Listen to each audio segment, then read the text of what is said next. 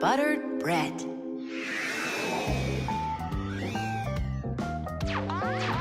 Thomas, it's not right to eat when you're playing a game. I know your mom told you that. Come on, stop distracting me.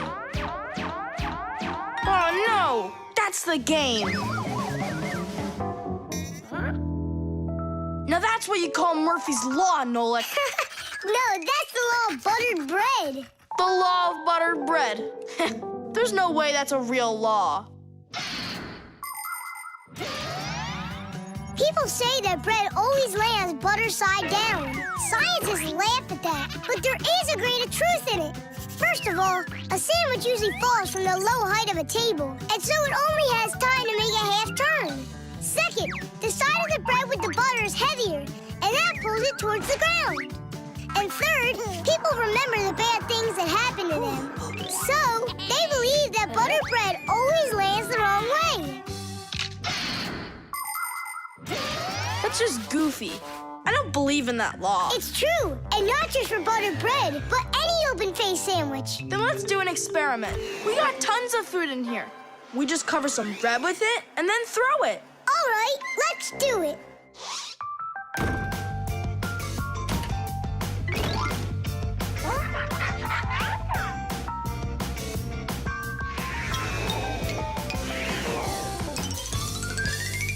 Didish! Well, jelly side down. Uh-huh. And the cheese went down. And the chocolate spread's out of luck, too.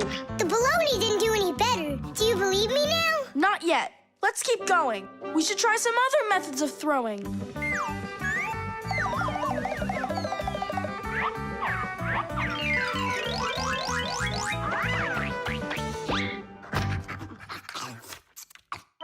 Oh, that's everything. There's nothing left. No, there's still some turkey. Where did you see that? Here it is. Take some from this plate instead. Your mom already cooked it. Hey, Turkey, show him how you're supposed to fall.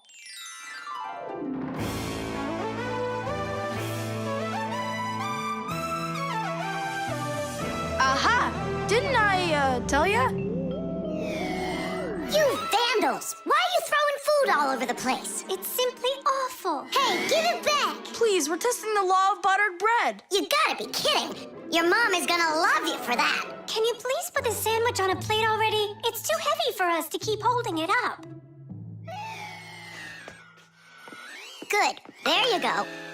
Thomas, do you have any idea at all how nutritious that turkey is? And delicious, I'd imagine. And turkey's a healthy food that has lots of protein, vitamins, and what do you call them? Microelements. That's not all. Eating that turkey could make you grow. If you eat that sandwich, you could grow a centimeter. I think that's true.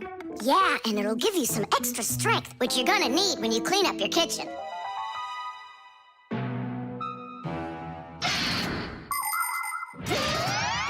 Humans eat food not only to make them strong, but also to grow and develop. Take a look at all these different foods. Do you think they have anything at all in common? Well, actually, they do. All foods contain nutrients like proteins, fats, and carbohydrates. Combining them properly is the science of nutrition. Foods with fats and carbohydrates give humans energy, while those with protein are essential for helping children grow. People love to eat food that is delicious, fresh, and assorted. Try to eat all sorts of good foods like salads and soups, cereals, potatoes, vegetables, and meats, and not just sandwiches. But when it's time for a little snack, a sandwich can be just right, and it's so easy to make.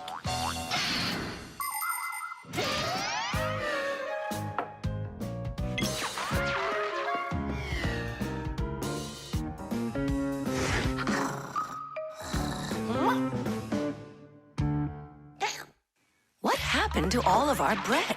There's only one slice left. I made an experiment. A real one. I see. Well, science requires sacrifice, and there's no doubt that scientific experience is way better than playing with the phone all day, right? Mm-hmm. Can I have another piece of turkey? I don't know why, but I'm really hungry today.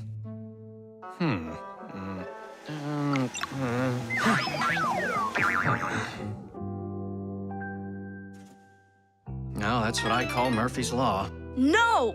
That's what they call the law of buttered bread, Dad. Did you hear? The law is a law. The dishwasher. Can't catch me. You won't catch me. Enjoying yourself? Without a care in the world. What? We have more cares than both of you together. Yeah, anyone can see that. Wanna bet me? How about we try doing your job and you try doing ours? And whoever loses has got to grant the other's wish. We have a dishwasher here in the kitchen that isn't working, and you're distracting us with your nonsense. Wait a sec. Let's do it. Find the broken part. Good as done. Find it where? You're the adults now. Go and find it. Just look out for yourselves. And you kids, time for school. And I better not hear that you were misbehaving. Was I there when they taught us about dishwashers at school? The main element of a dishwashing machine is this part, called the sprayer, which looks like a propeller. After the dishwasher's pump delivers water, it is warmed, mixed with detergent, and then pushed up with high pressure. That makes the propeller spin very quickly, so it can shoot out the water with a force strong enough to wash all of the dirt off the plates and glasses. But it does it carefully, so that dishes not only come out sparkling, but unbroken as well. Is this a parent-teacher conference? It's not. It's an experiment. For today, I'm Simka. And I'm Nolik. All right. Who's ready to tell the rest of the class what we studied yesterday? Simka, Yesterday? Oh, you forgot. Be seated. That's an F. I think the problem is in the control panel. I wonder if the dishwasher ran out of water. Papoose, don't argue with your wife. This one is working. And so is this.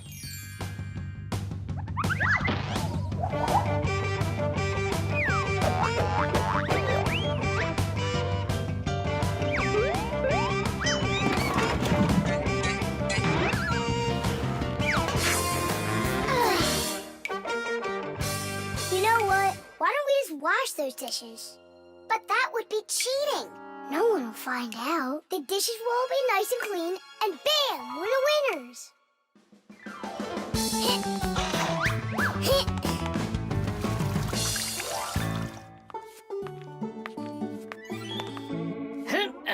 Check it out, we are all done. How come the indicators aren't lit? Fixies have to fix things. And what do you call this? And you, did you both go to school today? Of course we did. I mean Simka, got an F for her answer. Well, thanks, Marcia. And did you play with Tom Thomas? You know that we don't show ourselves to people. Tom Thomas isn't any human. He's our friend. Either you play with him, or you both lose, just like we did. No way. We'll play another round. The earliest kitchenware appeared about 7,000 years ago. Early people made these containers from stone or wood. Another kind of container for holding food was woven baskets. The baskets would be lined with clay for durability. Once, one of these baskets fell into a bonfire, and lo and behold, the wood on the outside burned away, while the clay was now hard as a rock. That discovery led to the invention of clay pottery that is still in use to this very day. Later on came the development of glass, metal, and cast iron cookware. The world's richest people can even have food served to them on dishes of silver or gold. Today, kitchenware is not only a practical convenience, but it can decorate any home as well. Forget it. This is impossible. Let's just tell them we give up. Simka, how come this button is crooked and not sticking out? 'Cause the button got jammed. Yeah, Nolik, you figured out what was wrong.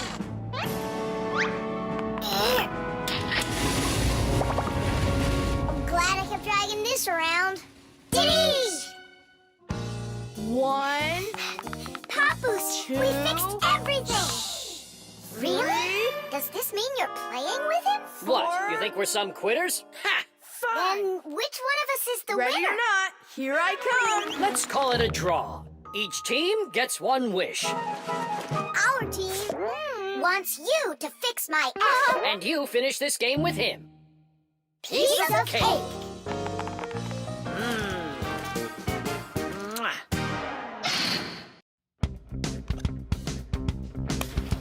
The iron. All done. Thanks for your help. Professor Eugenius! Yes, Elisa. The award ceremony's in an hour. You need to leave soon. I remember, Elisa. What are you getting an award for? It's the... it's the Genius of the Year. Not too modest, but fair. And well-deserved. Wow. And they're giving it to you? Well, yeah. Will they show it on TV? Why, of course. Class. And during your speech, can you say hi to me? And me, and me. And Simka. Right. Say something like this. I'd like to send a big shout-out to all my Fixie friends. Oh, that's a great idea. That way everyone can know about Fixies. Professor Eugenius, didn't I see an iron in here earlier? Huh? Oh! Oh, come on, Elisa. There's no need for that. I'm not going to argue with you. You have to look just perfect. Otherwise, everybody is going to think that I don't take care of you. First, we'll let the iron warm up, and then I can iron your suit. The most essential part of an electric iron is called the heating coil. It's hidden inside the iron sole plate. When the iron is plugged into an electrical outlet, the coil gets hot and heats up the sole. People use a hot iron to remove the wrinkles from their clothing. Irons also have a water container. When the water gets hot, it turns into steam. The steam comes out through the holes in the iron sole, making it even easier to remove wrinkles. Wow, that sure is hot. All that's left to do is pour some water into it. Professor, this is water, right? Yeah, it's water. That isn't water. No, wait. It's not water. It's not water. Then what is it? Well, it's, juice. Juice? Yeah, juice. Oh no, the poor iron won't last. Phew! And it smells like crud. I broke the iron. It's awful. No, Elisa. Don't be so upset. Don't be so upset. It's the Genius of the Year ceremony, and you'll be in a wrinkled suit in front of the whole country. Oh, I won't survive. Elisa, hang in there. Be careful. Elisa. Elisa. Professor Eugenius, are you all right? Couldn't be any better. We're gonna go fix that iron for you. And while we're doing that, you go fix Elisa. That would be great. Look over there. I'll fix the contact. You and Nolik can scrape that burnt juice off the iron.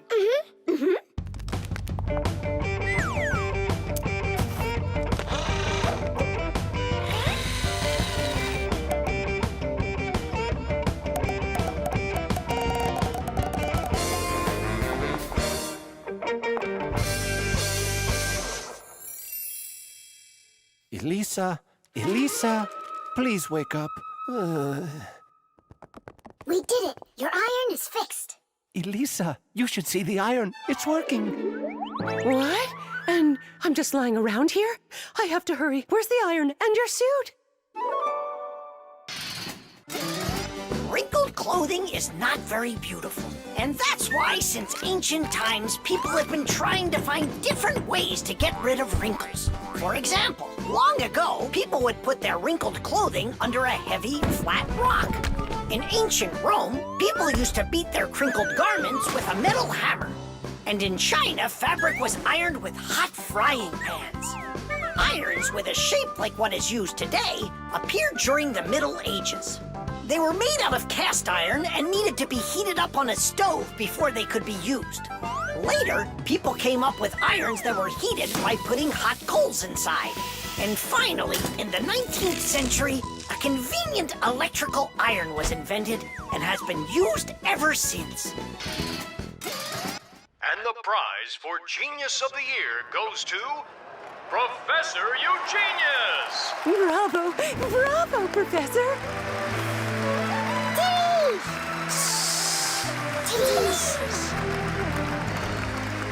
I thank you. I give my sincerest thanks to you. And may I take this opportunity to send my greetings to to all the Fixies. Just give me the prize. Oh, that was quick thinking. Brilliant! He is just astounding. Perfection from head to toe. Well, practically perfect. The heart. Where's my packing mat? It's not here either. I think my head's got a screw loose. Oh! Tom Thomas, why are you throwing your stuff around? Oh, because I got a real problem. What is it? I can't decide which club I should pick. Johnny signed up for robotics, and Katya's gonna be in chess. You call that a problem? Go with Johnny. And why not Katya? Then go with chess. But they don't have robots. My mom told me I should listen to my heart. Do you know how to do that? I found it. See you. Gotta go. Nolik. Simka can tell you. She knows everything. The heart is the main pump of a living organism. It's a unique muscular organ with a multitude of blood vessels attached to it. The main function of the heart is to continuously move blood throughout the body. The human heart pumps about 6 liters of blood every minute, even though this pump is not that large. Make a fist. Your heart is about the same size as that. To make sure your heart stays healthy, you need to strengthen it with plenty of exercise and a healthy diet.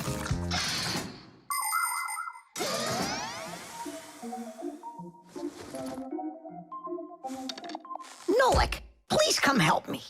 Why me? Tool is stronger. Huh? Interesting. And do you know what is meant by the word heartlessness? Well, I think it's some kind of human illness. May I? Tula. Heartlessness is when a human or a fixie leaves someone who has a problem behind. Huh?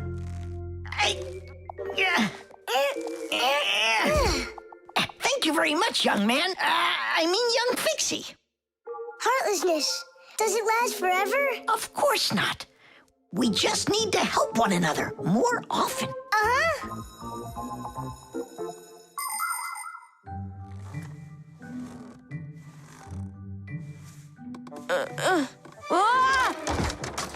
Tom Thomas, my friend. Here I am. How are you? How am I? Why do you care? Oh, by the way, I found out how you can listen to your heart.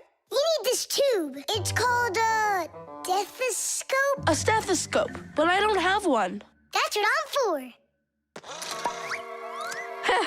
That thing is way too tiny. Your mom must have one. Oh, yeah.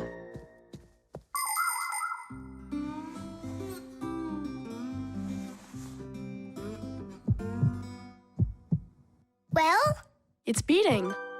Loudly. And what is it saying to you? Not a word. And now? It's beating.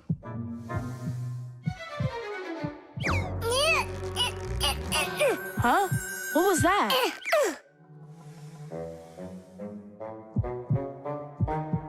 This is just absurd. A heart can't talk.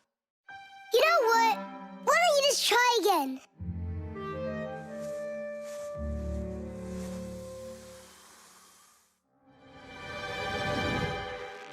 Tom Thomas. Who is that? It's your heart talking. Boom, boom. Can you hear me? Uh-huh. I believe that robotics is right for you. And what about chess? Who cares about chess? Robots are way cooler. This voice reminds me of someone. Heh, so that's what you look like, my itty-bitty heart. Well, I did it from the bottom of my heart. When a human is at rest, his heart beats between 60 and 100 times per minute. This rhythm is called the pulse rate. Place 2 fingers on your wrist or your neck. Can you hear it? Boom, boom. boom, boom. You can count the beats. When you're sleeping, your pulse slows down. But when you get excited, run, or get worried or afraid, your heart begins to beat faster and pumps the blood harder. Sometimes it feels like it's beating so fast that people say, "Oh, my heart is going to jump out of my chest." But don't be afraid, it's not going anywhere. And when people say, "Listen to your heart," they don't mean that your heart can talk. It means that you should trust yourself and listen to your feelings. And then you'll definitely find the answer you're looking for. Looks like at the end of the day, I'm heartless. I couldn't help my friend at all. Nolik, but you helped. You really did.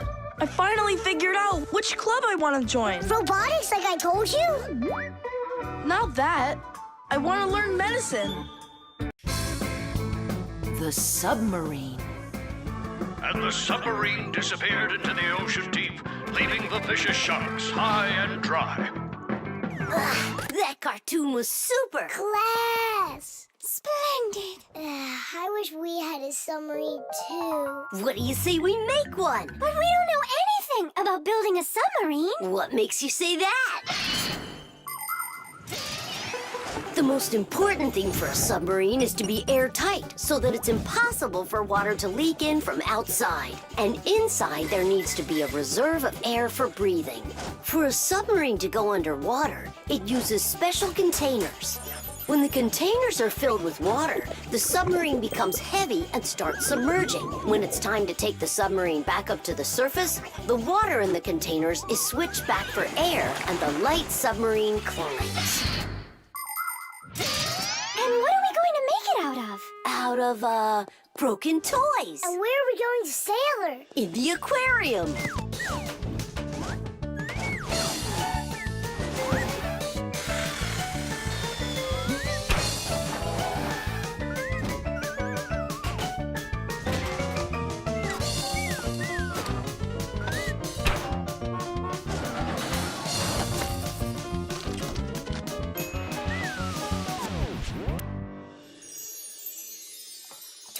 Aren't you going with us?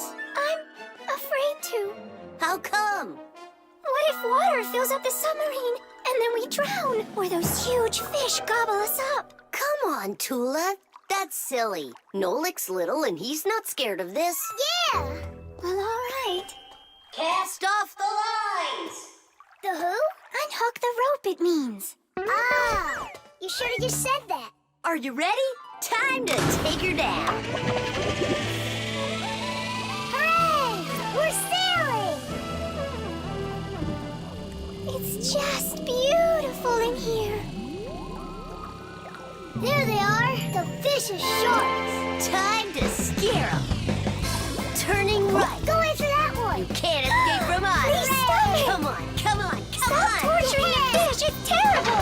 What? Oh, no. I don't know.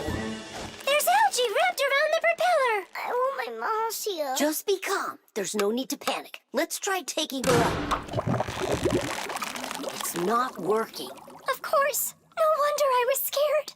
And so what do we do now? How about we open the hatch door? No, we can't. The water would pour into here, and then we would all drown. Well, in that case, I don't know. I need to come up with a plan. Yeah.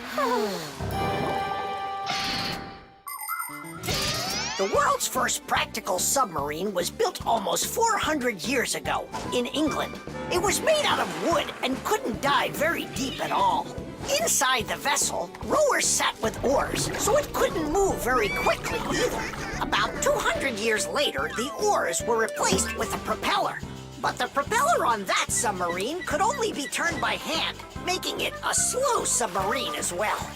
Any good swimmer could easily outrace it. It was only with the appearance of electric motors that submarines started submerging to great depths and moving through the water at very high speeds.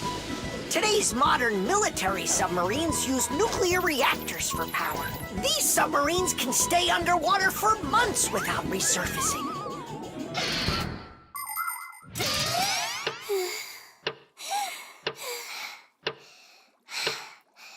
Fire, can you come up with your plan quicker? Because we're running out of air. fire. We're gonna suffocate. No, we won't, mate. Chances are better the fish will eat us. You never should have teased them. Yeah, we're in trouble. Didn't I warn you? Didn't I? And you wouldn't listen. You did everything just the opposite. Wait, it might work. Let's rewire the battery the opposite way. We should switch the plus and minus. How come? Because then the motor will start to turn the other way, forcing the algae to unwind.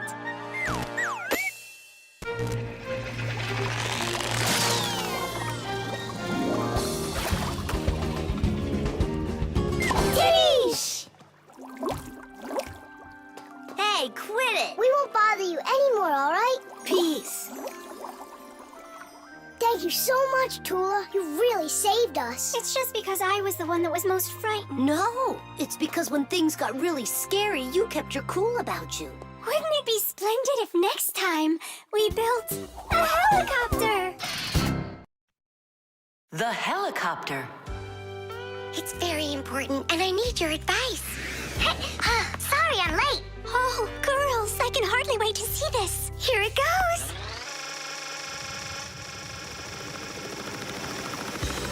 Hey there! Where did you get a helicopter? Professor Eugenius threw it away, but we fixed it. Come fly with us. Hop in. There's no way. We're busy. Doing what? Something important. Go find somewhere else to fly. You got it. No problem. Now back to our job.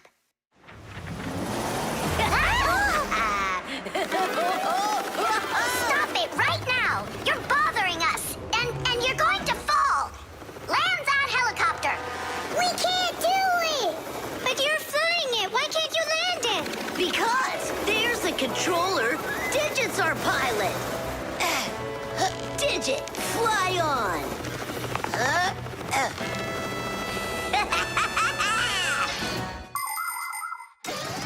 Helicopters fly with the help of propellers. The biggest one is called the main rotor blade. When the engine turns it, the rotor pushes the air with such a powerful force that it lifts the helicopter up off the ground. Of course, helicopters can't fly as fast as airplanes, but they have the ability to easily land on a small patch of ground. And unlike airplanes, helicopters can hover in the air for a long time and even fly backwards. Digit, turn us to the left. No! Turn right! And higher! Digit, Fire and Nolik are being dopey, but you're smart enough to know it's dangerous. Just land it. Hang on. This is one amazing rotor-driven machine. Leonardo da Vinci himself had a design for one, and now look who's controlling it. It really is impressive. You're a total ace on that controller. And so smart. And brave. The girls really like boys like that. That's how I roll. Sure, yeah, you're great. Now land it. Digit! Oh! Whoa! Nolik, don't panic. We're gonna have to jump. Whoa! What about me?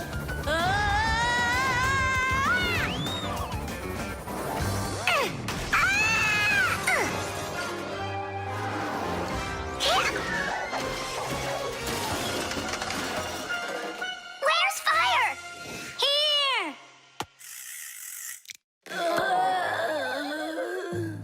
You could have crashed. And if it wasn't for us... If it wasn't for you distracting our pilot, everything would have been okay. A real pilot, you know, shouldn't get distracted. And first he has to learn how to fly on a simulator. Right, Digit? Uh-huh. That's true, but we don't have one. Don't go anywhere.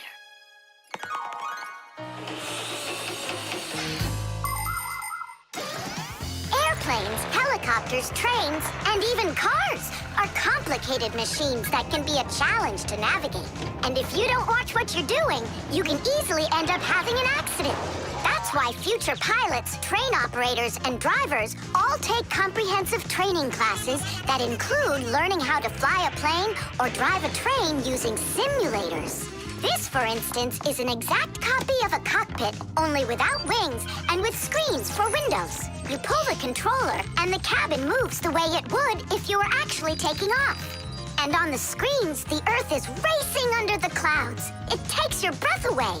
Commercial pilots are required to take part in many simulations like this before they're allowed to pilot a real airplane. Our pilot simulator is ready to go. Oh, wow! And I'll be the first one to try it. Here we go. Kids. Right, Digit? I'm only going over there just to take a look. You know how those two can behave. I'll just watch them. My turn again. Hey, wait! It's my turn now! Boys are just silly. They're never serious. They just joke around. Speaking of serious, we have some important business to take care of. You're right.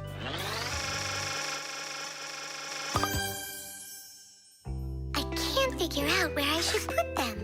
What about on the pack-a-mat? Oh, that's a very serious problem. Yeah, this is really important, not something silly like those boys are doing. The telescope.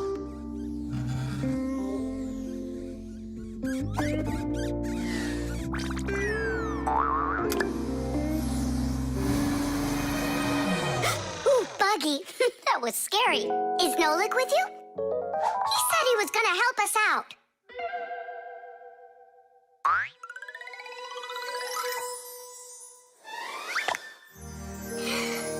Beautiful. Whoa, just look at all those stars. It's just like magic, this telescope. Splendid. The simplest telescope is a tube with two lenses.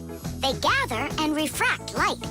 We look through a telescope at a faraway moon and see craters, mountains, and crevices on its surface as if they are very close. A telescope helps us examine stars and comets, distinguish the colors and shapes of planets, and find their moons. But it's only possible to look at the sun through a telescope if it has a special filter to protect your eyes from getting damaged. But what's really cool is that it spins. No, really. Well, should we get going? Aren't we waiting for Nolik? He'll catch up. I'm gonna leave him a note. Nolik, we're in the computer.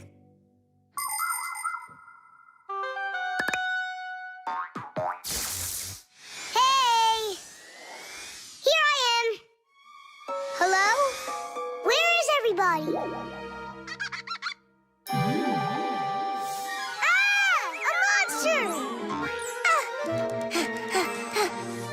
Simka?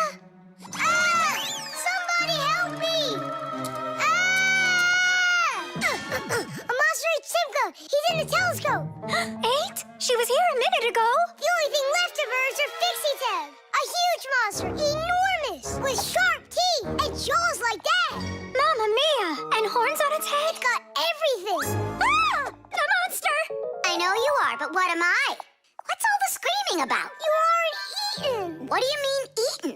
By the monster that was after you. The monster attacked fire.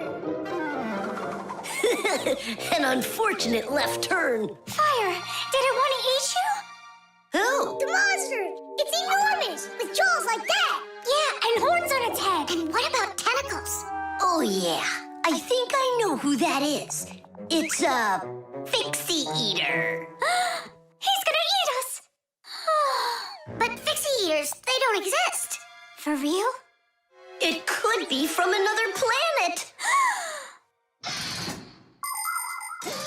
This is our sun, and the Earth isn't the only planet revolving around it. But people couldn't even imagine that idea until the telescope was invented. Then astronomers could finally see how our solar system is organized. The closest planet to our sun is a small planet called Mercury.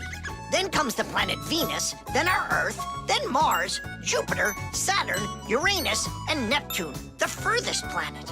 Is it possible that life only exists on Earth? So far, not even living bacteria has been found on any of the other planets, let alone human life. But we'd like to believe that deep in space, someone is looking through a telescope, and just like us, dreaming of finding their outer space brethren.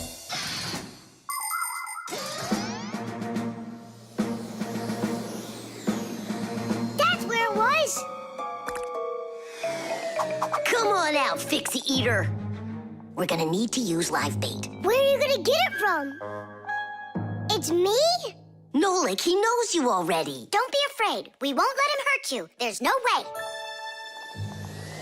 Fixie Eater, come out right now. Ah! I'm not afraid. I'm not afraid of you.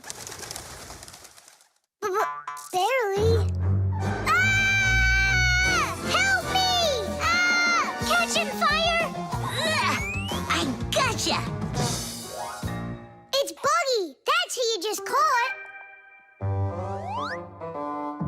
Then where's the Fixie Eater? Did you see the monster? Look at those jaws. Just like the monster. Nolik, show us where you saw the Fixie Eater. Up there. I saw him through the telescope. Buggy, could you please go up to that corner over there?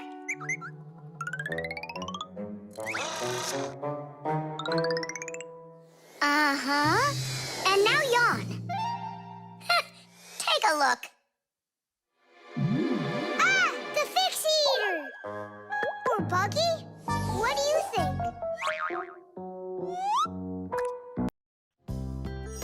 The star. And so, this is our solar system, and it consists of... Friends, you're not going to believe it. I found... I discovered an unknown star. That is superb, colleague. Yeah. And today, journalists will visit the laboratory for an interview. Who's going to be interviewed? If you weren't late, you'd know that. I had to do my hair. They're here. Everyone hide.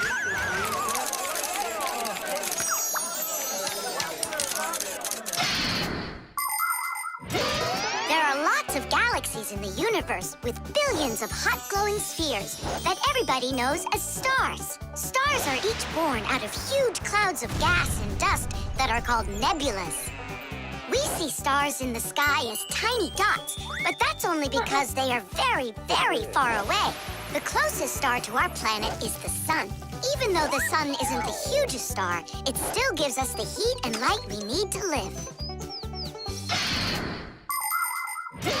Professor Eugenius is a celebrity now, on a global scale. Yeah. Hey, did you see? Verda also got on the cover. No joke. Where? And I think we look pretty good together. So, who wants my autograph? We'll have to wait till after school. It's time to go. Hey, aren't you going? Not right now. My colleague and I have more important business. What colleague? The professor. Both of us have become celebrities. Verda, you got on that cover totally by accident. Somebody's jealous. Well, we've got our new star. Now, what should I name it? Colleague, Huh? why don't you name the new star Verda? After all, it does sound pretty. Verda. Like a vertex whirling around. That's a great idea. It's a shame you didn't get my autograph, because that new star now has my name, Verda. And now an elaborate celebration needs to be thrown in my honor. I mean mine and the professor's, of course. What celebration you talking about? With a red carpet and flowers. Why are you just standing there? Make it happen. The poor girl thinks she's a star. Absolutely. So what can we do about it? With lunatics, it's better not to argue. That's what I read. Then let's play your silly game.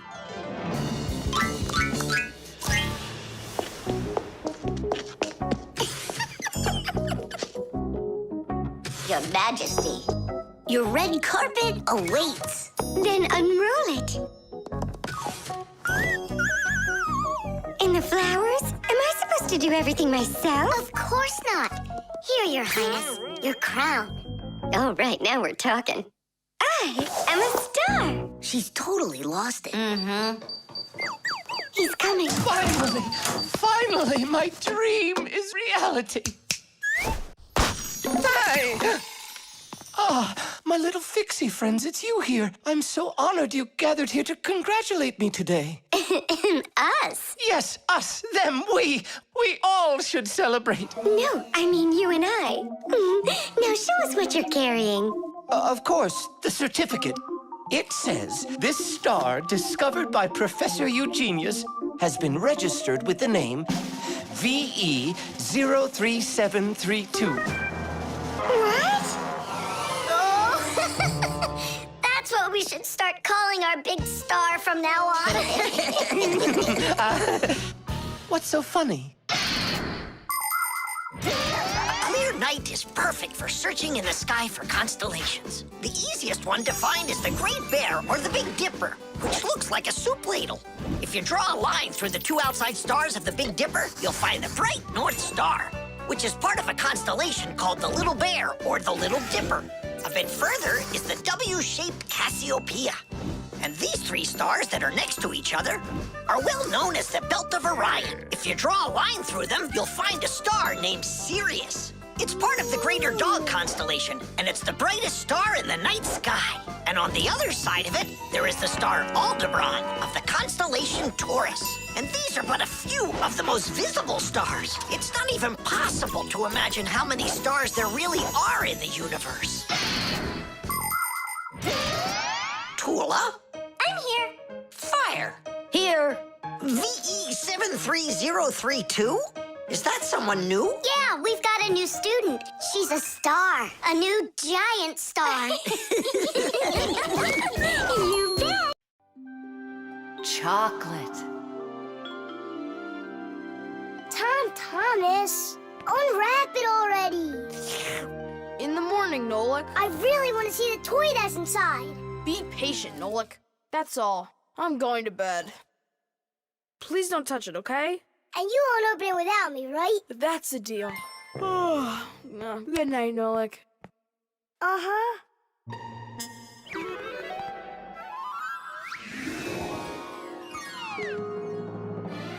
And what are you doing in here? Me?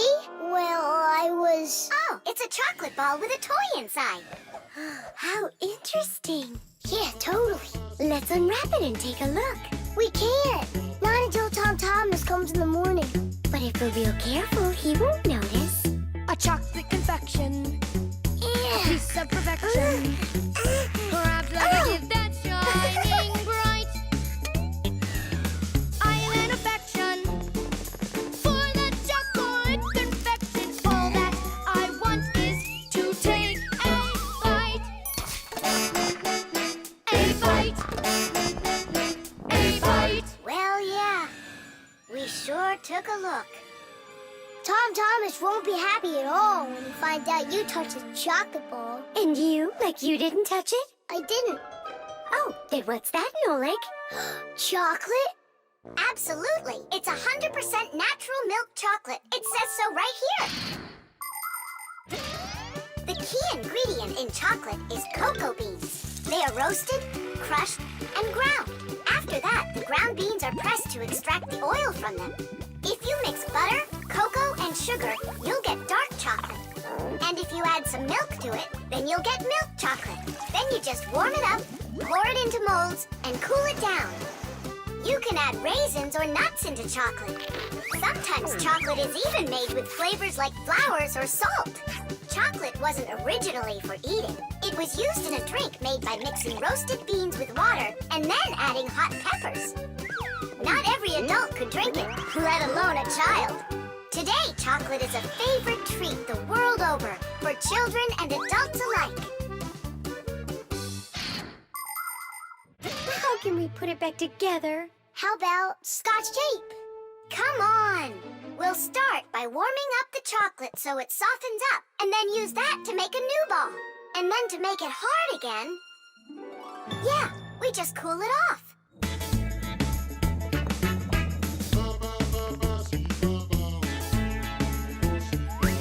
My chocolate confection has got an imperfection. Half of it's gone into thin air.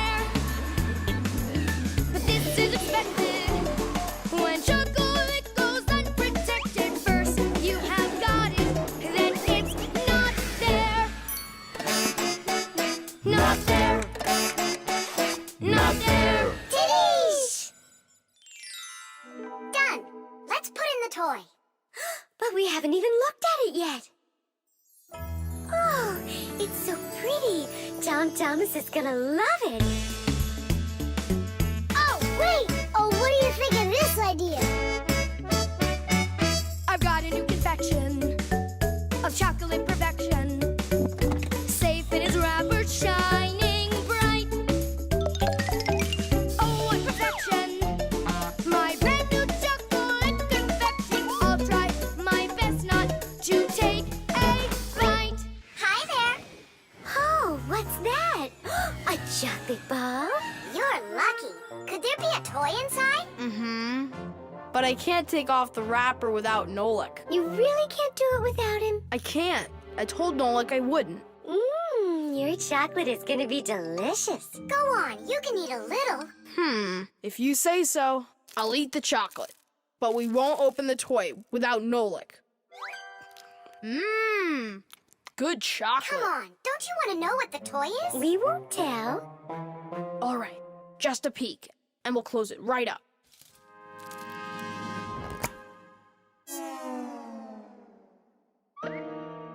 What is this for? Tish! Nolik? Really? How did you get in there? Surprise! You were in the container. The container was in the chocolate ball. And the Yep. ball, that's just impossible. Ah, he went and got you two to help. We helped a little. Hang on, Nolik. You promised not to touch the chocolate till morning. And you promised not to open the toy without me, right? Oh, what perfection! My brand new chocolate confection. I'll try my best. Germs. Hooray! Lunch! Tom Thomas, you brought your ball to lunch? It's filthy dirty. Don't you know how many germs are on it? Wash yourself up. Look, they're clean. Here, it's for you. I saw that. Now go back and wash your hands. Why? There are germs on Tusaka? A lot.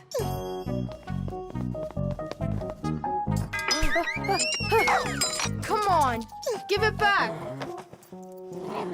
Again? Hi, Tom Thomas. Why are you so angry? You go wash your hands 5 times solid. This is germs, that is germs. Maybe they don't even exist. Of course they do. It's just that they're so tiny, you can't see them without a microscope. Tom Thomas, let's go into your dad's office. He's got a microscope. We can take a look at some germs. Germs, or microbes, are such tiny creatures we need a microscope to see them. But they live everywhere. In the earth, the water, throughout the air. They're on everything, even on us. Some microbes are able to move around with the help of filaments or tails. Lots of microbes are harmless, but there are some dangerous ones too. If they get inside of you through your nose or your mouth, you could end up with a sore throat or a stomachache. Turn it a little more. Stop. Now, take a look. It's horrible. Hey, let me take a look. Wow, they're so scary. Hang on, do I really have germs like that living on my hands too? You got it. But I washed them 7 times. With soap? No, just water. You have to use soap to get rid of germs, not just water. So which soap should I use? Either this one, that one, they are both antibacterial, so they kill bacteria. And what about germs? Will it kill them? Of course. Bacteria is just another name for germs. They're the same thing. Wash. Tom Thomas, give me a drop of that liquid soap. I want my hands to be real clean. Good job. That's the spirit. Hooray! We're clean! Let's go put that puzzle together. All right, but doesn't it have germs all over it? And they're on the soccer ball. What are we gonna do? I think we should clean them with soap. No, clean the whole room. You're right.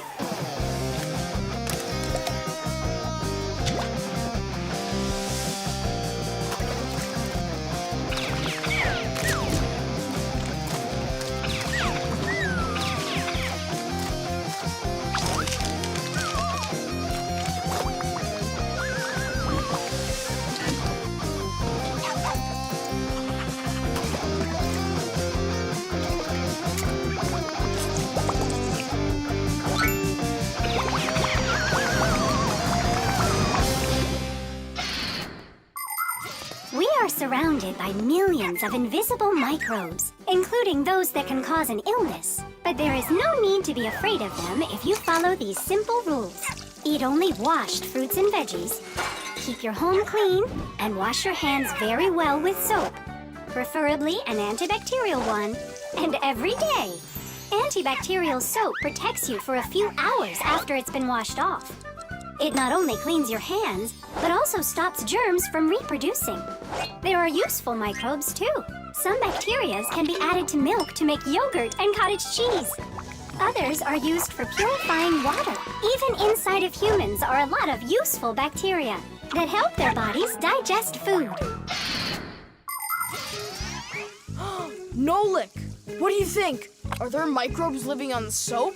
I don't know. We should wash that too, just in case. Hey, what are you two doing in here? Washing the soap. With soap? So there won't be any germs on it. You've gotta be joking. Listen, getting rid of all the microbes is impossible and unnecessary. You just need to protect yourself from the bad ones.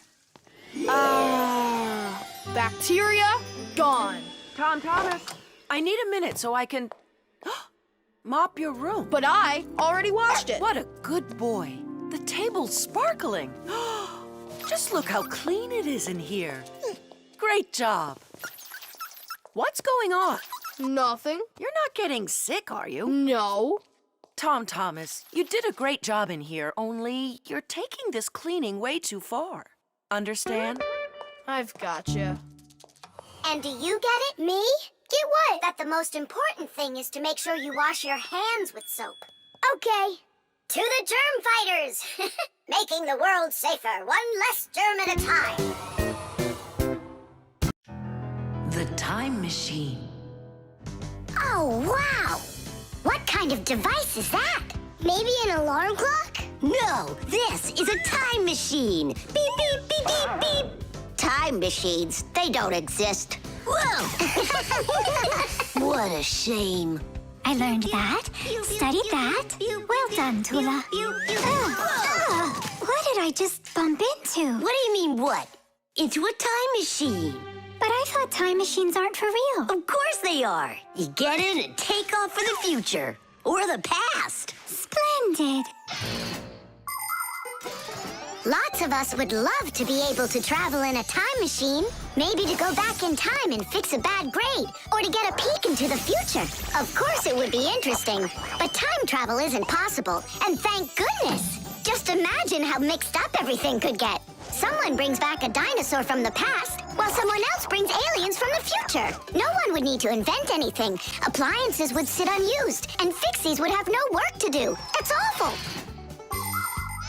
So you've got no idea of the answer. I studied this, but I don't remember.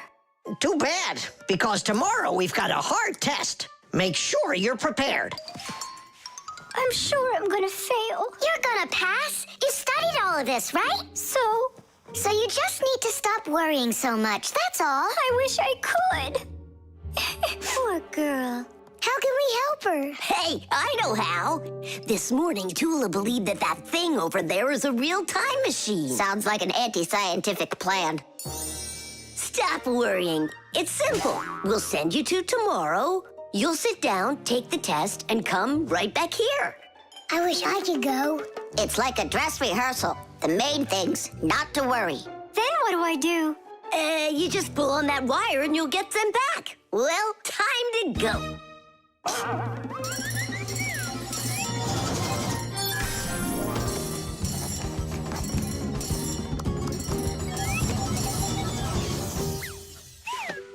Wow, it's tomorrow. Hi there. Are you ready? Uh-huh. Grandpa's got sick, so I'll be giving you your tests. I'm scared. Don't worry, it's just a rehearsal.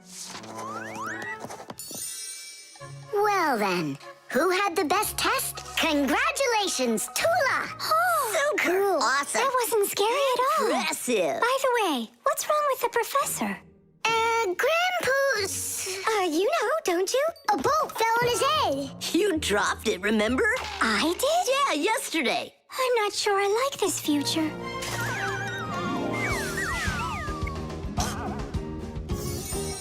Well, how did it go there? Later. But if you meet a Fixie, please don't let their secret out. Oh, Leave this on until tomorrow. what is this? Come back! No! If I do, I could hurt you. Me? What for? Wouldn't it be incredible to travel into the future and see what you will become? Unfortunately, that's only possible in our dreams. But if you have a dream and aren't afraid of challenges and setbacks, your future can turn out just the way you imagined. Do you want to become a champion? Then you need to start your training right away. Do you dream of becoming the best programmer in the world? Then first pull up that grade in math class. Do you dream of sailing the oceans? Then you'll need to do a lot of reading because a captain has so much he needs to learn. Start creating your future right now. And we Fixies will be right there to help you, making sure the machines you need to reach your dreams will keep on working for years and years to come. Hey there. Are you ready? Uh-huh. So far, everything's exactly the same. Tula, take this, please. It worked. And pass out the tests. You may begin. These questions are different. Who had the best test? Congratulations, Tula! What am I worried about? I know everything is going to be fine. Tish! Well then, all of your test results are great. Only none of you could guess what this device is. What do you mean? Isn't it a time machine? No, it's for automatically watering plants, that's all. You see?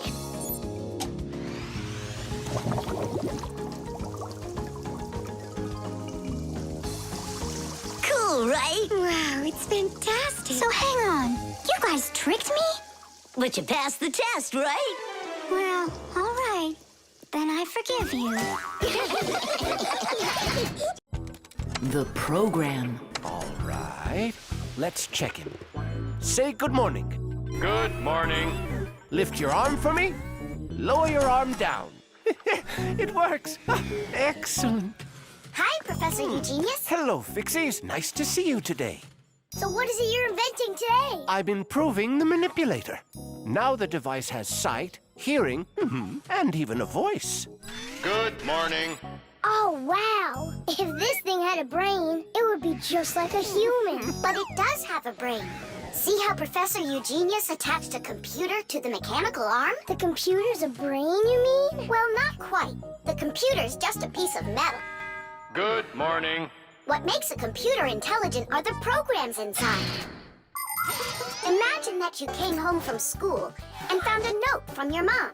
Change your clothes, eat lunch, clean the dishes, and do your homework. That's about what a computer program is like. It's a set of commands that a computer carries out in sequence, one after another. Programs are also called applications. There are a lot of them in computers, tablets, and phones. It's the computer programs that make these devices so smart. There we go. I have tweaked the program. Let's see. Now the manipulator, upon my command, is going to wash this dirty mug. Manipulator, a dirty mug. Now, eliminate the problem.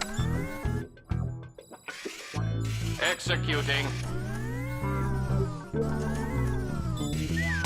The problem has been eliminated. I don't think it understood what you said. Let's try it again. Clean up the shards. Don't understand. Well, just sweep the floor. Don't understand. How about rid the laboratory of any foreign objects? Understood. Executing. I see 2 foreign objects. Hey! What are you doing? Hey! Stop it right now! They're not foreign objects, they're my friends. That's better. Another foreign object. I'm not foreign. Another foreign I belong object. here. Foreign. I belong here. Foreign. I belong. Foreign. Enough! Stop it! Down!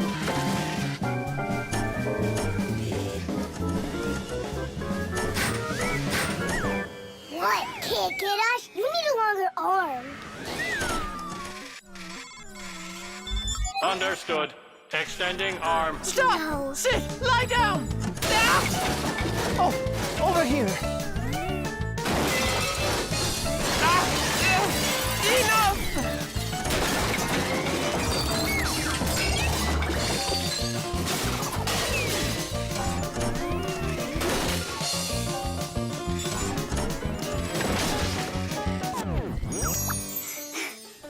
program doesn't seem to be working right. For sure, it must have some glitch. Modern devices often work under the command of different computer programs. And these programs can malfunction. For instance, a car alarm might go off for no apparent reason. Or a computer stops following your commands and starts doing strange things on its own. Or your phone freezes up and doesn't respond no matter how many times you poke at it. If this happens to one of your devices, it's recommended that you restart it or turn off your device and turn it back on again. Sometimes it helps and the device comes back to life. But if that doesn't help, you may need a repairman to figure out if it's a problem with the program or with the device itself, so he can fix it. How are we gonna stop this thing? Oh, we need to disconnect the manipulator from the computer. That's brilliant. I'll distract him and you pull the plug out.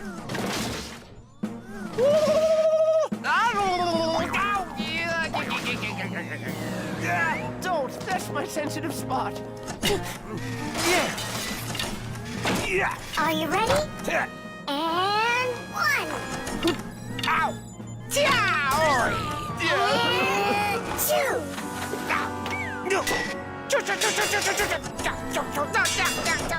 And 3.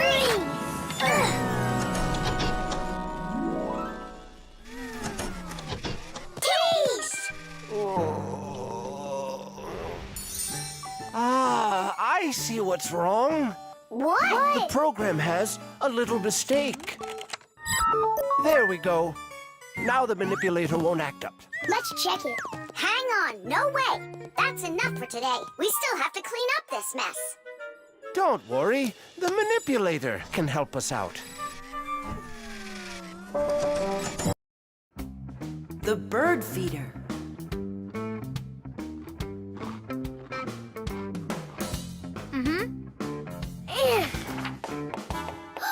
Did you hear that? What? Oh, again. Outside the window. There. Huh, a little bird. He's beautiful. Uh-huh, only he looks sad. Just wait till he sees what I'm gonna do. I guess he doesn't think you're funny. That's because he's cold out there. He wants to eat, that's all. Maybe we should make a feeder for the poor bird. Do you know how to make a bird feeder? No, but we both know someone who knows everything.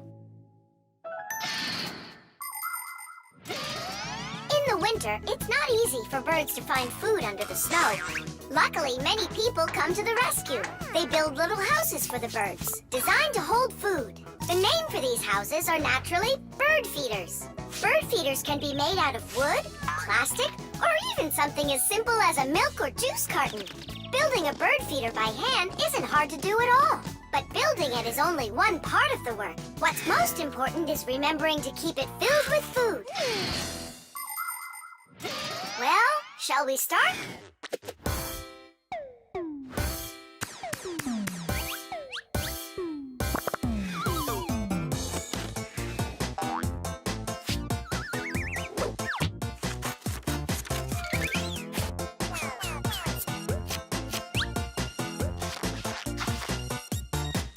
The bird feeder is ready! And what are we gonna put in it? I got an idea.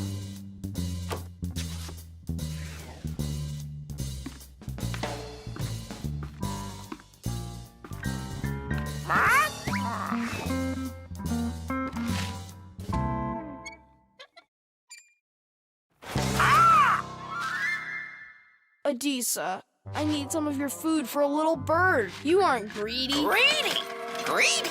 Greedy! I didn't know Adisa is greedy. Adisa's greedy! You need to learn how to share.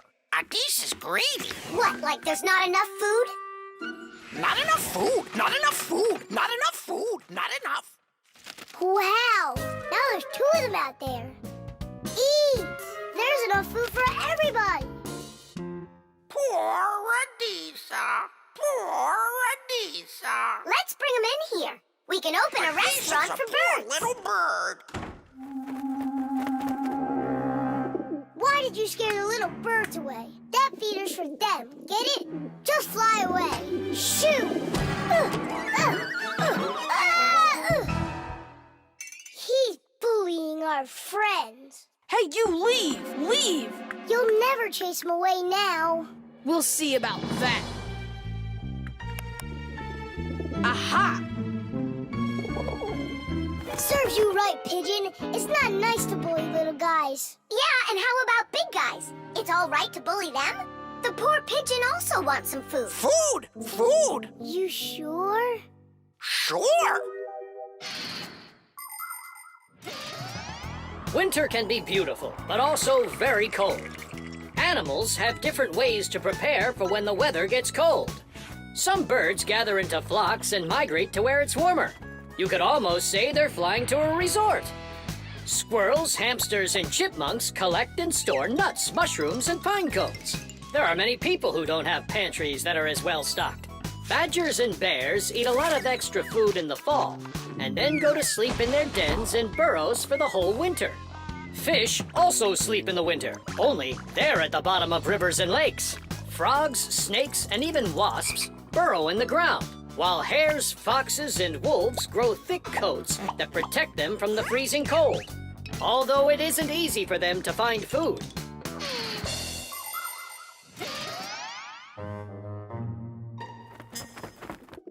So that will be your feeder, and that new one will be for the little birds. Hey, are you taking their food again? There you go. But those little birds, they'll probably never come back here. Look, Nolik! They came back!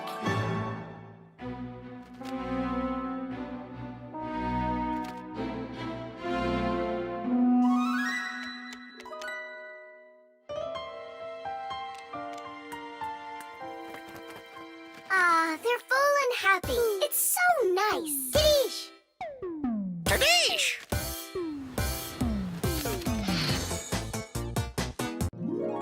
Beauty.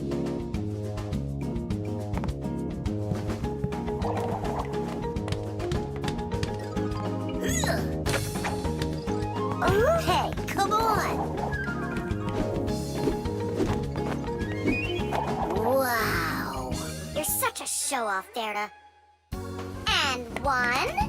Ha! Check that out. What's going on? It's a shame Fire didn't see that. I'm just training for school. You're the one that's doing all these twists and turns for Fire. Me? It never even crossed my mind. Nolik, slow down! Tula, why don't we go and play some chess? Don't you think that figure skating's beautiful? Turn me. How cool! Why did you yell like that? I just got a pair of tickets to see the one and only Vector. Splendid! And who's going with you? Actually, I don't know. I haven't thought about it yet. What's there to think about? Just invite the most beautiful girl in our school, right? Yeah, not a bad idea, my friend. Woo-hoo-hoo! Did you hear that? The most beautiful one will get invited. Well, I'm not even interested. And you know what? Neither am I.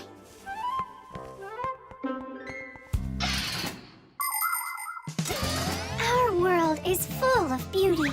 There seems to be no end to the beautiful plants and animals, and the gorgeous mountains, forests, and lakes. But even that's not enough for people. They create their own handmade beauty, too. Artists paint beautiful pictures. Composers write beautiful music. Architects create beautiful buildings, and fashion designers make beautiful clothes. Not even scientists stay out of it. They create beautiful ideas.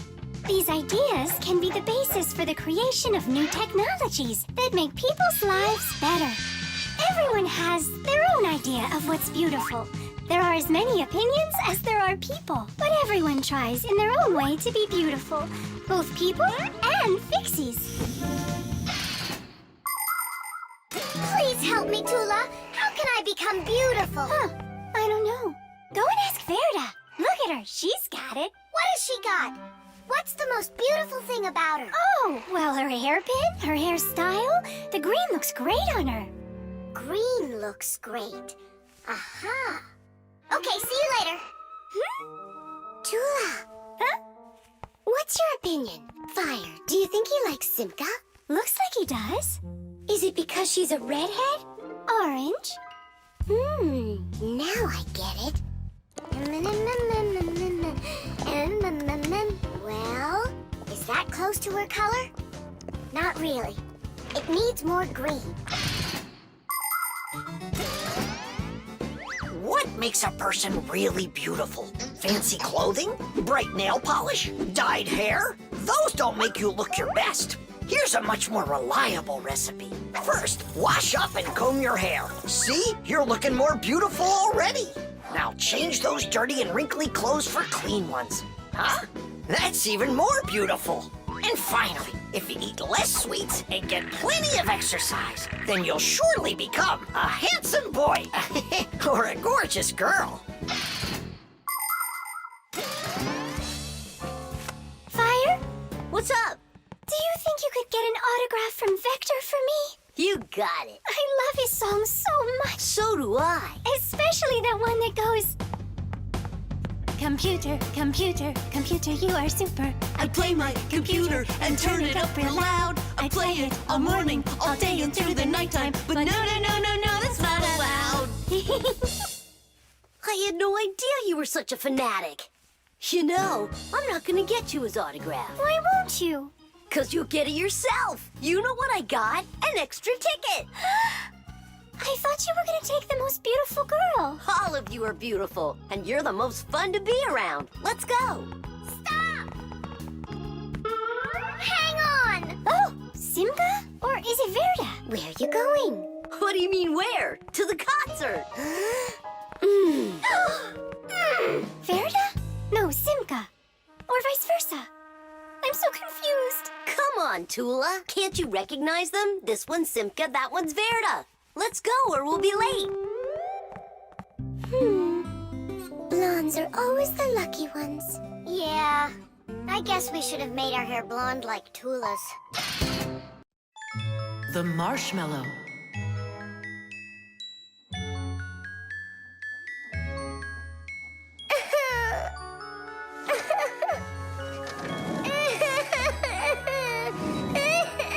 Fixies, why are you so sad? Christmas is just around the corner. Maybe it'll be a lot of fun for you, but not for us. Why's that? Marcia and Papoose had a quarrel. Over what?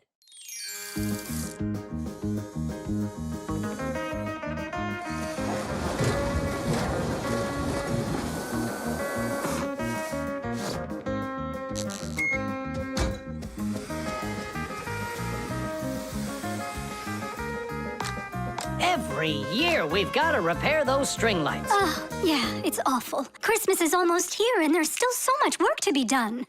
What do you think of that? And this! Whew. Here you are. You don't hear the phone ring, you don't answer messages, and we have string lights that aren't working right. We need help. Papoose, can't you give us a few more minutes? You said that an hour ago. Haven't you wasted enough time? We are not wasting time. Look in the camera. What? Look. Got one of Marcia? Look. Oh. There you are. So, having a good time? We were just about to leave and... You can stay right here. I've already done everything myself. You obviously have more important things to take care of. So you left me over there, by myself, working my tail off, just so you can play? Where are you going? To relax. Oh, yeah? Fine with me. So now we won't have our Christmas. Don't panic, Nolik. We'll get your parents to forget. I mean to forgive each other. How? My dad always says that the way to a woman's heart is to give flowers and candy. And where are we gonna find flowers right now? Oh, we'll make them out of marshmallows.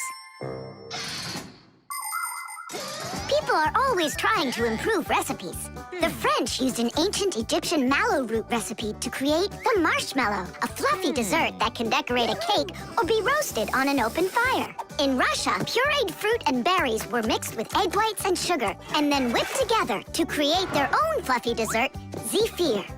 Some ingredients have changed over the years, but these old desserts are still popular. What will they think of next?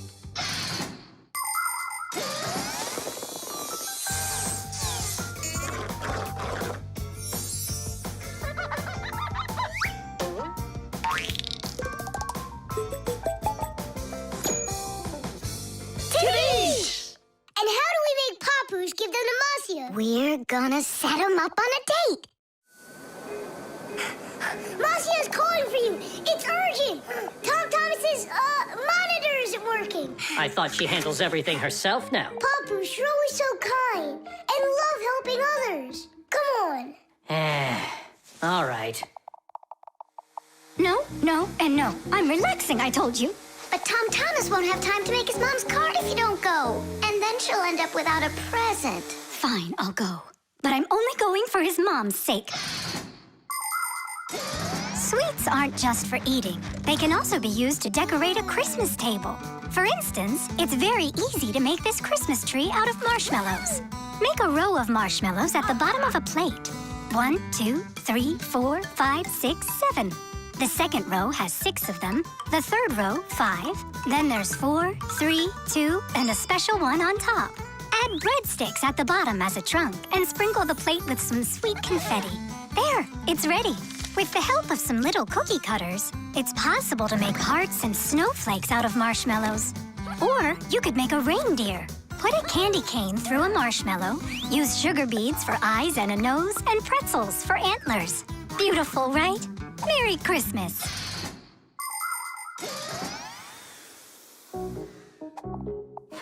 I don't get what's going on. The monitor's working. What did you call me for? I didn't call. And you've got nothing for me to do here. No. Ah, then I guess you came to apologize? No. You know what? I have had enough. Well... Huh? What's it say? For Marcia? For me? Yeah, for you. That's so sweet. I hope you can forgive me for yelling at you. I'm just tired.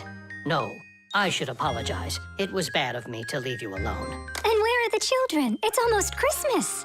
There you are. Come here. Papu, Marcia!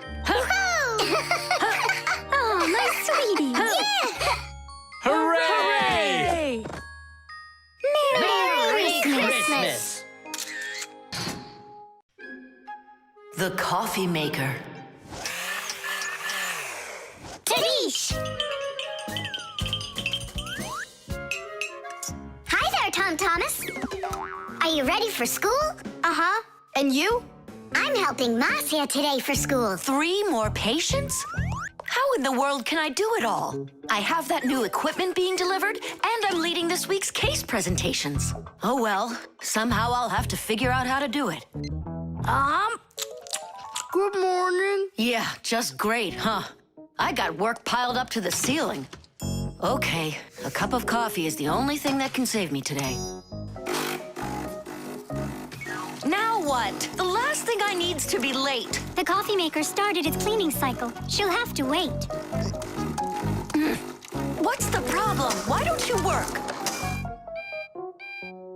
Are you going to work or what? Oh, the poor coffee maker. Tom Thomas's poor mother. That's enough! Work already! What is going on today? Hey, Mom, come on. Let me give it a try. I can't take any more of this. We've got to help her. I really hope nothing broke in there. Don't worry, we'll get it working. Just distract your mom. Mom, and what if the coffee maker just started working again right now? Would that save your day, you think?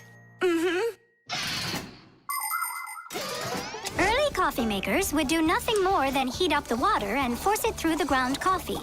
Today's generation of devices are often called coffee machines. They can do so much more and even remove the mineral deposits themselves. These machines can make your coffee any strength and add milk and sugar if that's how you like it. And most conveniently, they can grind the coffee beans right before brewing. Just press the button and the fresh cup of coffee is ready. And that aroma. The main thing with any coffee maker is to be nice to it. Then you just give it some time and it starts working by itself. That is just absurd. Restarting it is the first step. Simka, get over there and open and close that contact.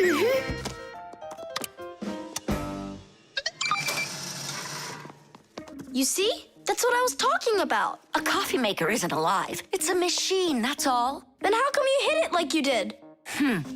But if you're really nice to it and you pet it, Then she'll purr. hear that? You'd like that a lot. Coffee maker, blink to us when you're ready to start working. Turn on the display. See that? It answered us.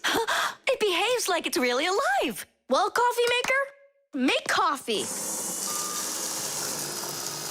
It's impossible. Kitty! Time for a little surprise. Just don't give up our secret. You fixed it somehow. What's your secret? It's simple. If you handle appliances with care, then they'll take care of you.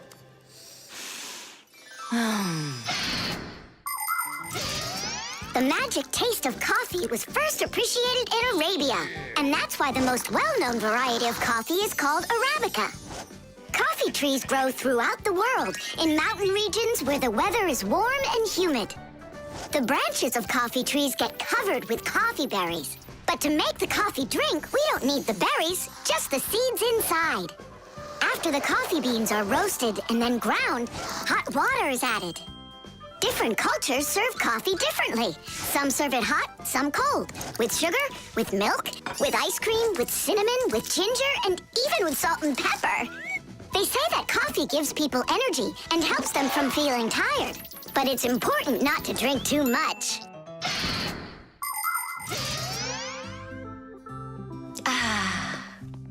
Tom Thomas, you're a powerful wizard. She believes it. It's remarkable. I can't believe an ordinary coffee maker can be so emotional.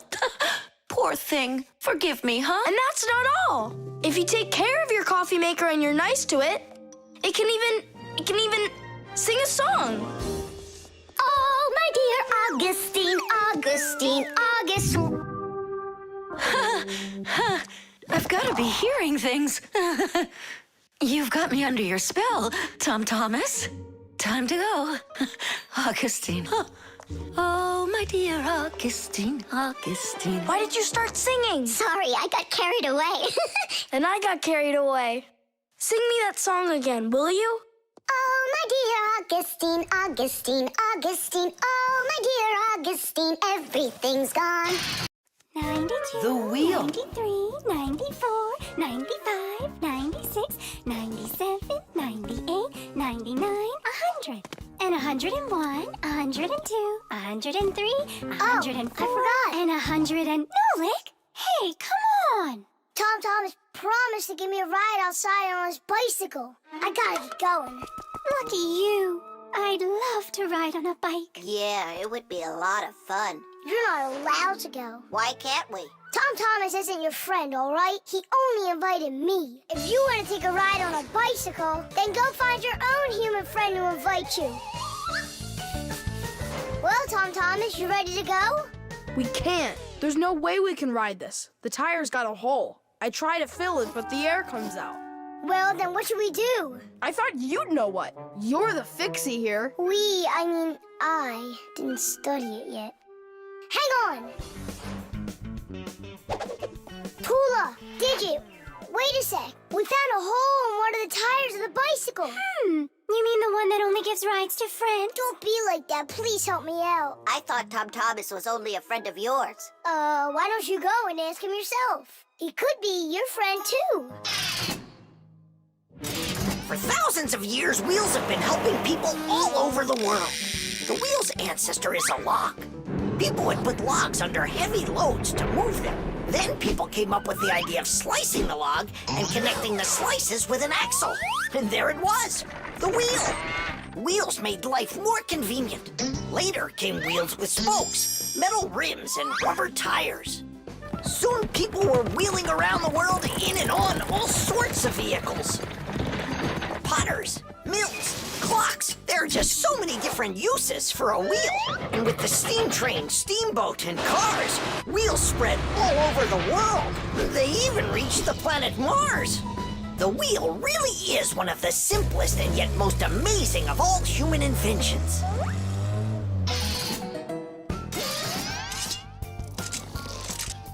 Whew, it's off. So what's next? Now you take out the inner tube. You mean this rubber thing? Yeah, that's your inner tube. There's a hole there somewhere. Pump it up, Tom Thomas. Then we can see where the air's coming out. That's not a good way to find the hole, Nolik. Why isn't it good? 'Cause the hole might be really tiny. Then how do you find it? To find it, we need water. How come? Yeah, how come? Now I get why we need water. There! See those tiny bubbles? Yeah, do you see them? That's the air from inside of the tube. That means the hole is right there. Nolik, you're a genius. Hooray! Here's the hole I found. Look! Will you let me put on the glue? In my pack-a-mat, I have just the right kind for this. The hole is right here, right where I found it. But first, we have to make sure that the rubber is dry. Looks like it's dry. Then let's put the glue on.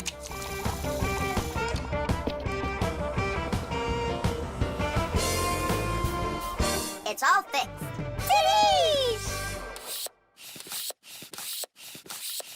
All right, it's ready to go. Hooray! Digit, Tula, you coming with us? I don't know. We weren't invited. I'm sure he'll invite you. Right, Tom Thomas? Of course I will. We're friends, aren't we? Let's get going.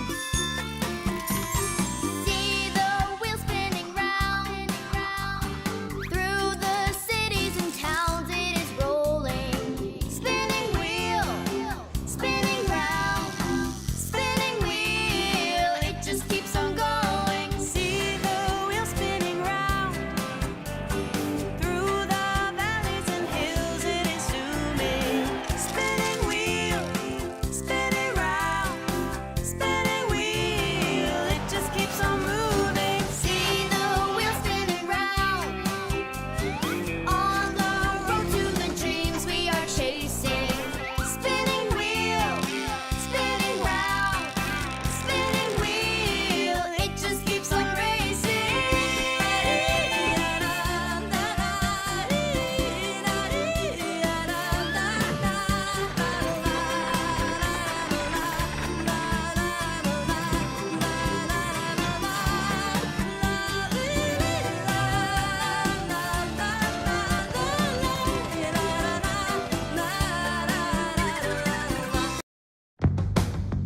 The traffic light. Red, yellow, green. All right, let's go. Tom Thomas, why did we stop? There's a crosswalk. When there are lines like that, you have to let pedestrians cross. Go on. Thanks. Have a good trip.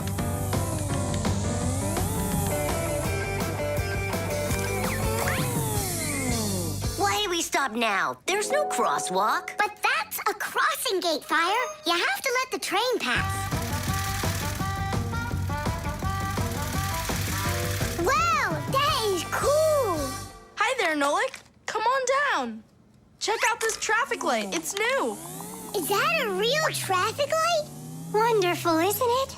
Yeah, it looks awesome. Nolik, where are you going? Stop!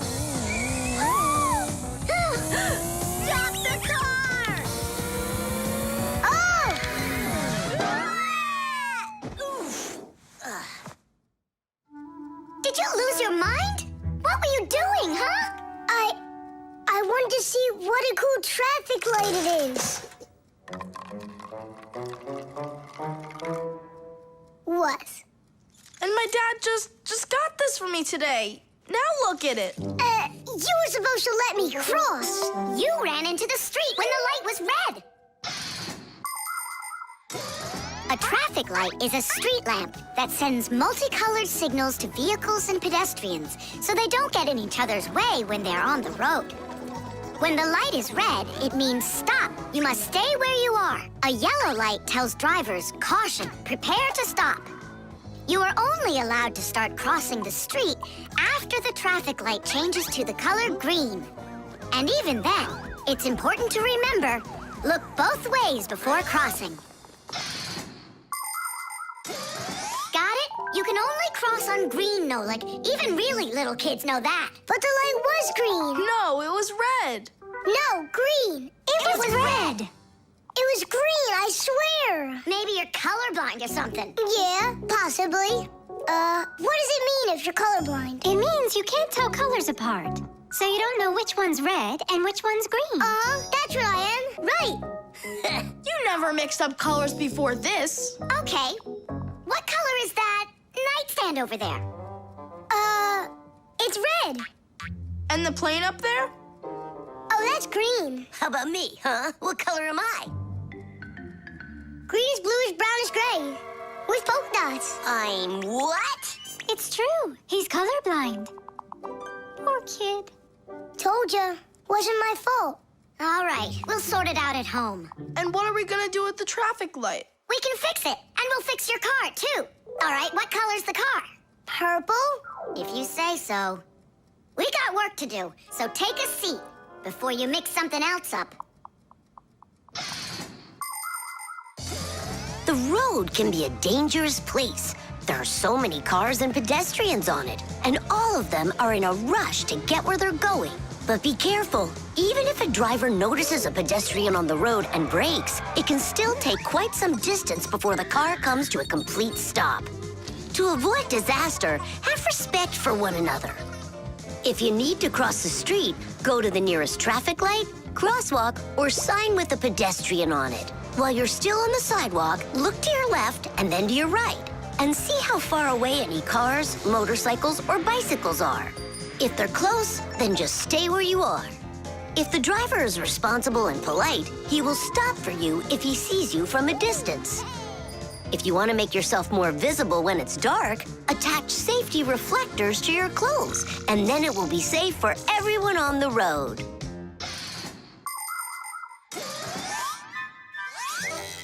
All fixed. Tom Thomas, test it out. Turning the lights on. So, is it right? Yeah. Take your places.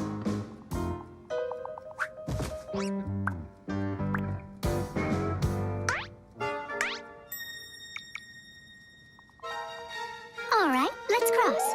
Ready, set, go! Stop! You got everything mixed up! The light is green in all directions! Ah! The game is up. You aren't colorblind, Nolik. You know what you are? You're a feigner. Me? Mm-hmm. Mm-hmm. Well, yeah. I got a little of it right in here. And once in a while it goes up here. What's a feigner anyway? The Rock. Tom Thomas is back! Hooray! So, how was your camping trip? Super! You've got to check out what I found. Rocks? That's just half of it. Wow! Is that a screw? It looks kind of strange. Because it got petrified millions of years ago. Screws weren't around then. They came much later. And how do we know that? It could be the first one discovered. And maybe it's not just some screw. Know what I'm saying? Are you saying that we might be looking at a Fixie? Fixies believe that their ancestors came into being not that long ago, right when humans started inventing complicated devices. But what if that's not true? Maybe millions of years ago, before the dinosaurs, there were a different kind of Fixies that inhabited the Earth. And maybe there were people then, too. And Fixies weren't hiding from them. They were friends who they helped with everything.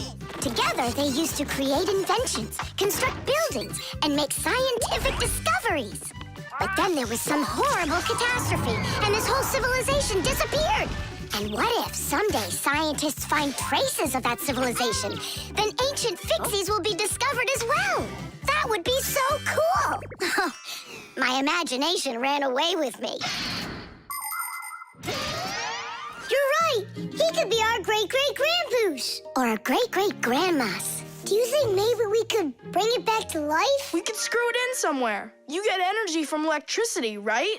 What an idea! But what if our great-great gets super scared because everything is different?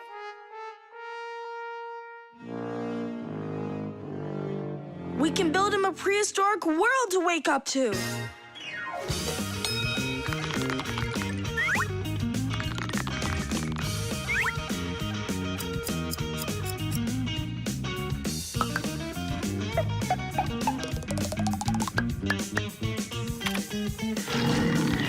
Kitties! Time to bring him back to life. And you, Tom Thomas, disguise yourself.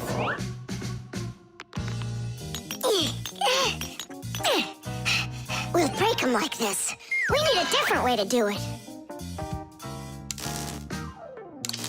We need more power for this.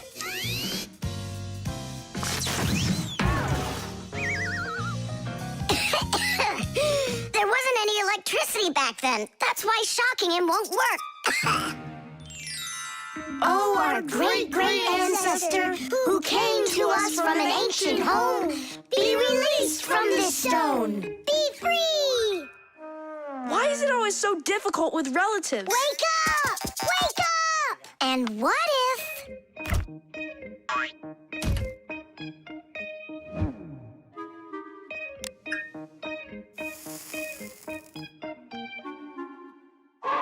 Yay! We've tried everything. This is just a waste of time. Let's sing that song about the screw. Our song. Nolik, it's never gonna work. You don't know that. We can at least give it a try. If you think a screw is nothing, take it out, but just beware. Everything will break without him with no little screws in there. Look, it's moving. It's impossible. It really did. If you think a screw is nothing, take it out, but just beware. Tom Thomas, hey. Well, how was your camping trip? Seems to me quite a success. Yeah. So, let's see what you found there. Do you know what this is? Well, it's a rock. It isn't. It's the stalk of a sea lily. You mean a flower? An animal who lives at the bottom of the sea. Its stalk makes it look like a flower, like a lily. On planet Earth, there are lots of rocks. Some of them are hiding deep below the surface, and others appear with volcanic lava. Remember those fairy tales where an evil witch would turn everything living into stone? Well, it's really happened, just without any magic. Some prehistoric plants and animals were petrified way back when, and they've remained that way ever since. Thanks to them, we can get an idea about what life was like on Earth millions of years ago. And this one's a devil's finger, the squid's ancestor. How do you know all this stuff? When I was your age, I collected fossils and rocks. Let's go. I'll show you my collection. Do you think any of our ancestors were sea lilies? Shame. Why did I let myself get so carried away?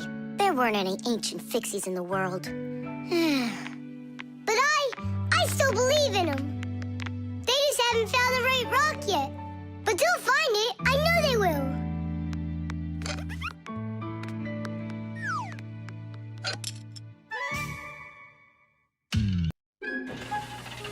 The umbrella. Well, so why isn't it working? We'll figure it out, colleague. Let's start by disconnecting the hoist. Otherwise, you know... Tula, you're finally here. Where have you been? Looking for an umbrella. What? What do you need an umbrella for? Because it'll be pouring rain today. Where'd you get that idea? I heard it. You're leaving already? Yeah, I have to wash the car before I go in. Ah, then I'll take an umbrella to work. You know the omen, dear. Once you wash your car... It'll rain? Oh. Tom Thomas's mother was just joking. You don't joke with omens. It's going to be raining for sure, but it's no big deal if you've got an umbrella. Umbrellas are an ancient invention. They're almost 3,000 years old. In China and Egypt, umbrellas were made out of leaves, feathers, and paper. Servants carried them over their kings to protect them from the hot sun. When umbrellas became fashionable in Europe, people started using them as cover from rain. The most convenient are folding umbrellas. Their design is simple. The edge of the fabric is attached to ribs. When you open an umbrella, the ribs spread out in all directions and stretch the fabric over your head. Automatic umbrellas can open very quickly. Just press the button and it pops right open, keeping your clothes dry as if there was no rain at all. An unopened umbrella can be used as a cane. And if the umbrella's handle is also collapsible, then it can be stored in a bag when it isn't needed. Well, the contacts are normal. And all of the wires are in place. Then what's the problem? I don't know. We're gonna have to test it. Tula, put away your umbrella. But the omen calls for rain. Ah, one omen doesn't count. Manipulator, get me a screwdriver. Understood. Executing. Oh, the manipulator's joints are creaking. See? That's an omen of rain, too. It's an omen that it's time for a little oil.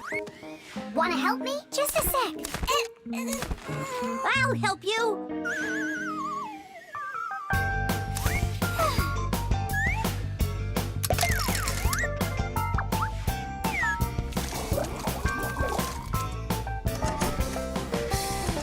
Thank you.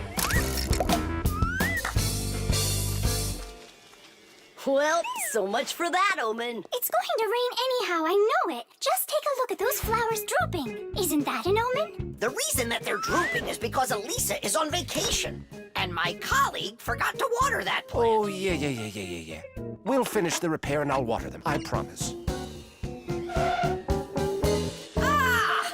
This is the reason that it broke. This damaged part has to be replaced. Come on and help me. I'll get a replacement from the warehouse. Fire's flying low, isn't he? And what? When birds start flying really low to the ground. Fire isn't a bird. But he's flying low, didn't you see? Tula, give me a sledgehammer, would you? And put away the umbrella already. Look, there isn't a cloud in the sky. That's because it's morning. You have to know this, Owen. When there's no clouds in the morning, then in the afternoon, it's sure to... We're standing inside with a roof over our head. It can't rain.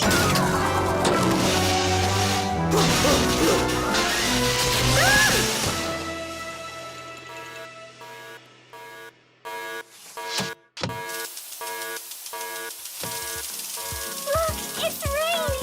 You see? I told you so, and you didn't believe me. Let's walk together, but how's the weather? Outside the rain keeps on falling down. But raindrops do not scare me, in fact they make me happy. With my umbrella, I'm free to walk the town. With my umbrella, my sweet umbrella, I pop it open and twirl it round. Umbrella, my sweet umbrella, without my friend, I can't be found. At least I won't need to water the plants. You're right about that. Let's walk together, but how's the weather? Outside is sunny, a perfect day. But there's a superstition that comes to its fruition. With no umbrella, the rain will start to spray. With my umbrella, my sweet umbrella, I pop it open and twirl it round. Umbrella, my sweet umbrella, a better friend I have. The construction set. Tom Thomas. Huh? Why are you sitting in the dark? Because it looks better this way. Check it out. Oh, look at that. What a beautiful castle this is. It's like out of a fairy tale. No, it's from my construction set. I put it together myself. Class. Oh, let's be knights. I love that game. And so does the old dragon. Who locked the fair princess inside of the castle? I get to be the princess.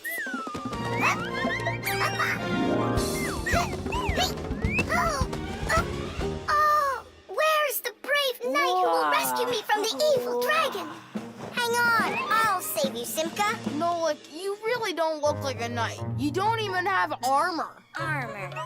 Wait, hang on a second. A construction set lets you build lots of different things from a set of parts. Put them together like this, you've got a house. Like this, a car. Or like this, a spaceship.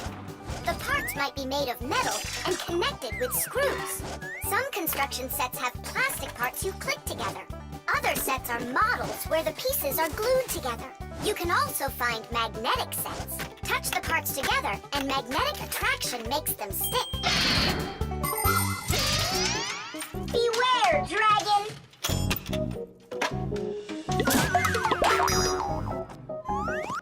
Oh, save me! Oh, help me! Where's that knight already? And where's the castle? The planet has been attacked by robots, and they have destroyed the castle. And they've kidnapped me. And are you still a princess? Of course I'm still a princess. Oh, save me, brave knight. Right.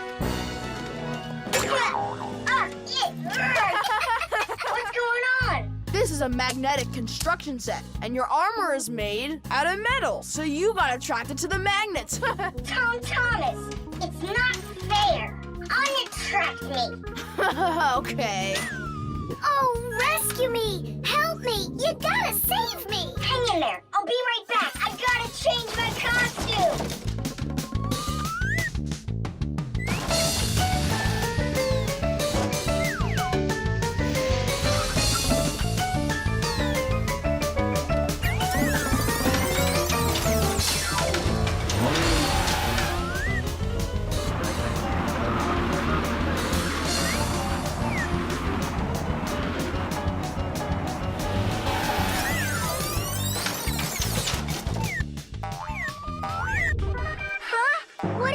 Thing. A wicked wizard has trapped me inside of a crystal ball. And now only a brave knight. I already did the night. Well, you gotta be him one more time. All right, but this is the last time. And don't change anything. Simka, stay right there. And don't even think about running away. And so it goes. Everyone's abandoned the poor princess. Oh. Simka's my older sister. That's why she thinks it's okay to get bossy with me. But I don't let it get to me because she's very smart and a quick thinker. She knows gadgets better than just about anybody. It's always interesting with Simka. And she's really smart, too. She gets nothing but A's at school. Everyone in our class loves her. Only she and Verda don't get along too well. It's because of fire. Well, you get it.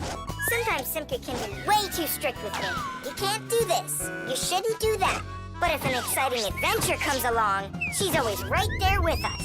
Simka's brave. She's got the skills. Yeah, she's always ready to take on a challenge. I've got an awesome sister.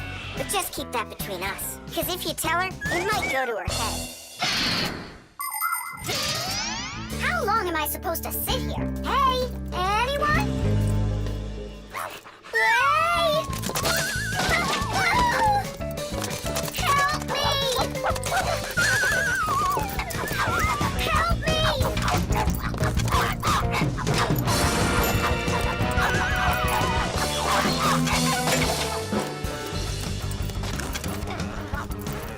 Chusaka, you give that back. Leave this room. Are you okay? I can't leave you alone for a minute. Yeah, I think we're okay. Nolik got here and saved me from Chusaka for real. Just like a real live knight. Ah, come on, a knight. I'm not kidding. You deserve to be one. And to protect every living creature from pesky Chusakas everywhere. I promise. Oh, valiant Fixie, I now pronounce you to be a knight. Sir Nolik. Hooray! Hooray! Hooray! Kitty!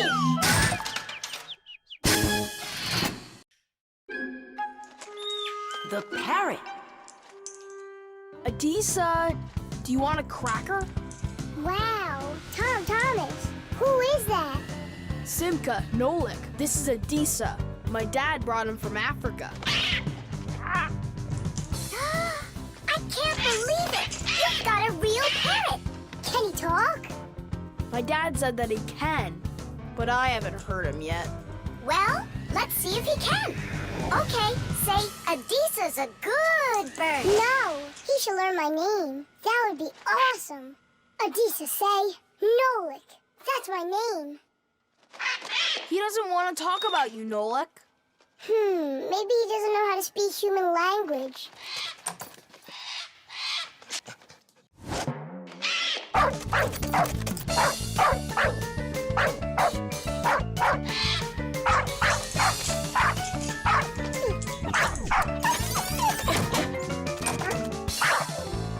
Check it out. It looks like he knows how to speak dog. No, Nolik. He doesn't know any languages at all. Then how can he talk? Parrots can repeat many of the different sounds that they hear. For instance, a dog's bark or the ring of the phone. Parrots can also mimic words or even whole sentences of human speech. But parrots don't understand the meaning of the words they are saying. They just repeat them like a music player. Hey, hello. Hey, hello. That's why you won't be able to have a real conversation with a parrot, even if it's the kind of parrot that can talk. All right, then let's have him repeat something. Hey, Adisa, Tadish. It's the Fixie special sign. Say it. Fixies have a special sign. Tadish. My dad is back. Let's hide, quickly. Hi there. Well, how's it going? You two talking to each other yet? I can't get him to say anything at all. You can't? Adisa, how are you? Adisa's a good parrot. He wouldn't say anything before. He's used to talking around me. Adisa's a good parrot. Nolik, that's my name. Whose name is Nolik? No. He was saying he's got no luck in this game. What kind of game? Let's hide, quickly. Hide. We were playing hide and seek. With the parrot? Uh-huh. Fixies have a special sign. Fixies have a special sign. What? Fixies? A special sign? No. It was physics. It's a special science. That's what we're studying about right now at school. You know how special physics is. Wow, that's impressive. Well, keep up the good work, son.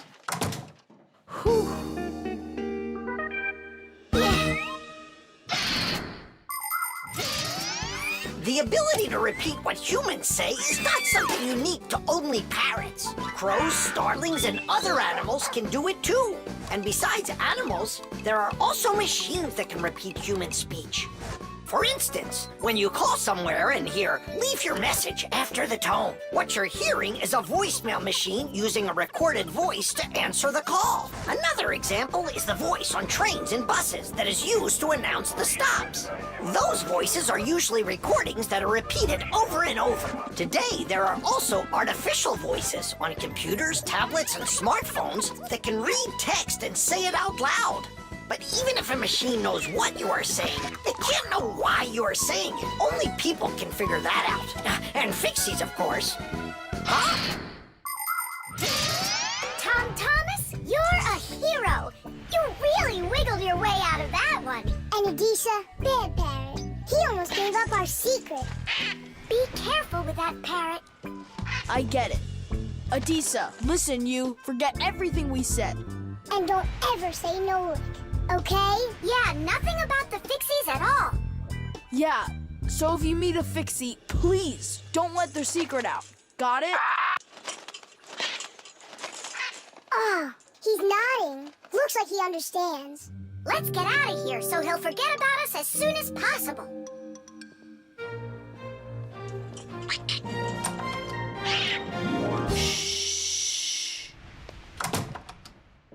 So if you meet a Fixie, please, don't let their secret... Ow! Tadish, Tadish, Tadish! The exercise machine. Nolik? I'm not here. You haven't seen me today at all. What's up with you? There's gonna be this race and it starts really soon. It's the boys against the girls. Their team against ours. And what? And what? I'm the smallest one on the team. And I'll let everyone down. That's why I'm hiding. 'Cause I don't want my team to lose. You can't just give up. You can learn to run faster if you want. You think? Of course. That's what exercisers are for.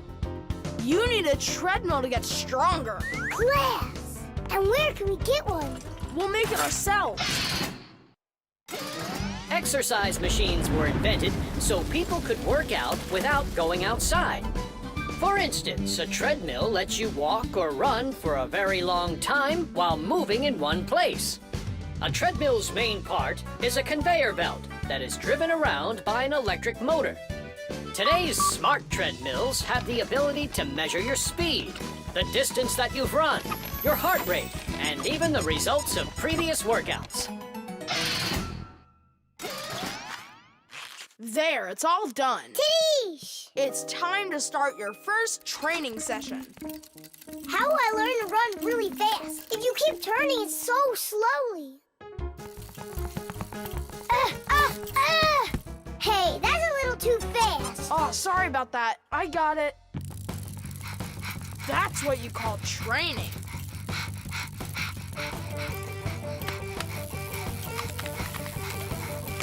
Tom Thomas, so, what do you think? Maybe I trained enough? Not yet. You need to keep going. Oh, I can't do this any longer. Let's stop. Whew. No way. Turn the handle. Yeah. There are all sorts of exercise machines to help you improve your health. This one simulates skiing. It exercises your arms, legs, and heart. And this one you can row like a rowboat. And if pedaling's your thing, an exercise bike lets you get a great workout no matter how bad the weather is outside. There are also weight training machines. These machines can help you build big, strong muscles and tone the shape of your body. However, you can still get great exercise without these bulky machines. There are plenty of much simpler devices that you can find room for in any house. Like a chin-up bar for doing pull-ups, a wall-mounted ladder or rope for climbing, or jump ropes, weights, hula hoops, or balls. The important thing is to just exercise.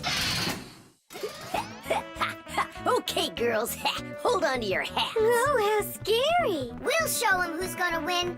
Right, Tula? I'm gonna do my best. Tula will definitely beat Nolik. We gotta step it up.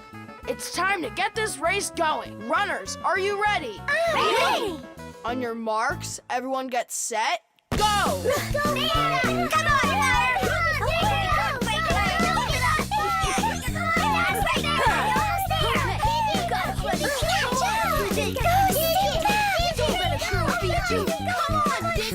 Come on,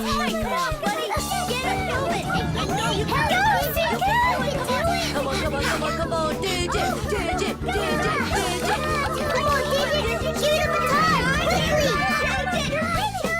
Digit, how could you lose to Simka? Because her velocity is greater. Oh, now the girls are gonna win. Nolik will never catch up with Tula. Oh my gosh! Nolik! He appears to be gaining ground. Look at him! He's looking ahead! Go on, Nolik, go! You got it, buddy! Come on, buddy! Hey, look at him, he's flying! All of that work on the exercise machine really helped. Come on, keep going! Look what happened to Tula! You got this! Nolik, where are you going? The finish is there!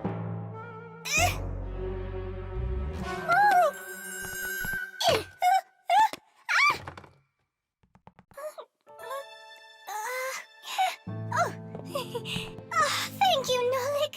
You're my hero. Come on, Tula! You can do it, Tula! Hooray! Hooray! So, which team won the race? We did! It's a tie. Tom Thomas, that's just not fair. It was a tie. And a very noble one. All right, you just wait for the next race. Nolik's gonna win it big time. Now it's time for you all to get up on that winner stand. Oh, no. All the first places are taken. For you, we'll find one. Fasteners. And of course, all of the appliance's parts must be fastened good and tight.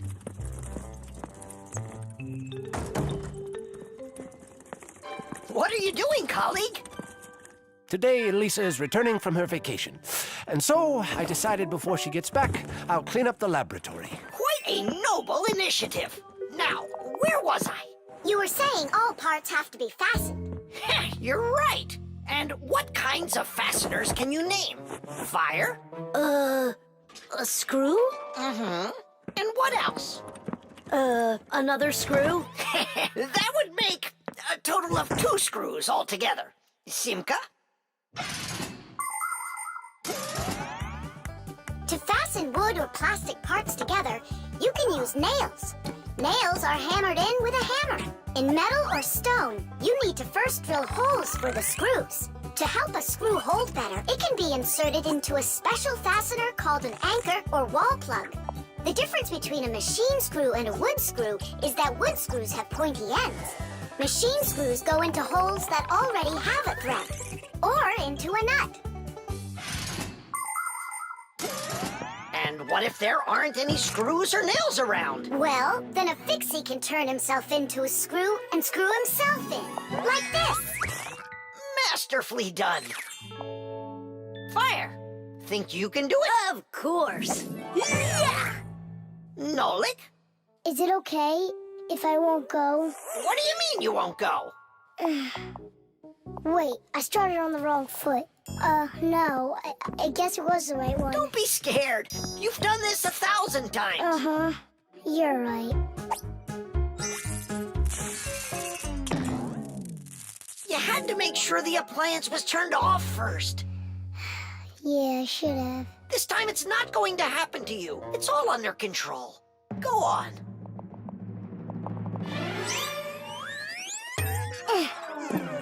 I'm still scared to do it. How about you try again? And who came up with this dumb screw idea?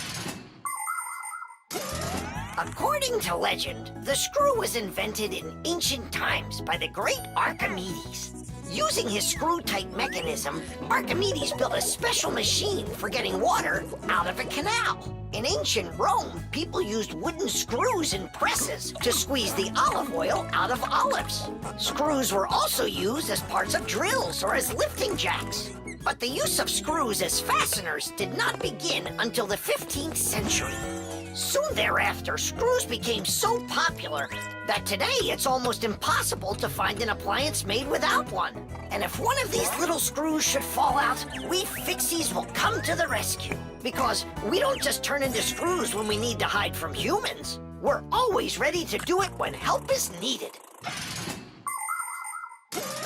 Nolik, let's try it together. Don't be scared. We're here with you. Ready?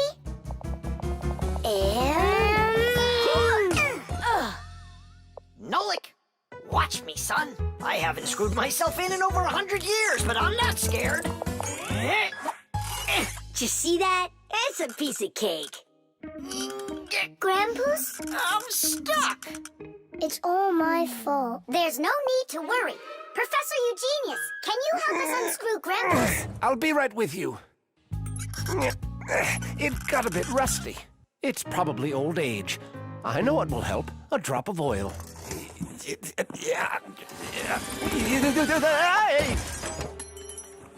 Ow! Oh. Professor Eugenius, are you okay? I'm okay. Thank you for asking. Look out, it's going to fall. We need to fasten the shelf to the wall. Nolik, help! We can't do this without you. Simka, I'm scared too. Nolik, save me!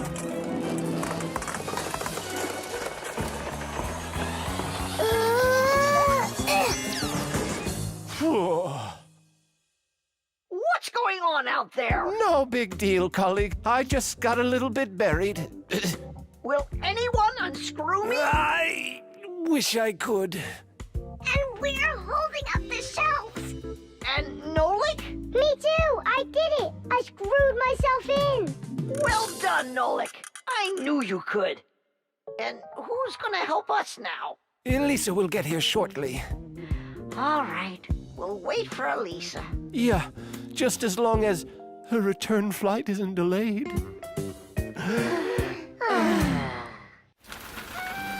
The sieve. Dad, what time is Mom getting back from her conference? She'll be back in an hour. What surprise can we make for her? Let's bake her buns with raisins in them. They're her favorite. That's a great idea. Where do we keep our recipes? Huh, they're not here. Where could they be? What are you looking for? A recipe. They're in the drawer by the stove, over there. Great, thanks a lot. Here they are. That's fantastic. Let's see. What do we need? Milk, Flour, eggs. some cinnamon and raisins. The cinnamon's right there. But you're out of raisins.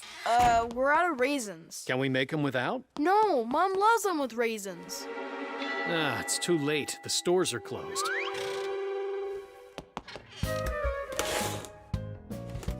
Cereal! We got cereal! And so? It has raisins, look! Tom Thomas, you're a genius! Why don't you be in charge of the raisins? Tom Thomas, what does Mom use to knead dough? The mixer. How about the mixer? Not a bad idea. I don't think you have enough raisins. But you haven't made the dough yet. It'll be really quick with the mixer. All right, Dad. We'll see who finishes first. Come on, faster, faster. Don't be so clumsy. If you think you're so good, then why don't you help? Fine, we'll help. Catch!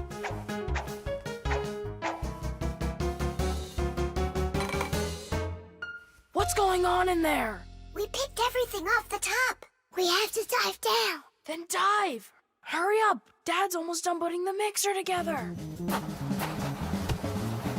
Where are the raisins? It's dark down there. We can't see any raisins. Well, try diving again.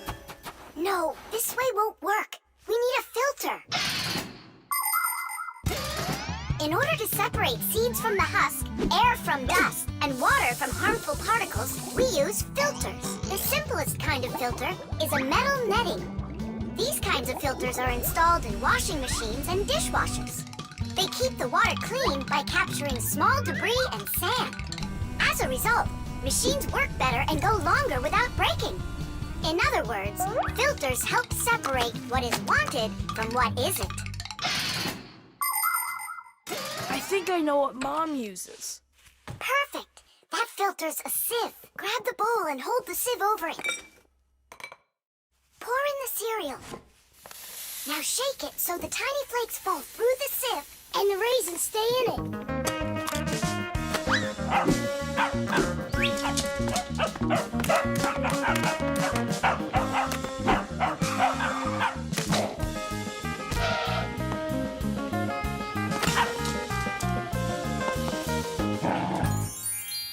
Dad's turning the mixer on. Then you need to shake faster.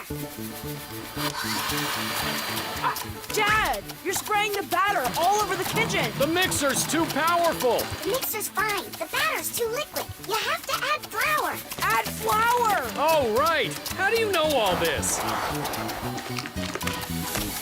Shake it some more. No need. I shook all the flakes through it. Class. It really worked. Dad! What? Ready to put in the raisins? Look at you. How did you get them all out so fast? By using our sieve, Dad. Do you know the story about Cinderella? Her evil stepmother wouldn't let her go to the ball. Instead, she poured peas into a sack of cinder and ordered Cinderella to pick them all out. But what most people don't know is that it was Fixies who helped her separate the peas from cinder with the help of a sieve. That's right! Cinderella was friends with the Fixies. You can find evidence of Fixies in a number of tales. Don't Tom Thumb or Thumbelina remind you of somebody? How did these tiny characters make their way into fairy tales? It's quite possible that long ago, a Fixie who wasn't paying attention was spotted by a storyteller, and that became the inspiration for countless tales. All right, you can open your eyes. Ta-da! Beautiful. Whose idea was this? Tom Thomas. They're so good. What recipe is this? Tom Thomas found it. And you remembered that I love raisins. Tom Thomas sifted them out of the cereal. Well done, Tom Thomas. All by yourself? Shh. I should say so. Teesh!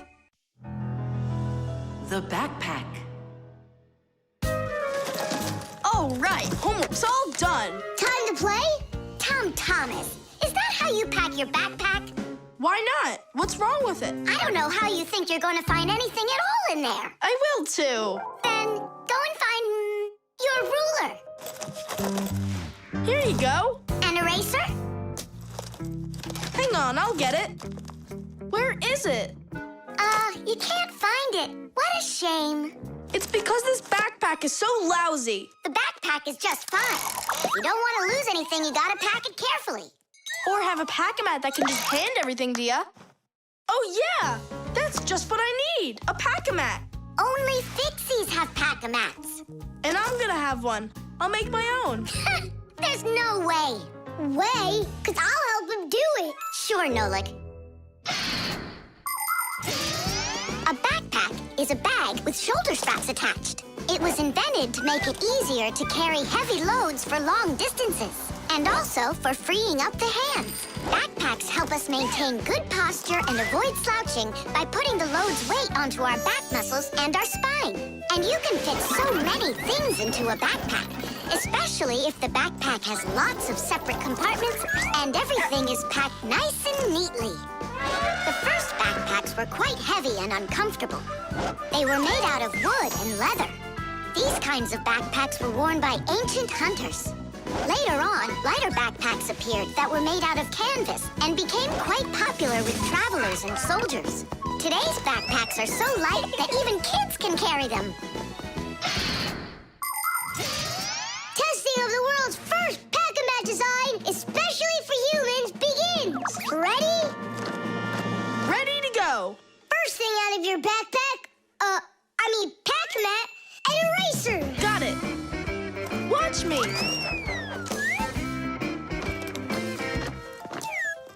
Cool. A pen, your blue one. Got it.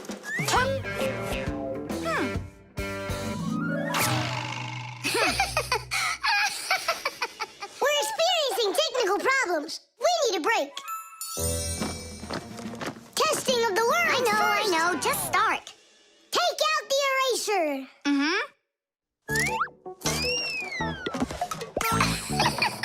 We'll say you did it. Take out the blue pen.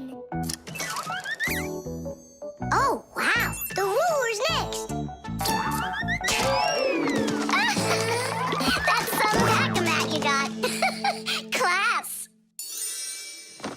Testing of the world's first pack-a-mat design. And where's Nolik?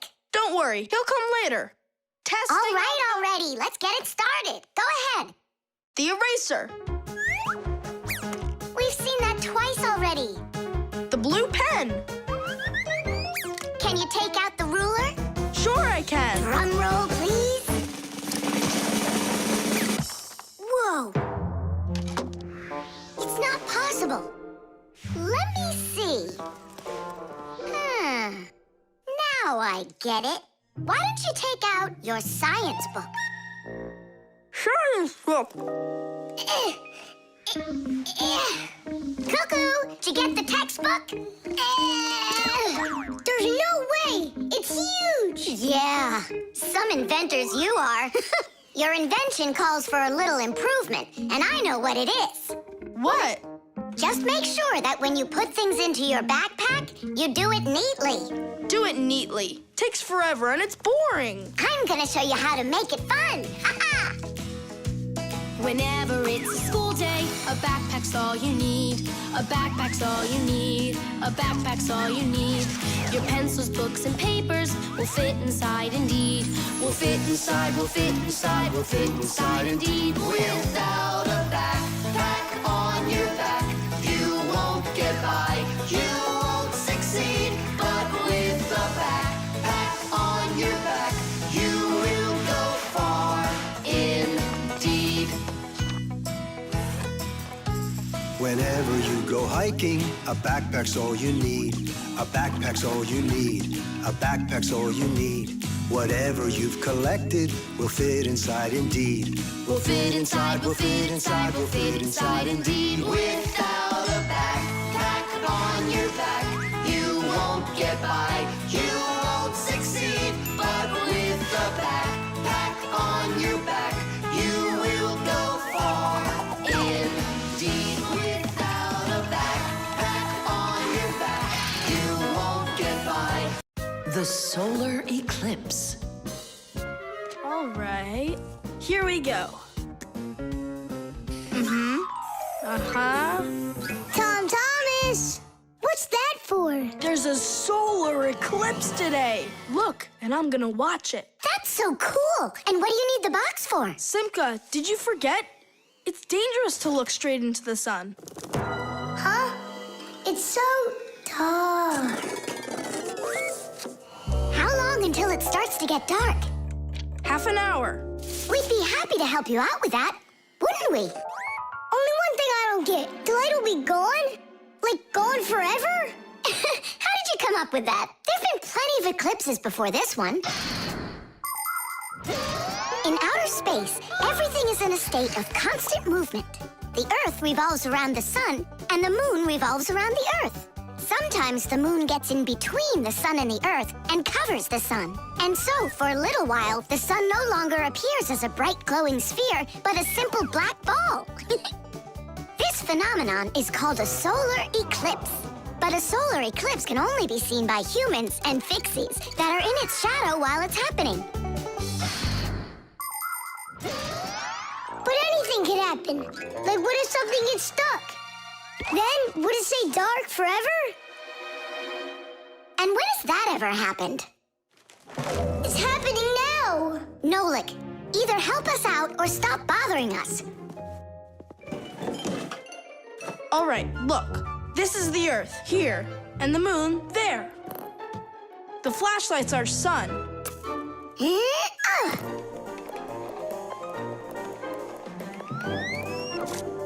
see? The moon's shadow falls on the Earth. And now watch. When the moon starts to go, the light comes back. Did it get stuck? Just like I said, the end is near. The end of the light.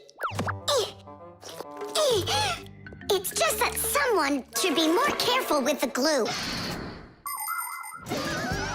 It's possible to take an ordinary box and make a special device that was invented by people long ago.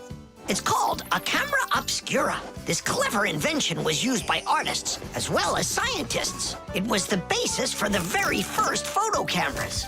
It's quite easy to make your own camera obscura. Cut out a small square on one side of a box, cover it with aluminum foil, and poke a little hole in the center of it. Put a sheet of paper on the opposite side. The light will pass through the hole and shine through the darkness. And on that screen, you'll see the eclipse, only it will appear upside down. To see it, you'll need to look at it from above, but make sure not to let extra light in. Beautiful. And remember to be careful with those scissors. But don't you understand that it's scary in the dark? And it's impossible to live in it? Don't be a coward. You glow in the dark. But what about Tom Thomas? Is he gonna have to walk like this?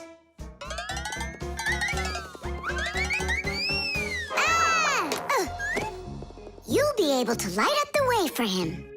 And if I run out of juice? I'll use my flashlight. And when the batteries run out? Relax, I'll find more. In the dark? No, we have to get prepared right now.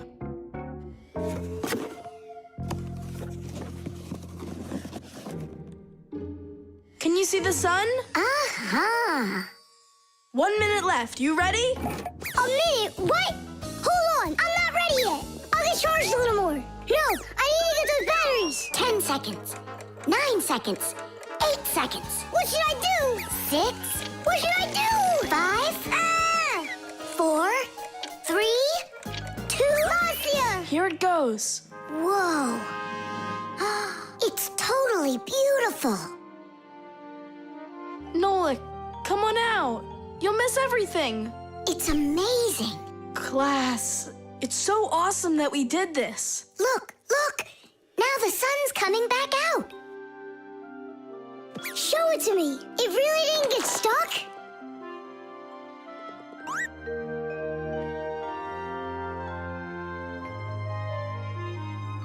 You mean the whole eclipse is done? It was cool, wasn't it? Uh-huh. Only I missed the whole thing. Well, you'll see the next one, right? If you don't get spooked again. You're not going to throw the box away, are you? I'll save it for you. I can use it to store something useful. Batteries, for instance. What if tomorrow's the end of the light and Nolik's not ready for it? The masquerade. So, Tom Thomas, did you choose a costume for the New Year's party? Not yet. These are no good. I've been a pirate. How about a vampire? Did that. And a knight? Mm-hmm. This year I want to do something that's original. And what if... I know what! You can go dressed as me! As Nolik! Perfect! No one's ever gone as a Fixie, ever! Long, long ago, people would put on masks and dance in order to scare away evil spirits. In ancient theater, actors would change masks to play a few different roles. Everyone liked the idea of hiding their faces behind mysterious masks so much that people started organizing fun outdoor festivals called masquerades. There are countries around the world, like Brazil and Italy, that turn into one big masquerade ball during the holidays.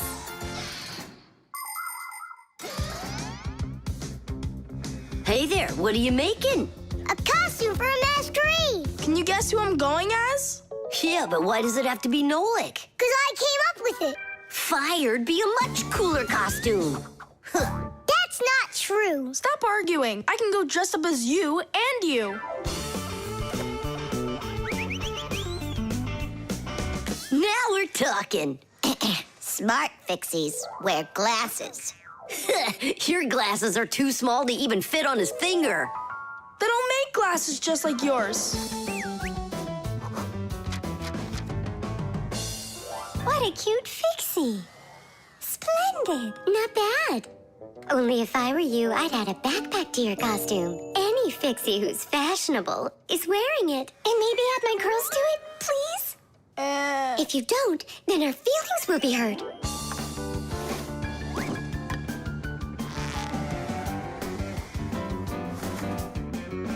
Class, did we cover everybody? We didn't include Simka. And where are we gonna find room for her? What can I do about it? I already gotta get going. Then let's just not tell her. See you later, Tom Thomas.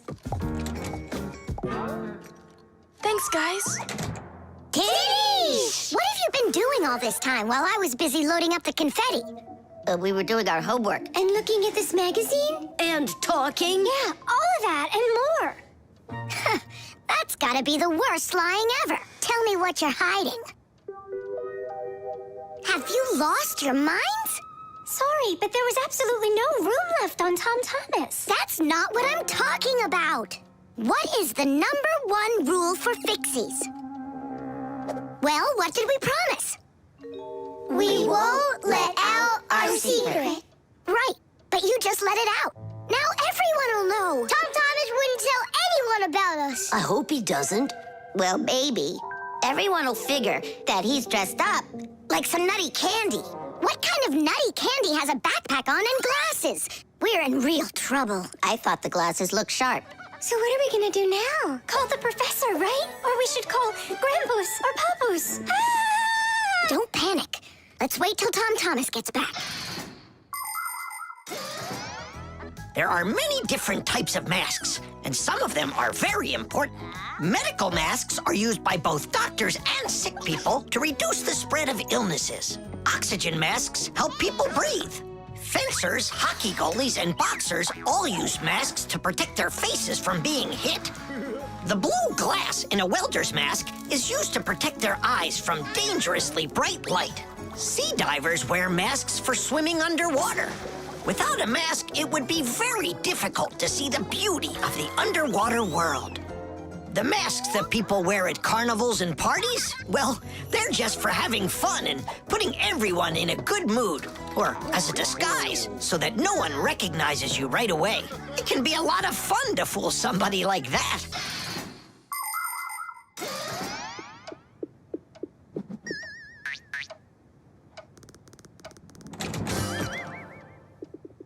So how was it? It was great. They had a contest for costumes, and I won. Hooray, that's all. Say bye to us.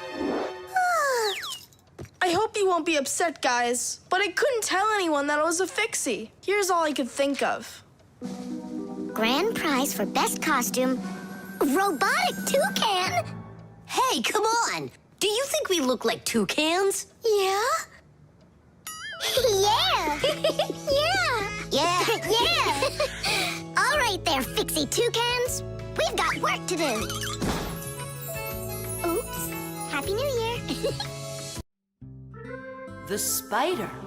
Chusaka, Chusaka. Tom Thomas, what are you doing? I'm petting Chusaka. How come? Because it makes her feel good. Just don't rub her fur off. You're just jealous, guys, because you don't have any pets of your own. What do you mean? We've got a pet. Yoo-hoo, Buggy! Buggy! She was in the vent the last time I saw her.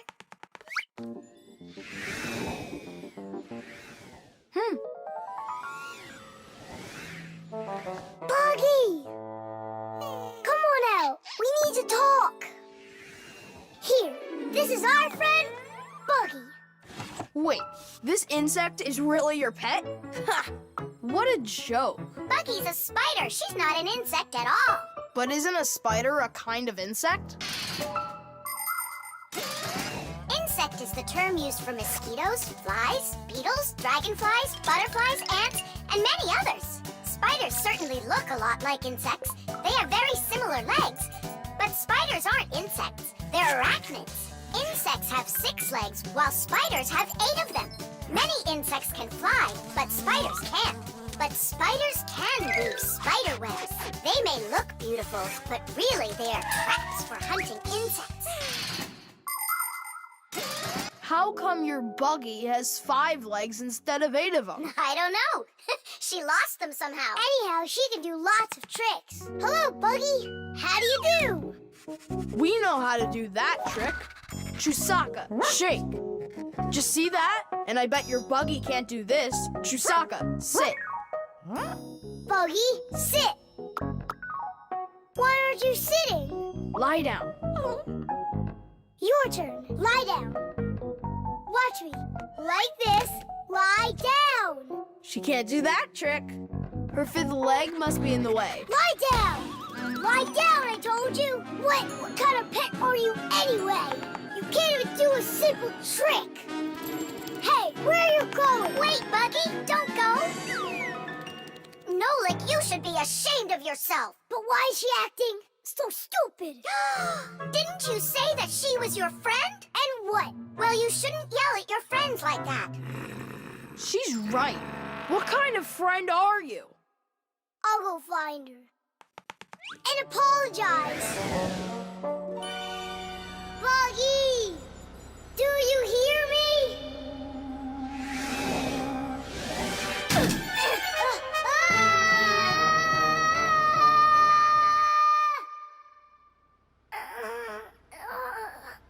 Where am I?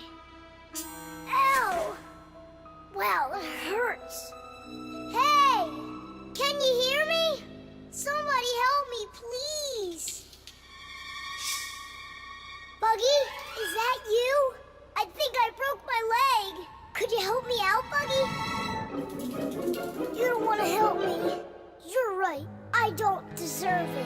I've been a really bad friend.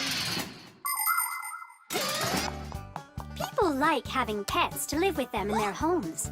Dogs, cats, hamsters, parrots, fish, turtles. Some folks even get crocodiles. And the bigger the animal, the more work it takes to take proper care of it. But every pet needs love and care, no matter what size it is. Fixies like to have pets too. All sorts of little bugs, spiders, and flies. Fixies treat them as friends and take care of them.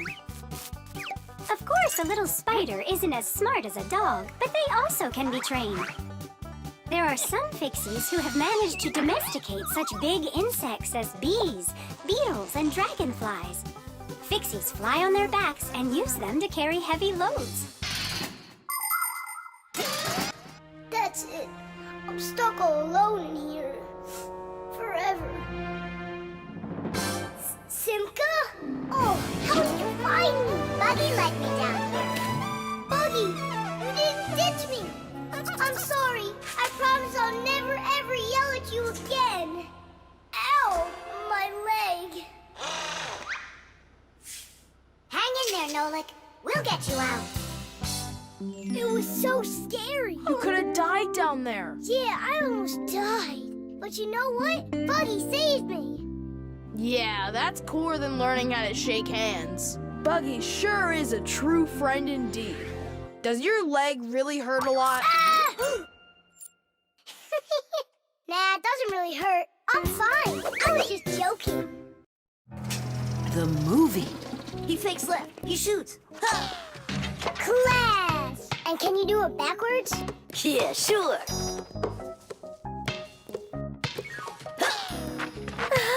No way! What a shot! Huh. I wish Simka could see this. Why don't we make a movie for Simka about fire? We can use my Fixie tub. It's got a camera. How come it's only for Simka? We'll make it for all of us. That's a great idea. I'll shoot the ball at the basket, and Nolik will do the filming. And what do we do? You can be whatever you want, like cheerleaders or the coaches. Yeah, a cheerleader. Help me in. Motion pictures, or movies, appeared more than 100 years ago after the invention of celluloid film. A movie is made up of a series of still photographs called frames. When you look at the frames quickly, one after another, the picture on the screen appears to move. It's hard to believe, but the first viewers got very scared when they saw a moving train on the screen. At first, films were silent. Only later did people learn to make them with sound. And soon after that, people learned to make movies in full, beautiful color. Movies aren't shot on film anymore. They're made with digital cameras. Today, almost all phones and tablets come with digital cameras inside of them. This makes it easy for just about anybody to make their own movie and share it with their friends. Fire is the best. Ooh, he can shoot the best. Hey, I haven't turned the camera on yet. Get ready. Here we go. Yep. Fire is the best. Cut. I got it. Show me. Yep. Fire is the best. And where's the ball? It flew over there. That's not right. You have to see the ball flying in the picture. I got it. Get ready. Fire is the best. How was that? It worked. I got it. Fire is the best. And where am I? You're somewhere over there. And we aren't there. Why did you have us cheering? Nolik, you need to make sure we're all in the shot. Okay, I'll try.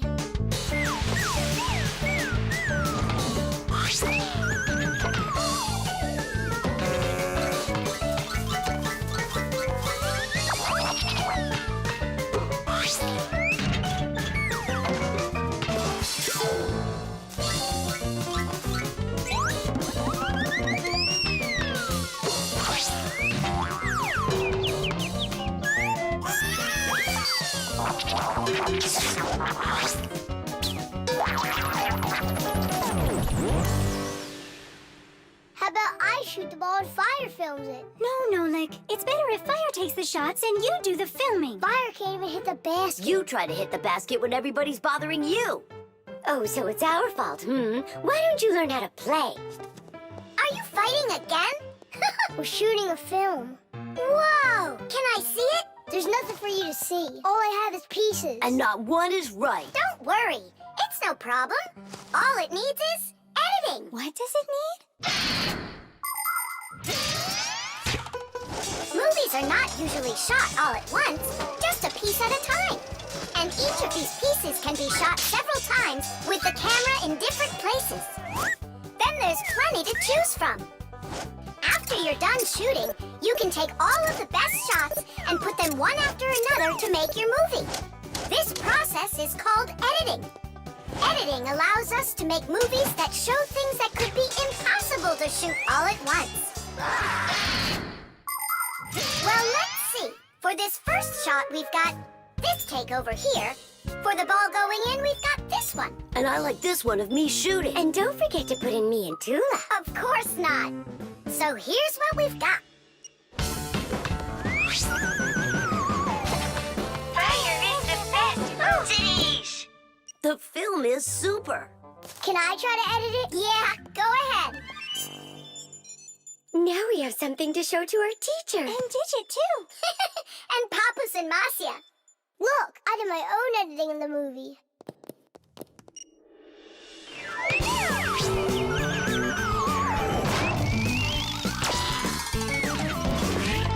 What was that? That's not true. It is so. With editing, it's just not fair, Nolik. Fire was able to put it in 100 times without any editing. You sure didn't. Hey, guys, don't fight.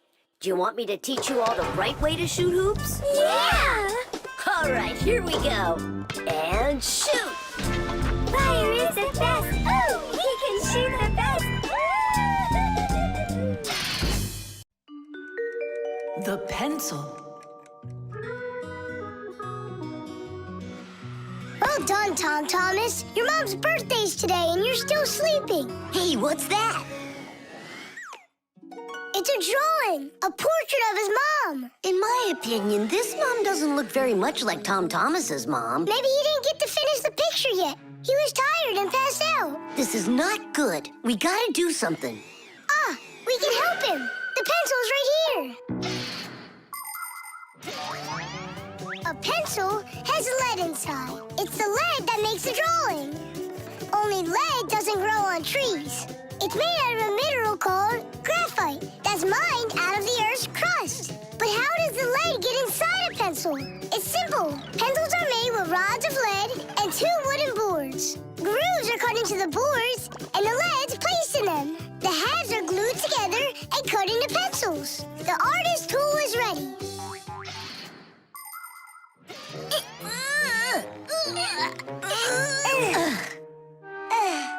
This isn't gonna work. Oh, give me a place to stand, and I shall move the pencil through the air.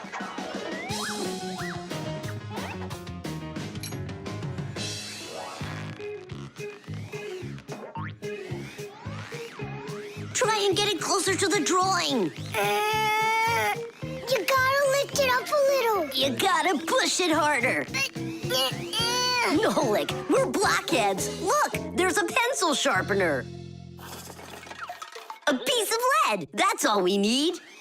All right, let's check out how it was done by the old schoolers. By the great masters, like us. Yeah, she could use a little more hair. And a hat, too.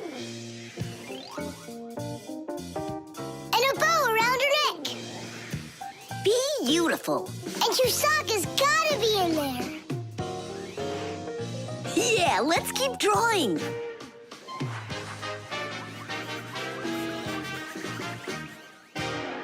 Tom Thomas, are you still sleeping?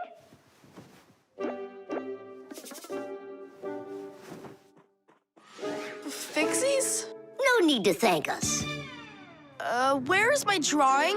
What have you done to it? If Mom sees this piece of art you created, she'll go and faint. I know it. From happiness, right? Fright's more like it. Does that look like my mom? Well then give it to your dad. Your dad won't faint. I know it. But it's my mom's birthday, not my dad's. You gotta be kidding me.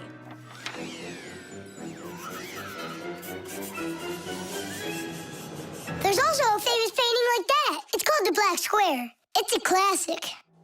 You don't think she'll like it?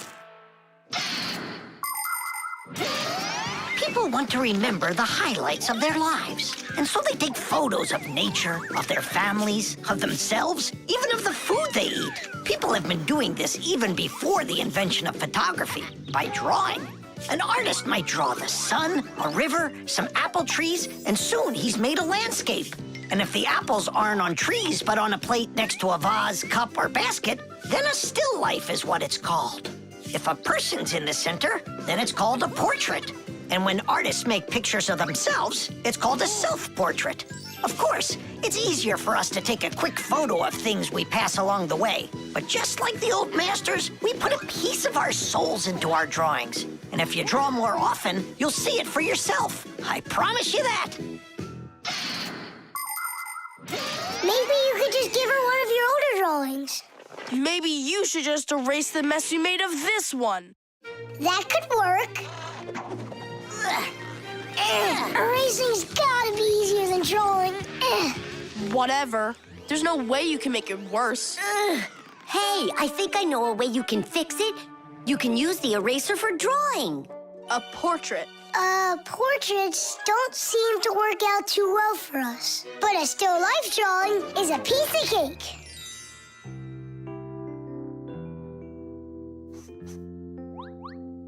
Super! Uh-huh. Pretty good, right? Tom Thomas, everything's on the table for breakfast. Mom, happy birthday. I drew this present for you. Thank you, Tom Thomas. What a lovely still life, so unusual. I tried really hard. We'll hang it up on the wall. Now, let's go eat. What would Tom Thomas have done without us? Yeah, whenever you get into a jam, your real friends will always show up to rescue you. Water. Hi, I'm all ready. Nolik? He's gonna stay home like we agreed. Uh-huh, see you soon. Who's that? Nolik, it's you. I gotta go. I'll go with you. No, we've got an important job. Little kids aren't allowed. Why can't I help you? Because this work is very demanding. Only it's boring. And you're impatient, so you'll bother us. Huh? But I am patientest. Patient, son? I mean patient. Like totally patient. Prove it then. How? See that, water filter? You have to count how many glasses of water it cleans. How many do I need to count? If you can reach 100, I'll believe you're patient. Why do they need that filter? Why not just drink water out of the sink? Don't worry about it. You need to be counting. That was 1.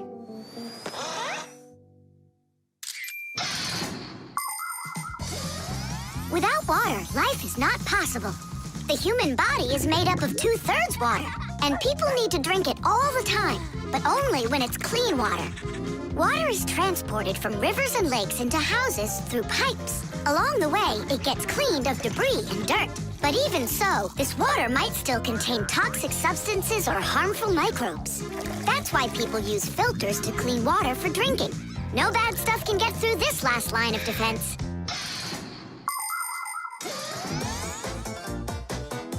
2. 10. Ha!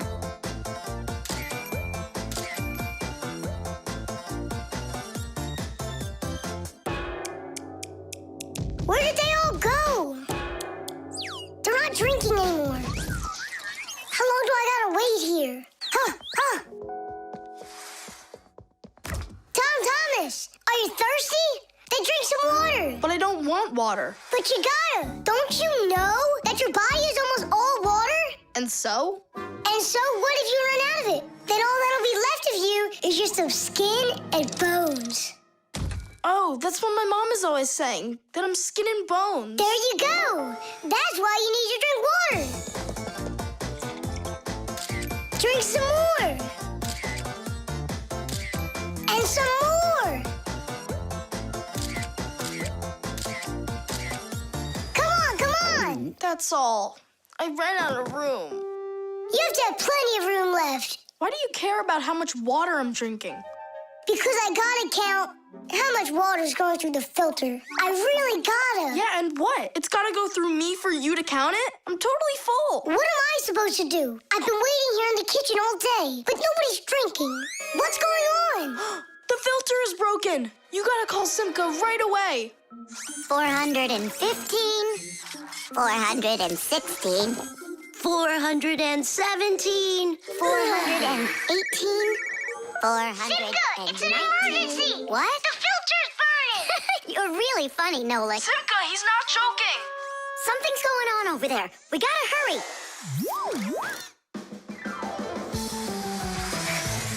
Where's the emergency? Look! So, what's going on here? Great. Now we're stuck fixing the filter.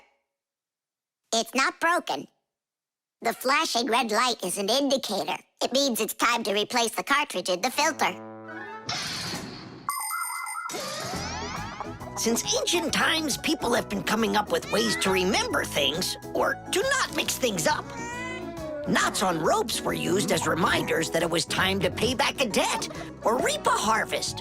People would cut notches into trees to help remember numbers. Later, people invented the abacus, calendars, and day planners. And now, things are even easier because devices can give us reminders.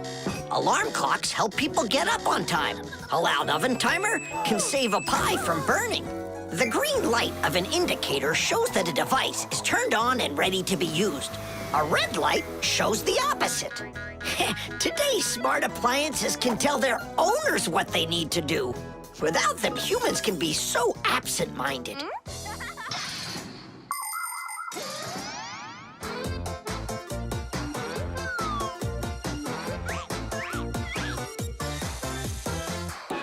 It's all ready. Titties! This cartridge is enough for another 2,000 glasses. 2,000? And what do I do about this? Whoa. All right, Nolik, you've done a good job there. Way to go. Yeah? If you want, I can do it. Thomas, want some water to drink? I can't drink anymore.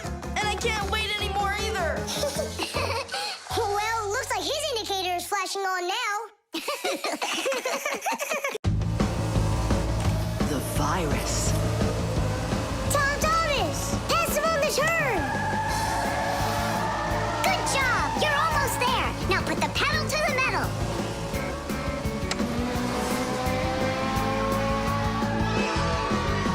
Titties! Ha! Take that, Johnny. You lose. You want to race him again? We can. We just finished the last level. Oh, we were just getting started. Wait a second. Let's see what it says here. Congratulations. Your prize is a smartphone and a collection of brand new levels to race. All right. Class. Click on it. It's not smart to just click on random buttons. There's nothing to worry about. Whoa. Hey, what's going on? Someone messed with the numbers. There you go. Didn't I warn you guys? Do you think it might have been Johnny?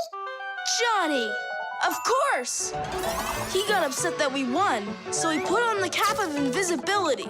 Then he snuck into the room and deleted everything from the computer. Stop! What are you talking about? A cap of invisibility. This has nothing to do with Johnny at all. Looks like you got a virus. Then we need to get Thomas's mom in here. What for? Isn't it obvious? She's a doctor. She'll get rid of this virus in no time. That won't work. Quit it. A computer with a virus isn't treated like that. A doctor won't be able to help here, especially a dentist like your mother. Then who can help us? You need special software for that. Antivirus. A computer virus is a destructive computer program. It can not only delete or steal important information, but completely destroy your computer. And the scariest thing about this virus is that it spreads very quickly and can infect the other computers on the network, very much like a human illness. To find and stop these viruses, you need to use an antivirus program. Antivirus programs also protect computers against new infections.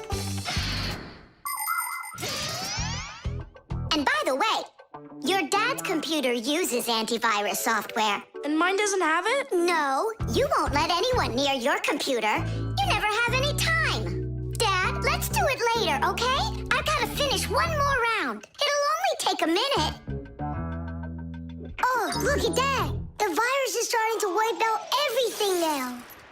That means this computer will disappear. And this room, too. And all of us.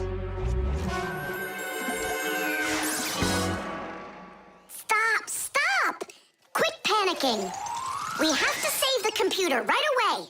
Tom Thomas, your dad has a box with antivirus software. Bring it.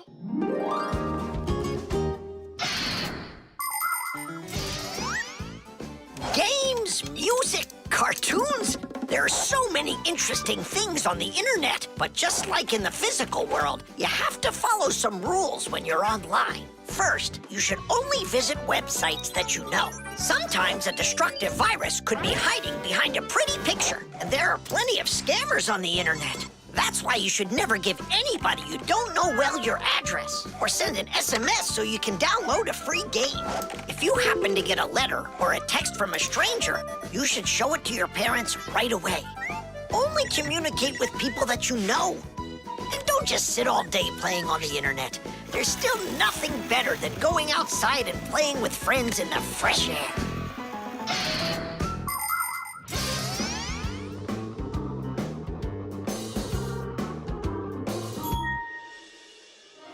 That's it.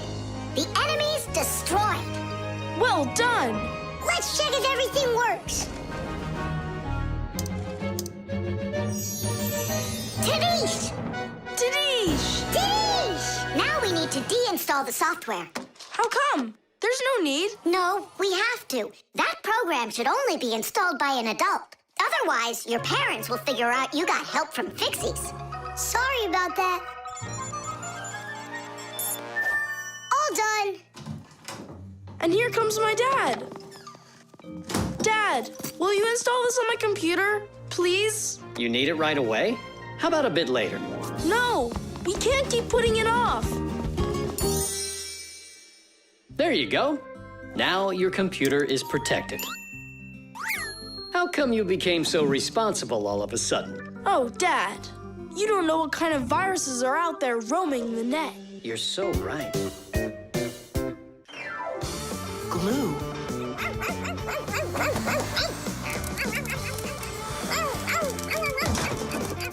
Nolik, let's split up.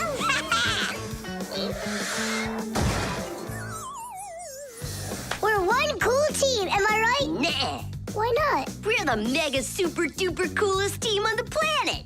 What do you say we do everything together and never ever fight with each other? All right. Children, if you look right here, you can see that the handle has broken off the professor's favorite mug. And it's our duty to fix it by gluing it back on. Here they are, the inseparable friends. Class, quiet down. Since the two of you were late today, why don't you go fly over to the warehouse for us and get the glue? Yes, sir. Yes, sir. They crack me up. Is there any glue left in there? Nolik, try jumping on the tube a little. Great, there's plenty. Our super duper team has done some super excellent work. What's going on? Our hands are stuck. We gotta pull. This glue is sticky. With the help of glue, you can stick almost anything together. Paper, plastic, glass, rubber, wood, and even metal. The reason that glue works is because everything, even an ordinary sheet of paper, has a rough surface. Just look at those pits and ridges. If we take 2 sheets of paper, fill those pits with glue, and press them together, the molecules of the glue will start joining with one another. After that, all that's left is for the glue to dry. Now what? How about we fly like this? Good idea. Everyone will laugh at how funny we are. Heads up, everybody. Mission complete. Well done. Take your places. And put your hands on your desk. We can't do that. We got glued together. It's all right. Come on over here. We don't want you to take our hands apart. We're sure this glue's gonna make our friendship stronger, right? You really think friendship can be measured like that? Jump!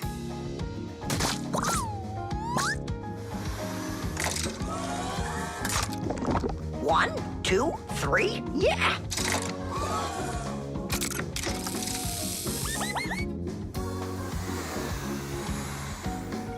Tish!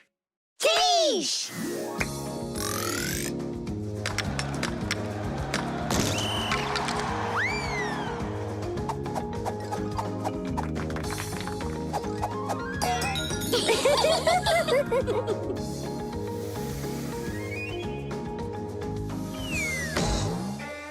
Come on, I need to go over there. Well, I need to go over there.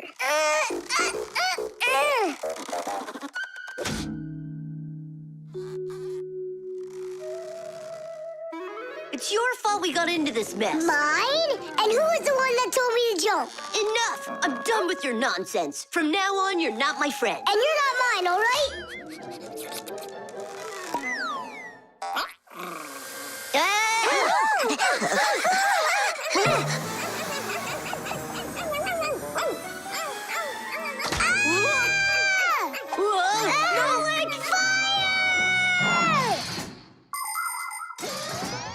Like many of the common substances people use, glue was invented by nature itself. For example, fish glue their eggs together, and mollusks produce a sticky liquid that lets them stick to any surface. A spider smears glue on its web. A swift uses saliva to bind its nest, while caterpillars use their saliva to spin their cocoons. The sap from a pine or a birch tree is glue, and an egg's sticky whites can be used as a base for glue. But today, most of the glues that people use are made in factories. When working with glue, it's important to air out the room from harmful fumes and to follow all other safety instructions. And try not to get glued to anything. It might be very hard to tear yourself away from it. Nolik, hang on!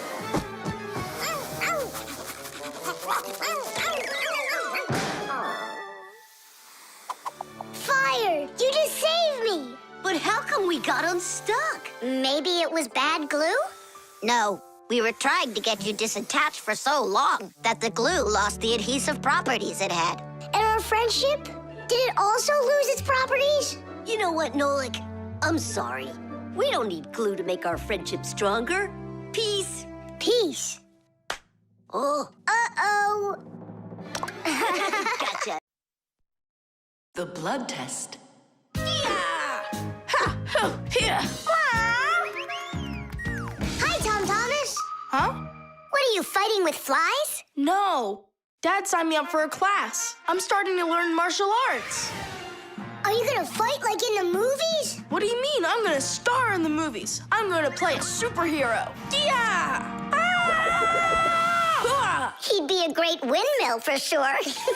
Tom Thomas. Is first period free for you tomorrow? Yeah? Excellent. Then in the morning I can take you in for a blood test. Oh, blood test? Why do I need that? To make sure that you're healthy for your martial arts class. And remember, don't eat anything before the test. Don't worry, it's just a little needle. A little what? Mom! And what if I take some other kind of sport, like chess, for instance? Then I don't need a blood test? What's up? Are you scared? No. Mwah. I'm proud of you. Dad never told me I need a blood test. It looks like our superhero's a little scared. I think I'd be too. Blood sounds scary. Nothing scary about it. A human body has a huge number of little tubes called blood vessels with blood flowing through them. The blood carries oxygen and nutrients to the cells, takes away carbon dioxide from them, and protects them from harmful microbes. To be sure if you're healthy or not, it's often necessary to have a blood test. The most accurate results come from blood that is taken from a vein. The sample is analyzed to see if everything is all right, and if not, the doctor will prescribe a treatment. You see, it's totally safe, and there's nothing scary about it. Mm-hmm. Oh, Blood should only be drawn on an empty stomach. What's that mean? It means no eating before the test. And what happens if I eat? Well, then they won't take any blood from you. That's an idea. What's an idea? I got no idea. Okay, good night. You're really not scared at all? Mm-mm. For some reason, I don't believe him.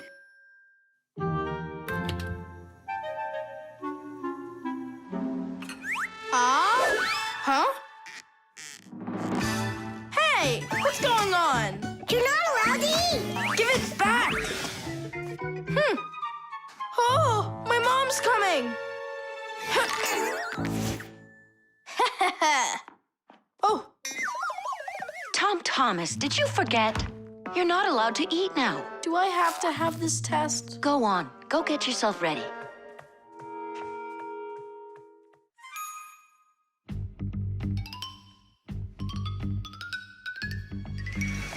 Are you trying to run away?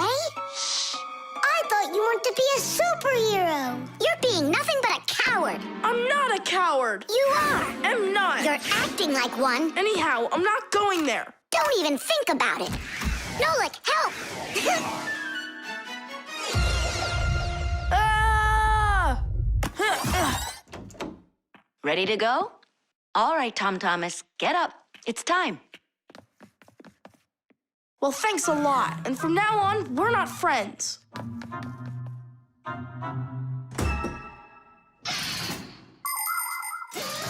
Making an accurate blood analysis is not a simple task.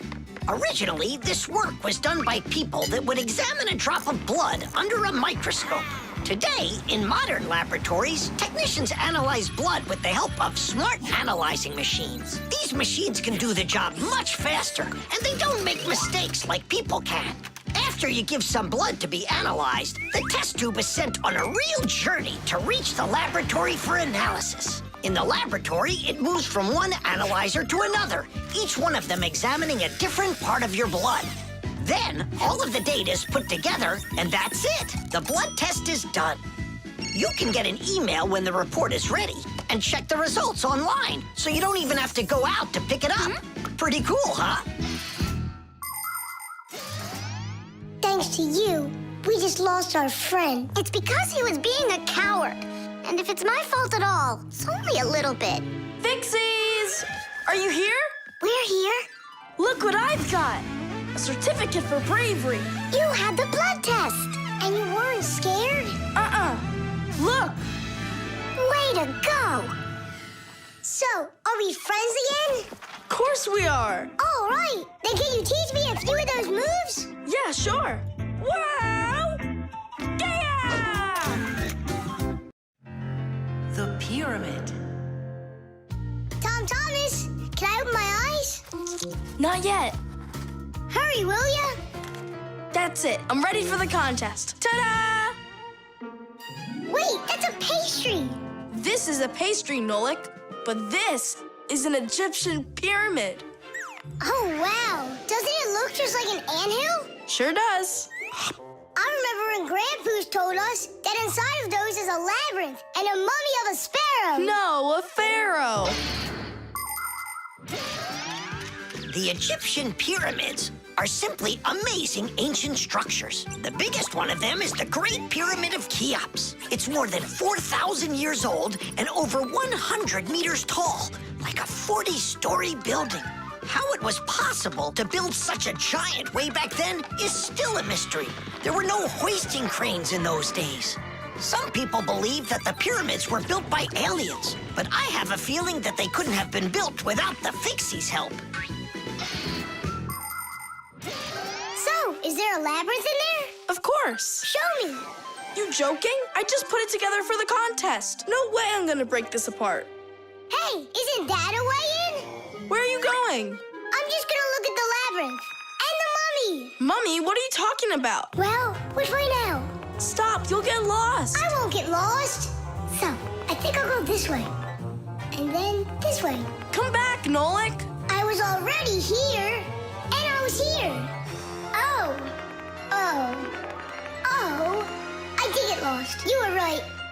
What? Hey there! Do you know where Nolik is? In there. He went mummy hunting, and he got lost. Mummy, whoa! A real one? Class. Don't! Nolik! Yoo-hoo! Are you in here? No! Then where? Who knows? Who builds labyrinths like this anyway? Hey, nobody asked you to go in my labyrinth. Who you talking to in there? Digit, Fire and Nolik are inside, and I need to go to school now. Nolik! Fire! Well, I, for one, have never gotten lost in a labyrinth because I know the rule for getting out. You need to always keep your hand on the wall. I can find them for you. Where are you guys? Over here!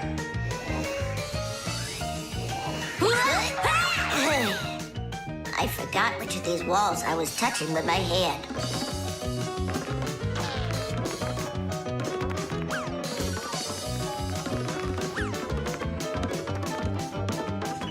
Did you find him? No, and I got myself completely lost in here. Thomas, you've got school today, don't you? Yeah, I do. Only I got a pyramid full of Fixies. It's like an anthill. Mm-hmm. The first one wanted to go mummy hunting. The second one went looking for the first one. And the third for both. We're lost in here! And I've got school to get to. Wait, maybe you could just try to shake them out. Good idea! I was joking. You have string? Watch. This way you don't get lost.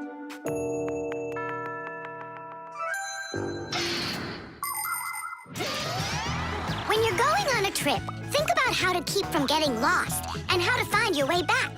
Don't just rely on maps and the GPS in your phone. Take a compass with you. It will show you the cardinal directions without needing phone service. You can also find north and south by looking at the sun, stars, or even an anthill in the woods. Take a good look. The slope that's gentler faces south, and the one that's steeper faces to the north. And if you find yourself walking through a labyrinth, don't get lost. Just walk with one hand always touching the wall, and eventually you'll get out. Another way to get through a labyrinth is to tie a rope at the entrance and unreel it along the way. Then you can follow its path back out.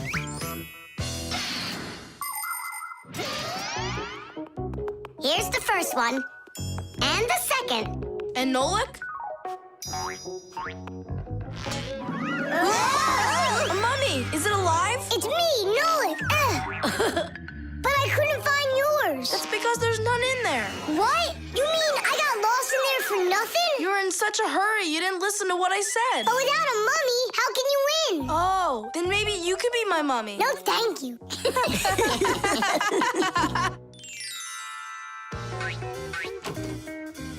Well, did you win a prize? Uh-huh. My pyramid won. And here's a special extra prize for being the only one of us who knew how to get out of the labyrinth. Again? Another box of those pastries? That's fine with me. I really love them. They're awesome. I wish Fixies ate food.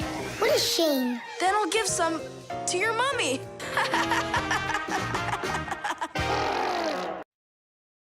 The television. Now watch carefully. First I put some of the yellow. Then I add some of the blue. Mix them together. And now we've got the color green. Isn't that great? Class! And it's not just paint either. Your television works by mixing colors too. Really? No way. That's embarrassing. Nolik, you should know that by now. We live inside of that television, together with Papas and Masya. Come on. The picture on a TV screen is made up of tiny glowing dots that are either red, green, or blue. When blue and green dots are glowing together, we see the color light blue, like in a clear blue sky. When green and red mix, we see a yellow sun. And when all three colors shine brightly together, then we see white on the screen. It may be hard to believe, but it's true. All of the colors on the screen are made up of only three colors: red, green, and blue. So everything that's on the TV screen all comes from three colors: red, green, and blue. Isn't that great? Where do you learn all this stuff, huh? Actually, don't you think it's about time we got you a new TV? What do you say? Sure. Great. And then I'll take this one with me to work. We just started shooting a new show about old things. Hooray! I'm gonna get an awesome new TV. Simka, Nolik, did you hear that? Are you here? They must have gone home for something. Wait a sec, their home is in the television.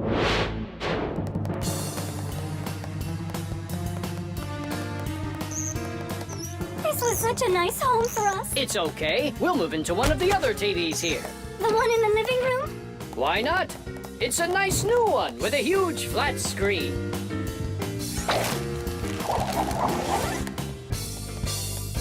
We're gonna have to leave the sofa behind. What? There's just not enough room in that TV. Then I'm not going to move there. Then where? Into the fridge? No, thank you. My nose is running. How about the stove? And what about us? You're the one that says that a stove is off limits for kids. Maybe the microwave will do. No, it's dangerous there. Then, in the piano. What piano? There's no piano in Tom Thomas's apartment. What a shame. A piano's the best place of all to call home. Huh? It looks like he already put us into a box. We're trapped. Good.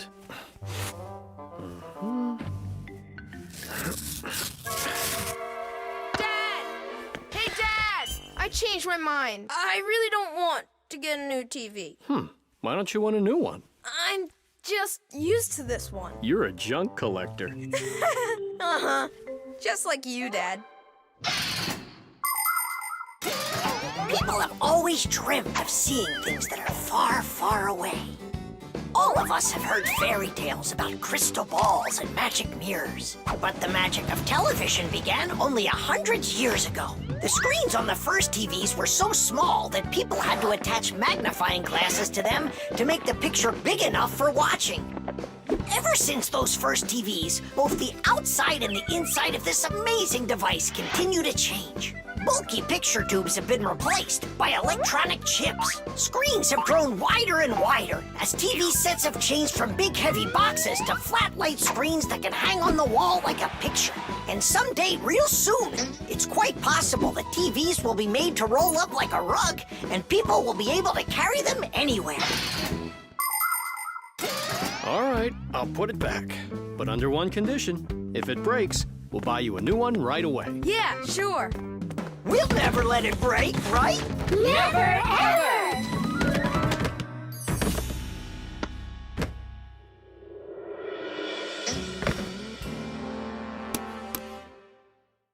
Well, that's that. The color is completely wrong, see? I guess we're going to have to throw it out after all. Wait. I know how to make it work perfectly. Watch this. 1, 2, and 3. How did you do it? I just mixed the 3 colors together, like I told you. Red with green and blue. Teach! Musical notes. Yeah! No. Yeah! No. Yeah! No! Hey, what a thoughtful conversation you're having there. Been going on for a while? Yeah! No. Simka, please tell Nolik what this is. A present, right? Uh-huh. From Katya. And it's got a secret code right here, you see? There's no secret on there. They're just notes. Musical notes. Ha! See? I told you. Those squiggles could have been music. I don't believe you. Come on, 2 people said the very same thing. Simka is not a people. She's a Fixie. Anyway, there are 2 of us. You're ganging up on me. We're not ganging up on you, Nolik. Music is something you can play or listen to with your ears. But that's not all. You can also write it down. When we want to write down words, we use letters. And if we want to write down music, we use special symbols called musical notes. There are 7 notes: do, re, mi, fa, sol, la, and ti. The higher the sound, the higher the note sits on a set of 5 horizontal lines called a musical staff. Notes that look like this last longer, and notes like this are short, quick notes. Thanks to sheet music, people can read music like reading a book and then sing or play it. Until I hear you play me what you say is there, I won't believe you. On what? You know that we don't have any instruments. Try using spoons to play it. You think you're being funny? Hey, stop arguing. I know how we can play this song. We can use water. Water? Let me get this straight. Are you trying to play the music, or are you trying to wash it? That's right. Pour it in there, Tom Thomas. Some more. Hear how the sound changes? Uh-huh. Stop. Now, start pouring water in this next glass until you hear the note called T. Stop. You got it. Now pour here? Yeah. We still have one note left. And what do I do if my mom comes home? What do I say I'm doing? That you're learning to play music while you're washing the dishes. That's it. That's the high do. Now we have all the notes we need. Do, re, mi, fa, sol, la, ti, and do. Class. Go on, Tom Thomas, play. How about we all play it together? Musical sounds can be produced in a variety of different ways. Violins and cellos are played with a bow. When the bow is rubbed against the string vibrates like it's shivering, and that produces a beautiful sound. A guitar also has strings, but they make sound when they are plucked. And inside a piano are special hammers that hit the strings when the piano player presses down on the keys. Instruments like trumpets, trombones, flutes, and pipes make sound when air is blown through them. That's why they call them wind instruments. There are even instruments that make sound when they are rubbed by a wet finger. Try wetting your finger and carefully moving it around the rim of a wine glass. With a little bit of practice, you'll hear a lovely sound. Well, are you two ready? Yeah! Great! All together now.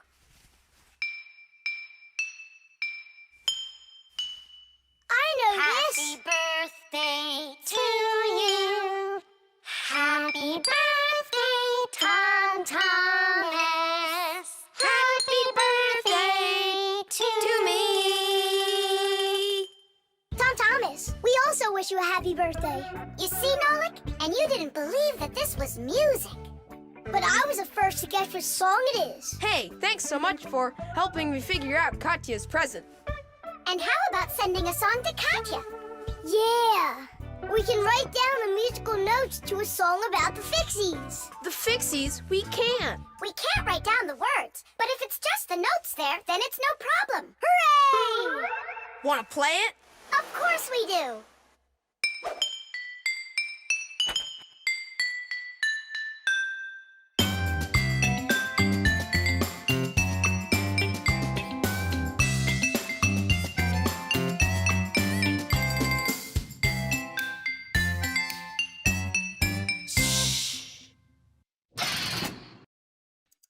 Plastic.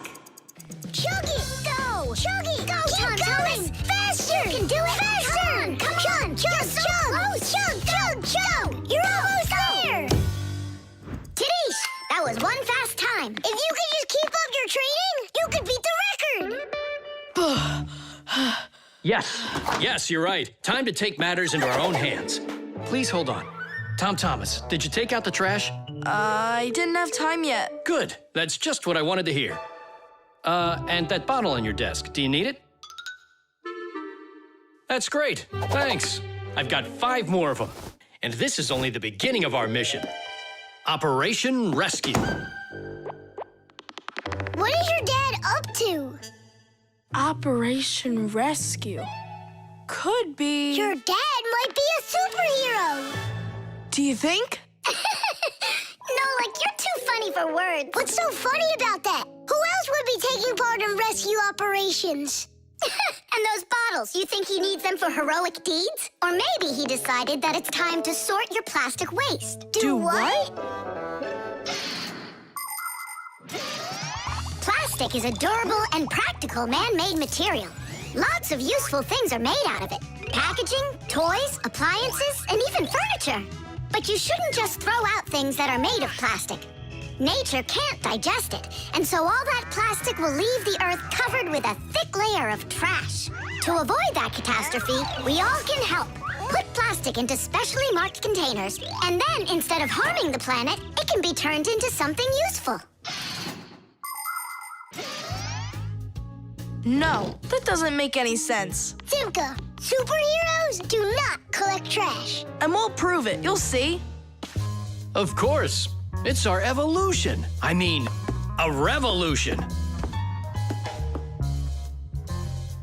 Together, we'll save planet Earth. You're so lucky, Tom Thomas. Together we'll save planet Earth.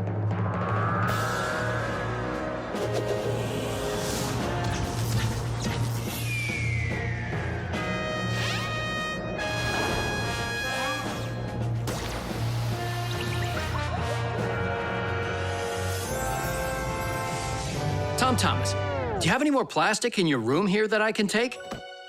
1 second.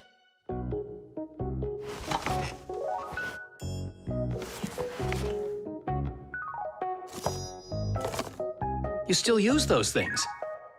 For such a noble mission, it's not a problem. All our useful things should be taken care of. Dad, I really want to do it with you. Want to do what?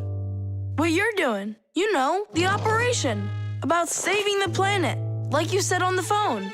Ah, you mean sorting out the plastic, don't you? Sure. I've got a couple of these boxes filled up already. Will you help me take them to get recycled? Really? What for? Just dump it out with the trash. Son, if we don't start doing what we can to recycle, I'm afraid our planet will become one big dump.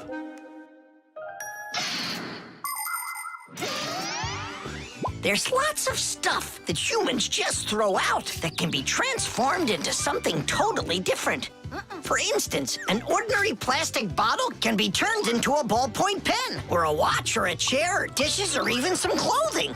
For example, there are some factories where old plastic is sorted, ground into pieces and cleaned, and then stretched into thread that can be used to make brand new clothing. Isn't that fantastic?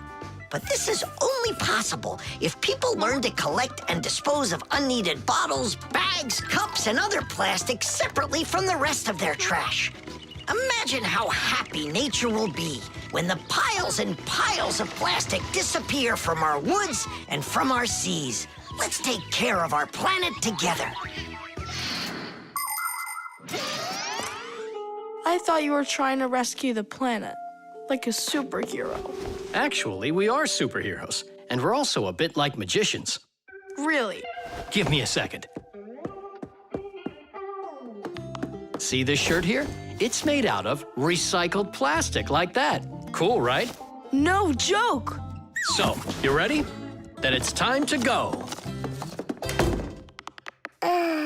Those lucky humans, with their trash to sort, and we Fixies do all that we can to make appliances live longer. That way they don't get thrown away. And we should sort our trash as well. That's a good idea.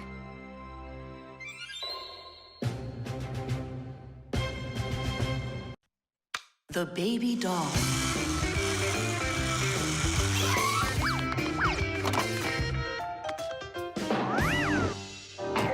Tula, you gotta get out. We can't all fit in here. This time we'll take a ride, and next time you can. And I'm by myself again? Hey, don't worry. I'm gonna be getting such a cool car later today, Tula. Will it be a big one? It'll be big enough for all of you. Tom Thomas! Here, your toy came, just like you wanted. Awesome!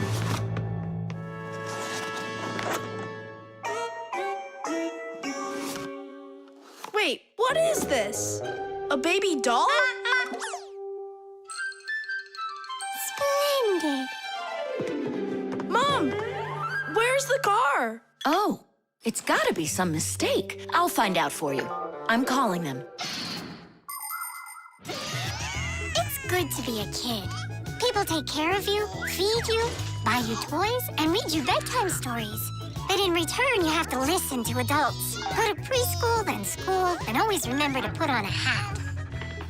All kids dream about being a parent, at least for a little while, because moms, they're just superhuman. Human moms can do laundry, cook meals, iron clothes, and check their kids' homework all at once. Fixie moms can fix irons and hair dryers and can teach young Fixies how they can do it.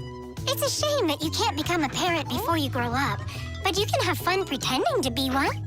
That's why girls like to play with dolls. Boys usually don't like it, but I don't see why. Dads can be really cool, too. What am I supposed to do with this now? I'm not some kind of girl who plays with dolls.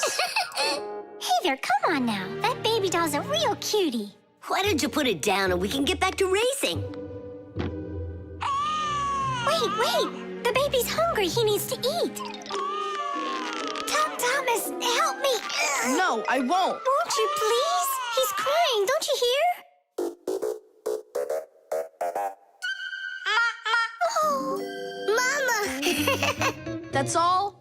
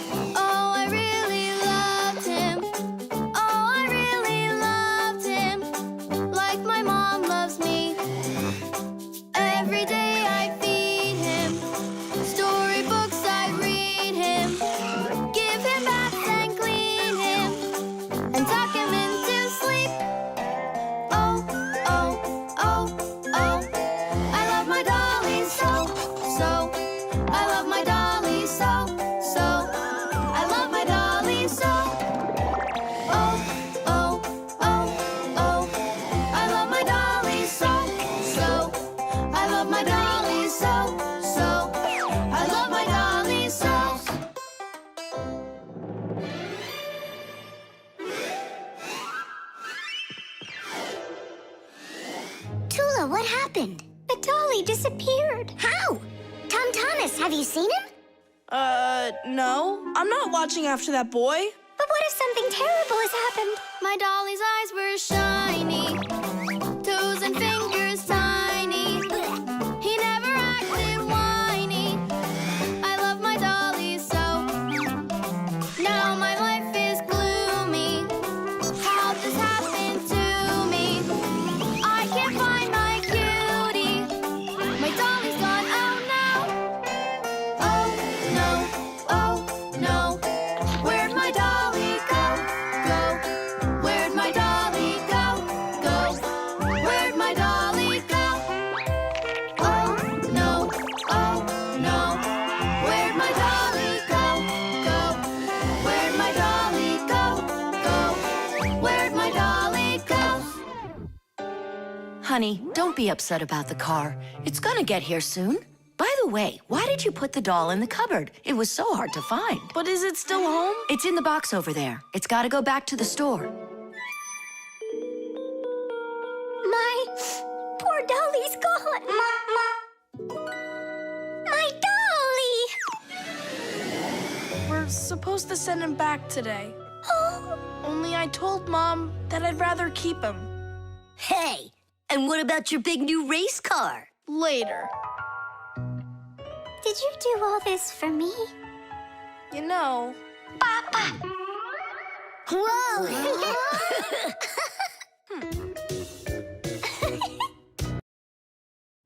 The window. Hi there. We're all up. What are you doing? I'm washing our windows. it looks like that thing's doing the washing. You guessed it.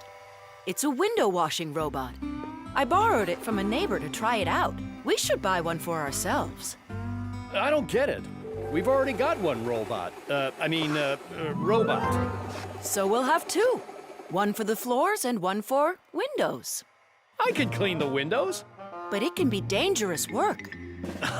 What's so dangerous about it? I'll just go and wash them right now. And instead of a robot, we'll buy something useful.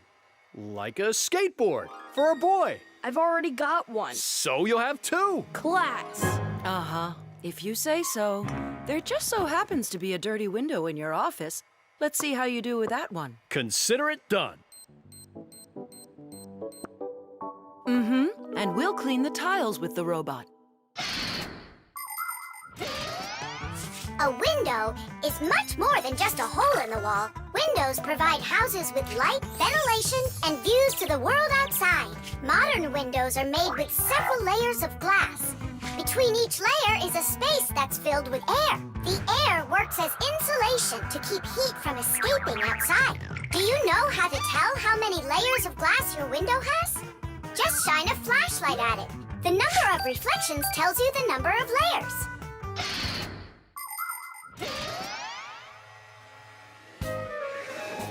Whoa, what an amazing appliance! Let's go and take a closer look.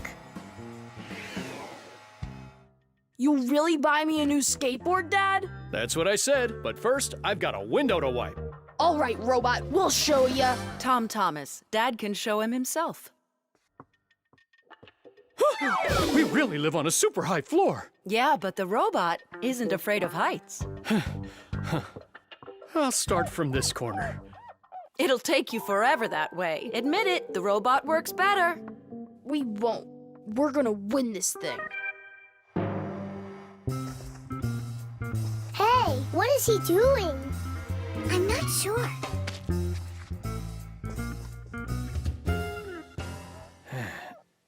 Huh? Mom! The robot made such a mess in there. It's impossible. Look. Good joke. Just wait.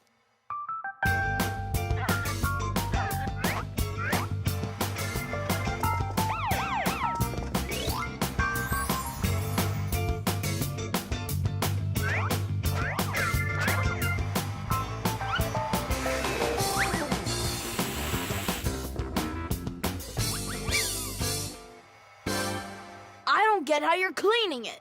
Easy. You can talk? You gotta be kidding. And you are misbehaving. You guys?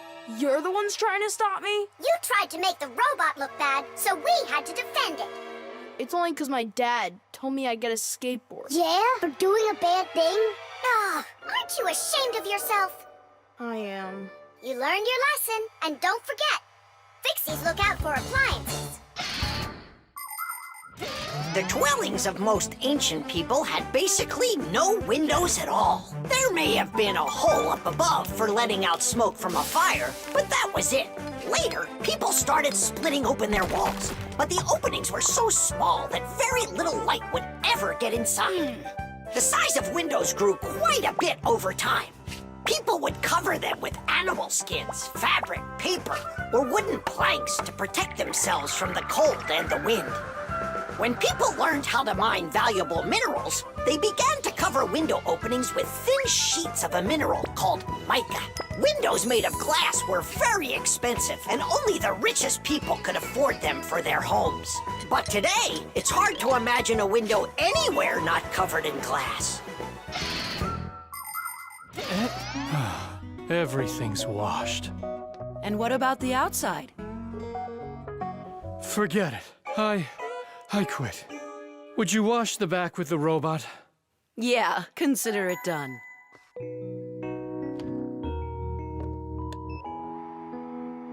Yeah, you're right. I see. It really is a great appliance. And that washer's defender is even better. You're right about that. Tish! Concrete. When will you be back from your fishing trip? Before dinner.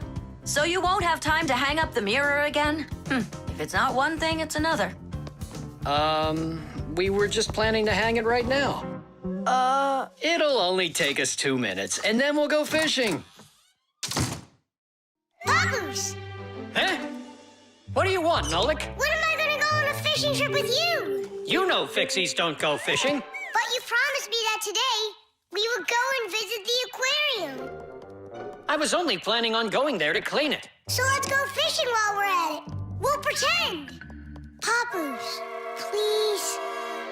Okay, Nolik, but we'll just pretend to. Hooray! You're the best Papoose ever. Nah, those won't work. Why won't they? Because our walls are concrete. They're much too hard for nails. See that? It's gonna need to be drilled.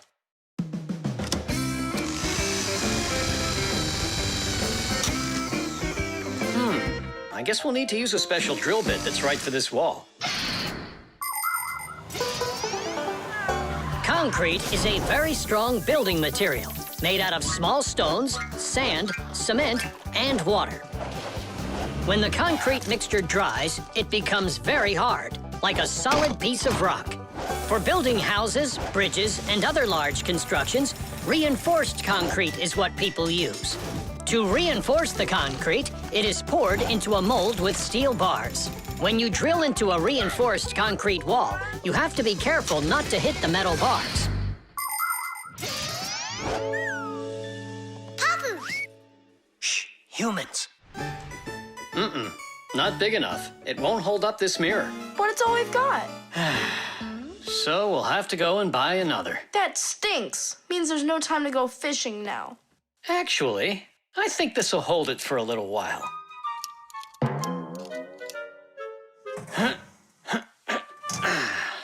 That looks great. So, ready?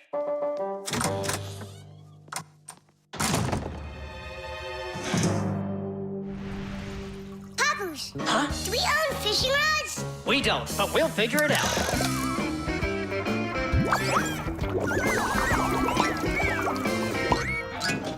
I really don't like how that mirror's hanging.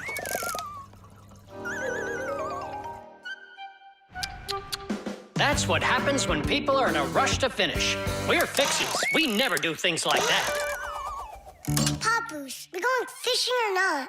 Yes, we will, after we take care of this mirror.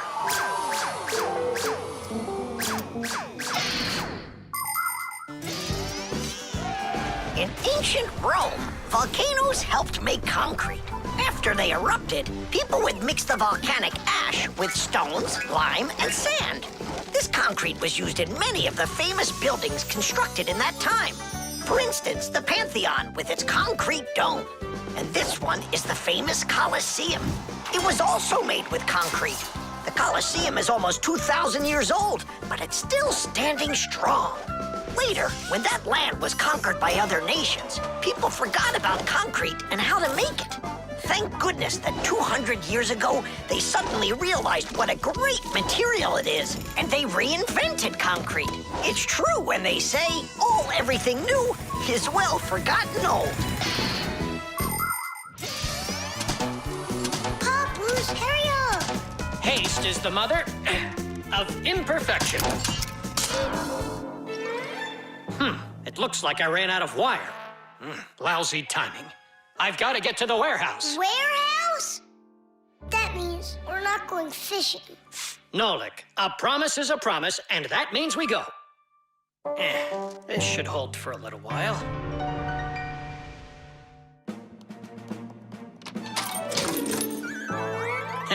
It's funny. We almost left without the fishing rods.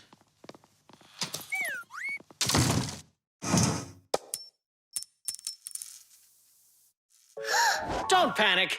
We did a good job of anchoring. Remember what I said? Haste is the...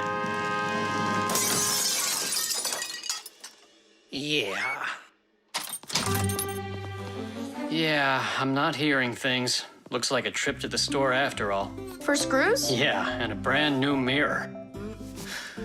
It looks like today's fishing trip's canceled. And ours is too, Nolik. At least the fish will be happy.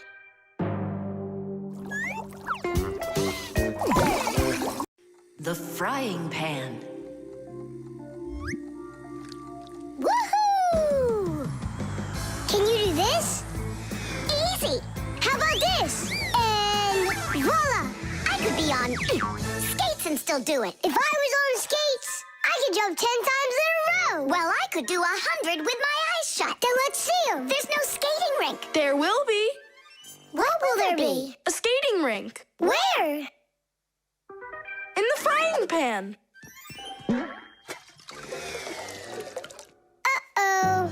All right, my bragging buddies, go get your skates. Fixies love playing sports. You might find Fixie adults working out with weights, or maybe working on a gymnastics routine.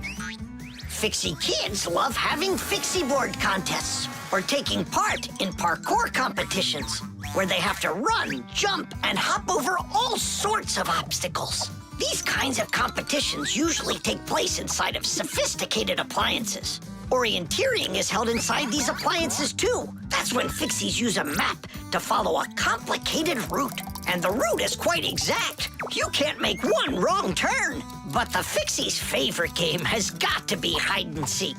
Nobody can compete with them in this game. You don't believe me? Watch.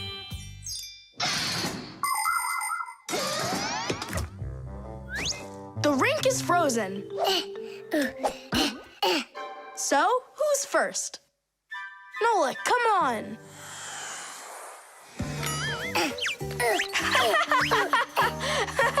Well, are you going to jump? Wow, class. And that's all? Not at all. Nolik, Nolik, Nolik, Nolik. Not gonna make it. Too short a start. I can't do anymore because I'm injured. Sure. Say no more, Mr. Braggart. Then it's your turn, Simka. Now watch and see how it's done. La la la la la la la. Oh, wow. Nolik, you never had a chance. La la la la la.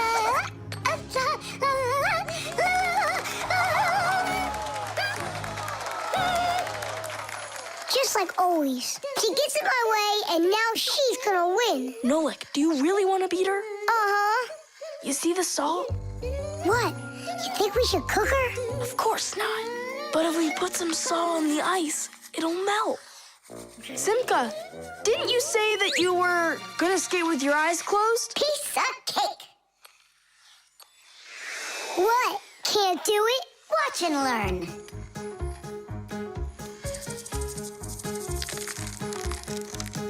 One. And two. Well done. And three.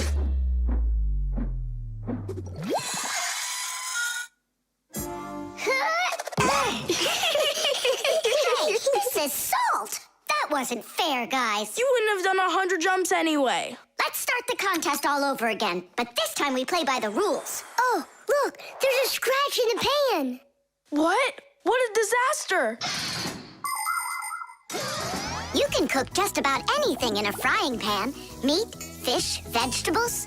In order to stop food from sticking to the pan, modern frying pans are covered with a non-stick coating like Teflon.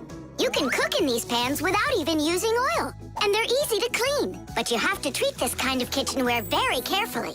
It's better not to use metal spatulas or forks that can scratch it, because you shouldn't cook food in a pan that has scratches on it. It can be really dangerous for your health. Yeah, this pan's completely shot. It's all because of your dumb bet. It's all because someone was cheating. Mom's back. Please, Simka, help me out, will ya? I'll give you any wish you want. Or 3. No, 5. 5. I can help you. If you guys jump up and down 100 times on one leg, we could do 200. Tom Thomas, what do you say we make those crepes?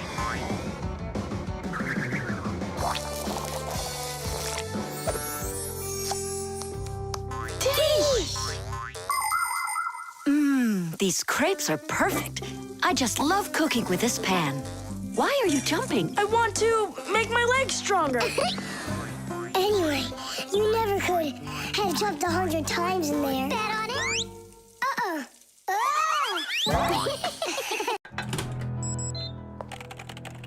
The copy. Elisa! Don't worry, I found it. No, I didn't find it. Elisa! Elisa! I hear you. I'm coming, Professor Eugenius. Have you seen this umbrella anywhere? Looks like the professor lost his umbrella again. More than one? Look at all these flyers. Nolik, they're all copies of one flyer. Elisa prints lots of them so she can hang them up all over town. A copier is a device for making multiple copies of a single picture or document. An image that needs to be copied is placed on a piece of glass under a lid. The photocopier shines a bright light on it so it can take a clear picture. Then the image is printed onto paper with the help of special ink and a rotating drum. This way, you can make identical copies over and over again from one original until the ink or the paper runs out. What happened, Professor Eugenius? My briefcase. I can't find it anywhere. Oh, you're so absent-minded. First it was the umbrella, now it's the briefcase. Oh, is that for me? I don't do it on purpose. Well, we'll find your briefcase. I'll go design a new flyer for that, and I'll print those out too. I just remembered. Remembered where you left your briefcase? Not that. This morning, I forgot to drink my tea. So we need to find your tea as well. It's so dark inside of here. Quiet! Elisa's coming out. We have to hide.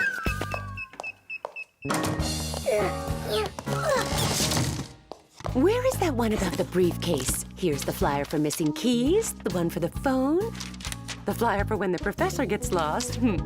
Here, a missing briefcase. Excellent.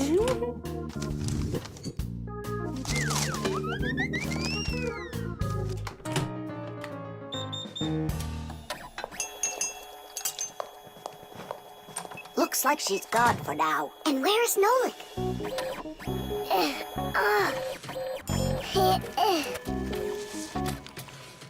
There's Nolik, in printed form. He got stuck inside the copier. We have to go and save him. Save him? We all need to be saved, Tula. If Elisa takes these flyers and hangs them up, the whole city will find out about Fixies. So what do we do then? Wait, oh, we can use those liquid erasers to paint over Nolik.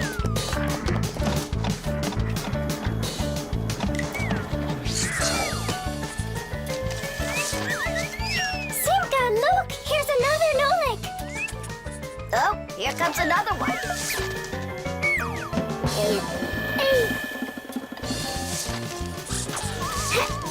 Make sure he's covered.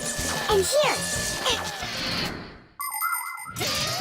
Not everybody has the opportunity to enjoy seeing the paintings of the great masters. But thanks to copying technology, these pictures are well known all over the world. Young artists and sculptors can learn their craft by studying and copying the great artwork of the past. It's good to have copies of important documents, just in case. What if the original of a document happens to get destroyed? At least there will be a copy. Copies are generally very helpful, but not all copies are good. Some copies called forgeries are bad. A forgery is a copy of a picture, document, or even money that is presented as the original. Making forged copies is illegal. You can even be sent to jail for making copies like that. And a little bit here. Simka! I can't see! We're right over here. The light's so bright in there. I almost went blind. And we had to take every one of those copies and paint over all of them. So that humans won't find out about Fixies. It's a shame I wasn't there. I could have helped you out with that. Professor! I'm leaving!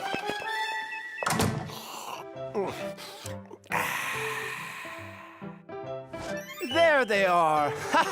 Elisa! Elisa! Elisa! She just left to hang up the flyers. Yeah? And I found the briefcase in the umbrella myself. I have to call her and tell her. Where's my phone? Have I really lost it?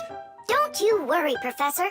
If If you can't find it, Elisa's got a flyer for your phone already. What's important right now is that Elisa doesn't go missing. The toilet.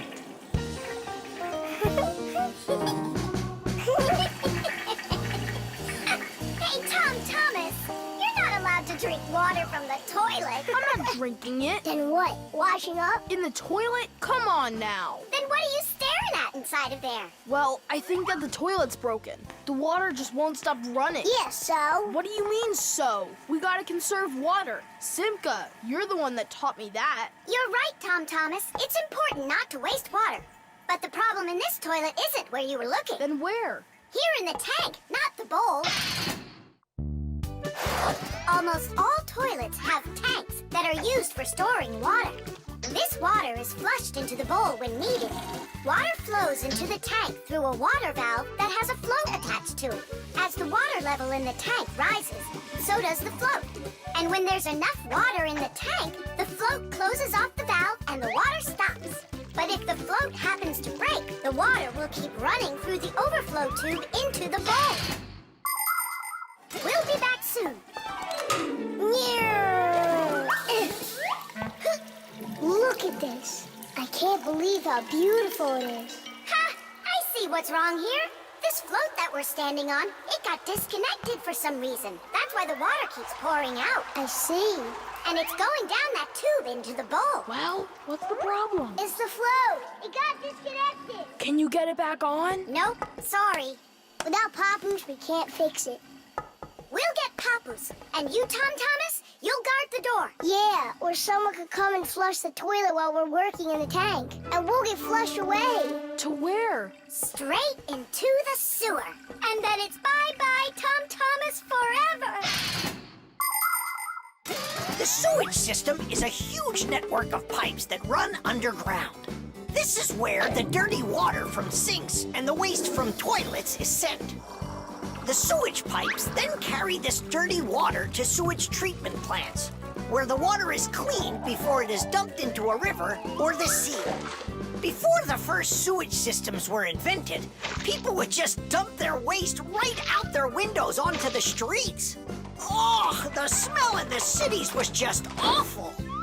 Even the first sewage systems didn't put a stop to this terrible smell. This smelly problem wasn't solved until the invention of the modern toilet. At the bottom of the toilet is a bent pipe called the siphon that's filled with water that keeps the smell from getting back into the house. Don't ask me why, but no one goes through that door. It's a secret, Chusaka. Tom Thomas, ready to eat? Not now, Mom. Not even a cookie? All right. Here's what I need you to do. You guard the door so no one flushes the toilet. And that goes for you, too. Oh, it's terrible how much water's getting wasted. It's a good thing you noticed it. It was Tom Thomas who spotted it. Well, let's get to work. When your TV has broken, when your cell phone has broke, your laptop's barely working, the kettle's had a stroke. Don't ask us where we're going, for it's known far and wide that any kind of problem is clearer from inside. 1, 2, 3, inside will be all day and night. We fix things right. Papoose, wait.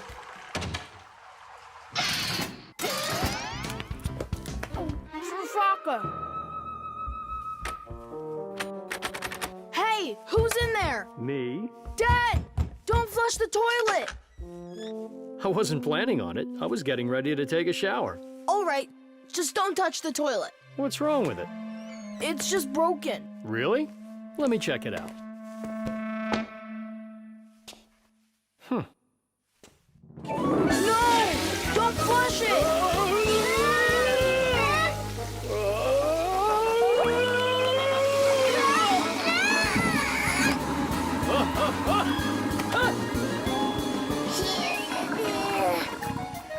I told you not to flush it! Dad, why? Ugh.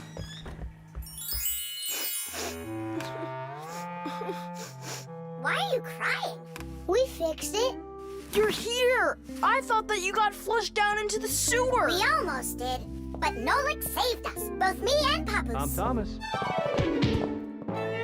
What was it that made you so sad? The toilet? Uh-huh. No need to be sad. The toilet's working just fine. Really? Yeah, I had to check it. Now I need to go and check it too. The jewel. Tom Thomas, it's time to eat. Where did it go? Chusaka, did you see this tiny little... I can't believe now I'm asking a dog. Tom Thomas, are you looking for us? Hey, Fixies, maybe you can help me. One of these stones is missing. And so?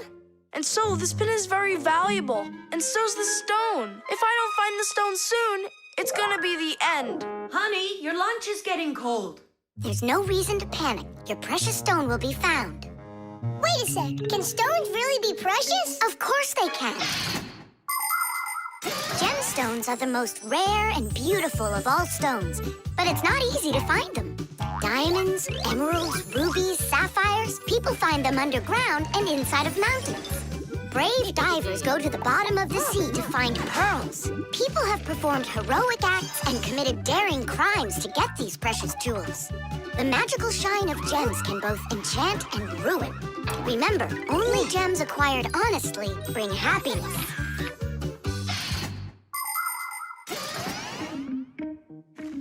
I can't find it anywhere.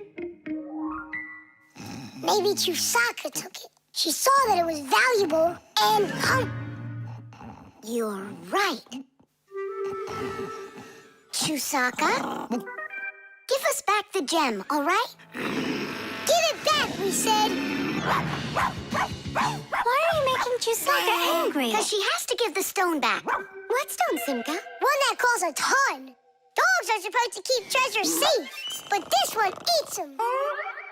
Maybe you didn't look carefully. For example, did you check inside that flower pot?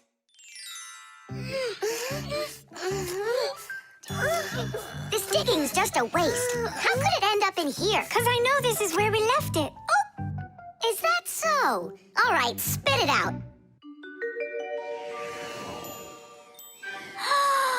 Look at this! A diamond! This will look absolutely perfect on my back-a-mat. But I was the one that found it. It will look perfect on mine, too. Let's bring our back-a-mats and try it on them. We'll put it here for safekeeping. Well, who could have taken it? We still need to check inside of Chusaka. You gotta be joking. She'll eat you up. Where are you going, huh? Inside Chusaka to get the stone out. No, don't, please. I'm ready to do anything my friend needs me to. By any chance, are you looking for this? Where in the world did you find it?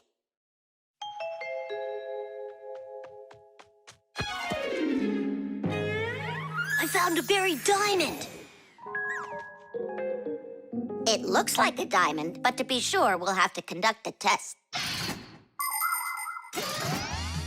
A raw diamond looks like an ordinary stone, but after cutting and polishing each of its facets, that special stone transforms into a rare and very expensive jewel that can adorn a necklace, a crown, or a museum's display case. The truth is, only a small part of all found diamonds is used for jewelry. It's because a diamond is also the hardest rock on the planet. That makes it perfect for cutting glass. Diamonds are used in making strong drill bits and cutting blades. Many important medical instruments could not be made without them. With the help of diamonds, it's even possible to drill through a mountain when building a tunnel. That's just how valuable diamonds are. They can cut a pipe and go well with a dress. Isn't it pretty? Only it's not a... Tom Thomas! We found the stone! Oh! And now it's gone.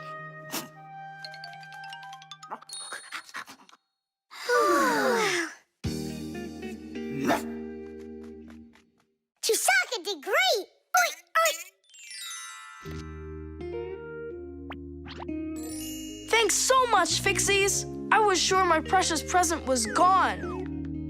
And who is the present for? Katya, I think she'll like it. I've got to tell you, Tom Thomas, that's not a precious stone. You got nothing but glass there. I know. But it doesn't matter. What? I was risking my life for the sake of a piece of glass? First, it was for the sake of your friend. And second, the cost of the gift doesn't matter. It's only the thought that counts. Vitamins. 7 times 5 is 35. 7 times 6... wait a sec. It's, Tom Thomas, are you ready? For what? For our walk. Did you forget? Oh, yeah. I'm having such problems with my memory. I keep trying to memorize this table, but I can't.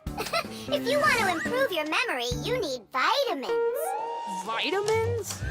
Well, how's it going, Tom Thomas? Not well. My memory's just terrible. Studying's getting me nowhere. Hey, don't be discouraged. We'll make your memory better with some vitamins. Oh, now you about vitamins. And who else? Just a school friend. Well, all right. Vitamins are very important for people's health, even though you don't need much of them. For instance, vitamin A is necessary for good eyesight and normal growth. Vitamin C helps keep you from getting sick. Vitamin D makes your teeth and bones stronger.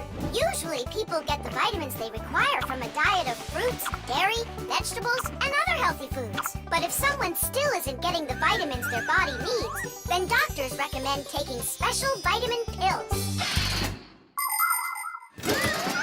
All right, take out some vegetables and some fruit. And some berries. They have a lot of vitamins, too.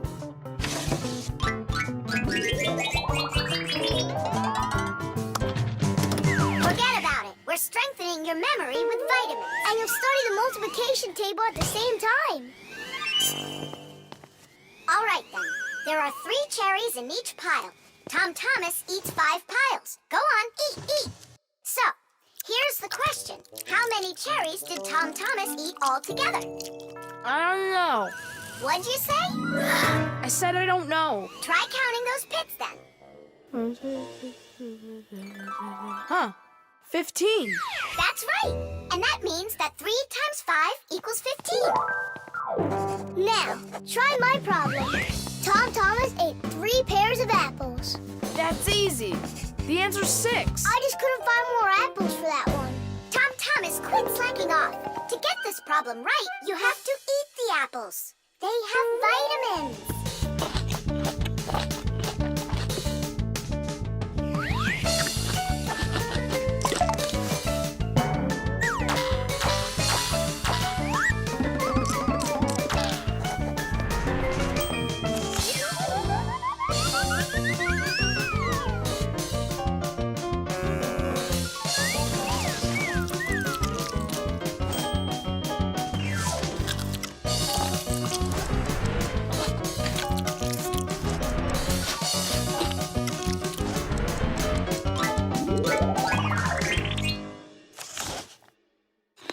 That's all. I can't eat anymore.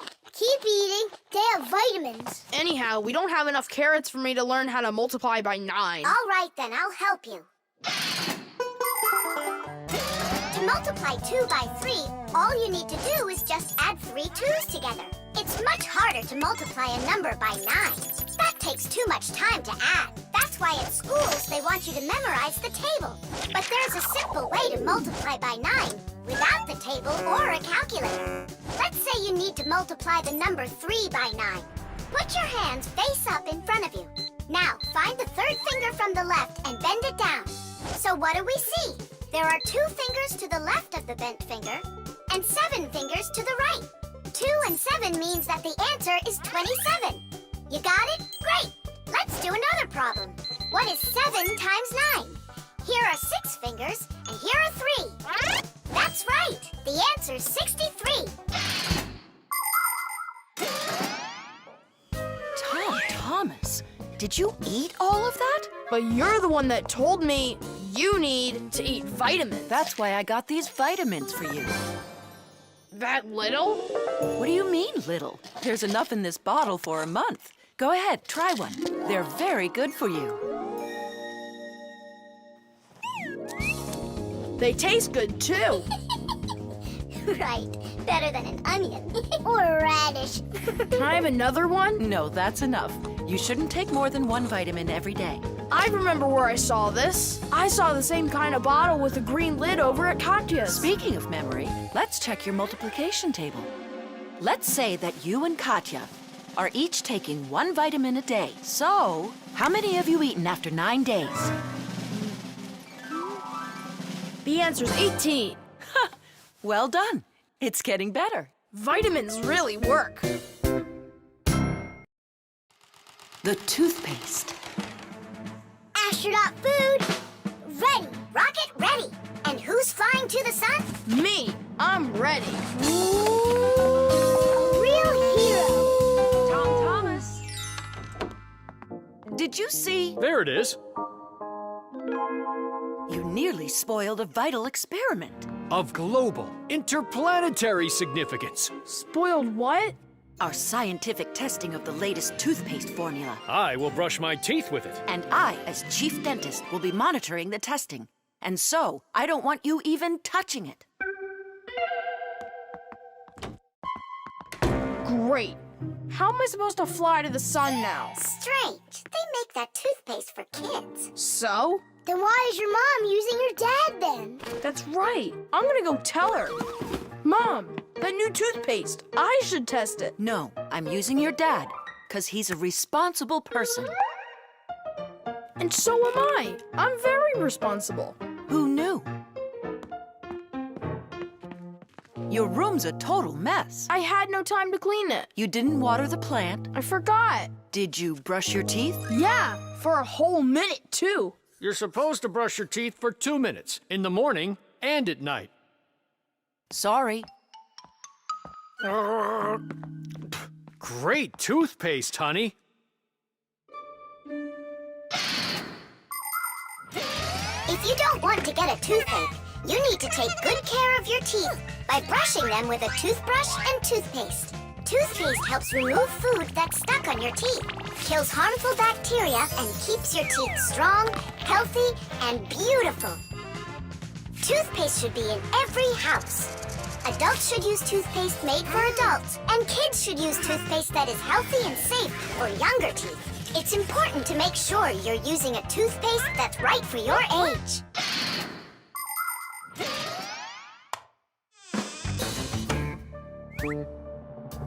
Tom Thomas, don't touch it! It's for the experiment! I'm just gonna smell it. Don't worry. Well? It smells like bubble gum. Hey! Just a peek at the collar, that's all. Come on, do you want to spoil the experiment? Now put that toothpaste right back.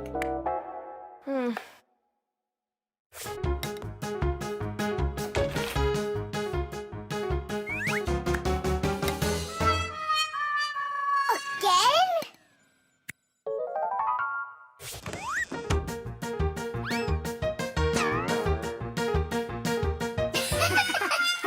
Whoops.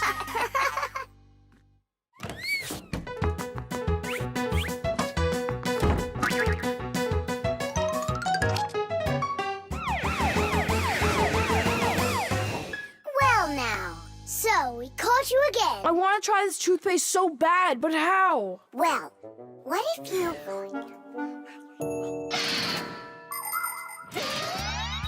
Do you know how to brush your teeth correctly? Let's check. First, take your toothbrush and rinse it with water. Then squeeze on a bit of toothpaste. A small pea-sized drop is all that you'll need. Now 1, brush the outside of your front teeth up and down. 2, brush the backs of those teeth from the gums on down. 3, open your mouth real wide and brush the teeth in the back. These are the teeth that you use for chewing. Go back and forth, over and over. You should brush a full 2 minutes, no less. Now it's time to rinse out the toothpaste from your mouth and clean the brush. That's right, the brush needs to be clean too. And please, don't be lazy.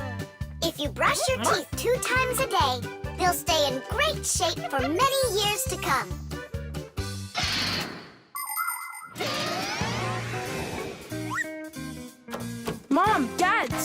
I've done everything. Well done. And I promise that I'm gonna brush my teeth the right way, as long as I need to, and... And twice a day? Only let me be a part of your awesome experiment. Please, would ya? Well, I don't know. I think we could try it. Oh. What? Well, we also have this foam for teeth. Who's gonna test that? Me! A real hero.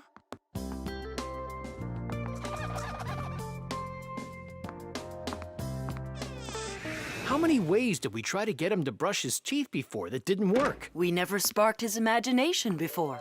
Your idea about the experiment was brilliant. Simka, do you think we should tell him?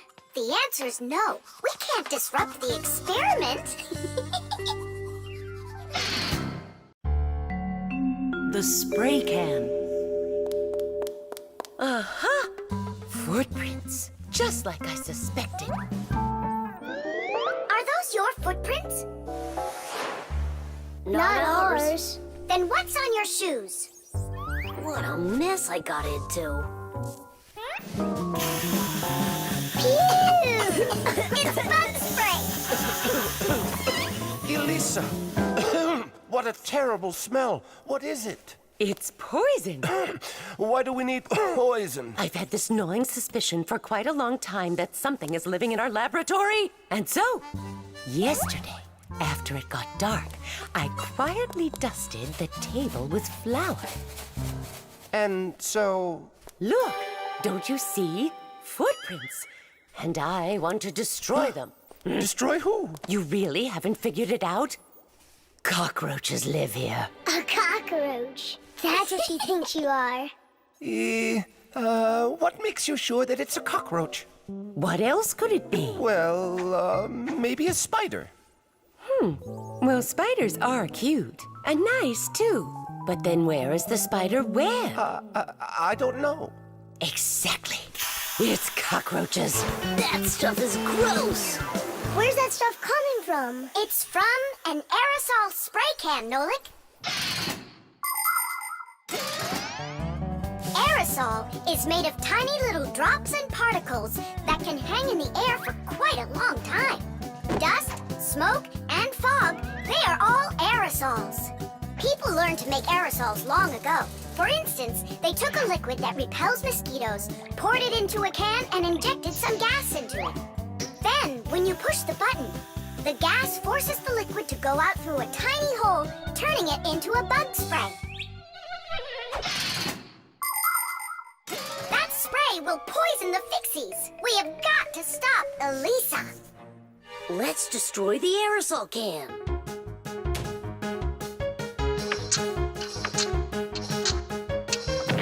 No way! We just can't do that! And what if we switch it with a can of whipped cream?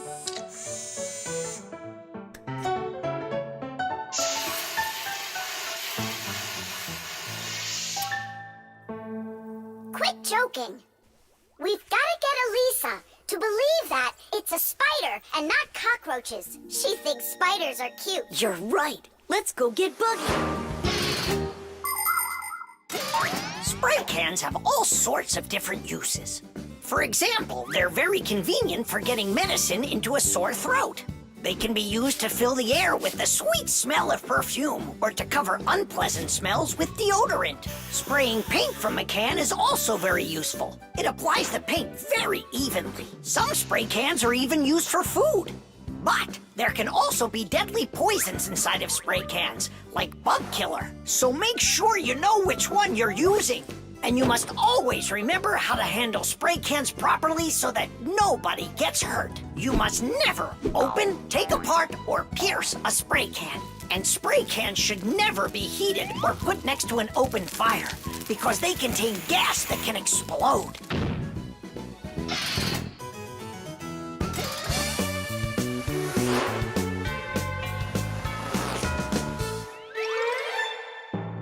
Buggy, hi there. Hey, Wait. where are you going? Buggy, we need your help. Hang on. Buggy, don't be scared. We're your friends, right? Would you help us? Please? There are new tracks here. Well, roaches, prepare to die. Are you ready? Go ahead. Run!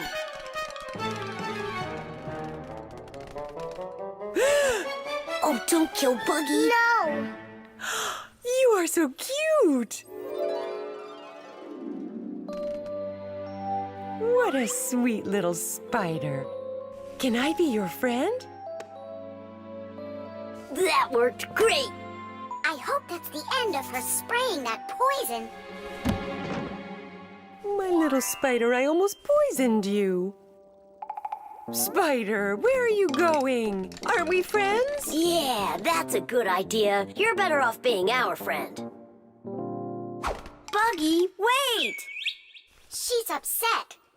She could have been poisoned and we didn't tell her. I'm sure she'll forgive us if we go and apologize.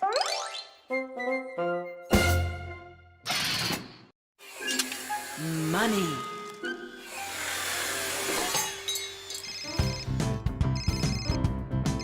Hello? Uh-huh. Fire, can you help me, please? Sorry, Verda. I need to go to, the warehouse right away. But I helped you yesterday, didn't I? Well, I helped you the day before that. Yeah, well, what about last week? I helped you 3 times, remember? Well, You helped one another when it was time to. I don't see why you have to count. Of course not, Tula. You asked for the most help from all of us. I do not, Verda. Look how Elisa helps Professor Eugenius. And she doesn't argue with him. Of course not. She's in love with the professor. Actually, it's her job. And for helping the professor, she gets money. Money. That's a smart idea. Money constantly moves from one hand to another. A person does his job at work, and in exchange, he gets money for it. He can use the money to buy things he wants, like clothing or food. Or he can pay somebody else for their work, like getting a ride from a taxi driver, a haircut from a hairdresser, or a computer repaired by a technician. All people take part in this circulation of money. But unlike people, Fixies don't use any money. We do just fine without it.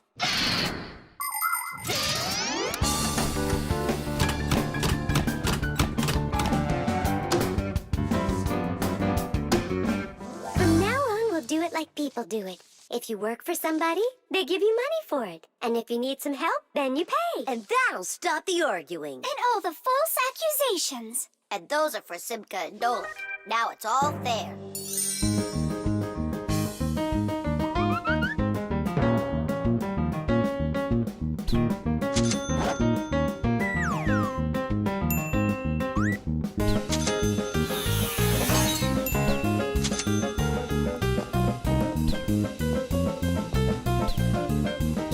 What is this? Money. What are we supposed to do with it? You don't know? You pay for someone to help you. I don't like this new idea at all. At all.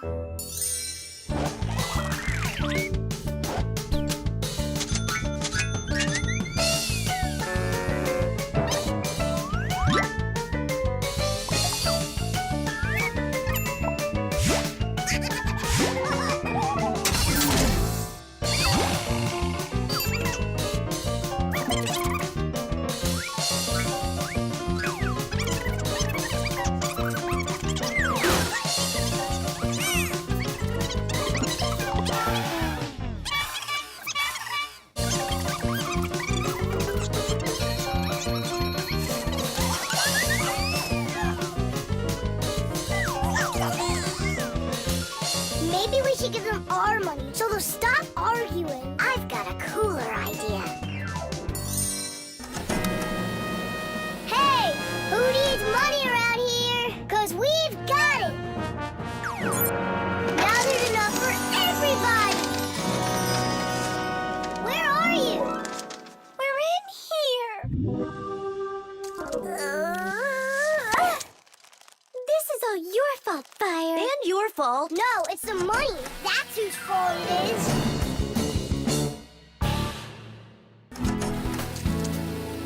He's That's right.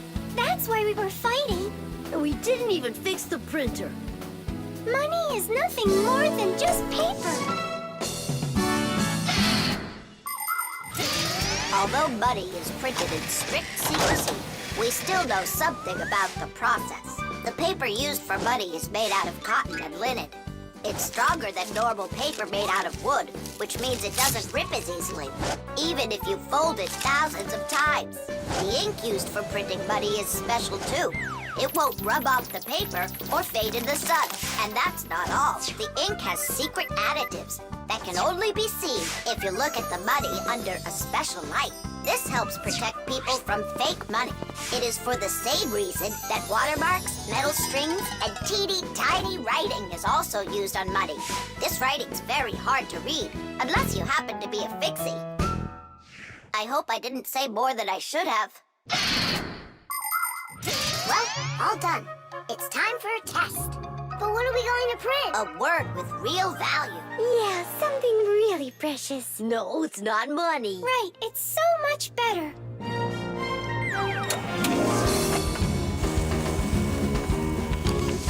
Friendship! Tish! The detective. All right, there that is. Wasn't it great that we got to stay after class and watch that movie together? Yeah, that film was great. That detective, what a guy. He figured out exactly who did it. Solving a crime's not easy at all. But it looks like a lot of fun. I think it would be so cool to go solve a crime. Where's my lucky screwdriver? I can't do anything without it. Here we go. This could be the crime of the century. Detective Nolik, are you ready? But we're not... There's no escaping our fate, colleague. Our time has come. In order to become a detective or an investigator, you need to be very attentive and astute, because detectives solve mysteries, find missing things, and detangle the most twisted cases. For instance, who ate the whole cake without permission? A real detective will notice the minor details right away. Crumbs under the sofa, a trail of paw prints across the room. By following the clues, a real detective will easily discover the thief.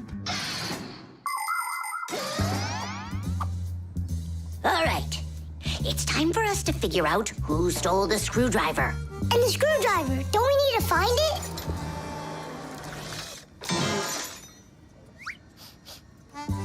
Not now. First, let's find the thief. Oh, look at that. It's Digit. Digit? Why are you back at the laboratory? Our school classes are over. I want to talk to the professor. I came up with the coolest thing to make. What cool thing? It's a secret. That's a bit hard to believe. All right now, suspect. What were you doing after school? What do you mean, suspect? There must be some mix-up here. You're trying to dodge the question?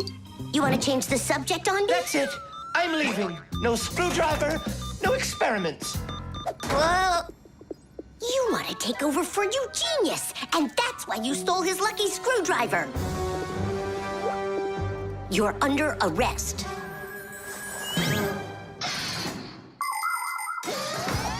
The main qualities of a detective are intelligence and logic.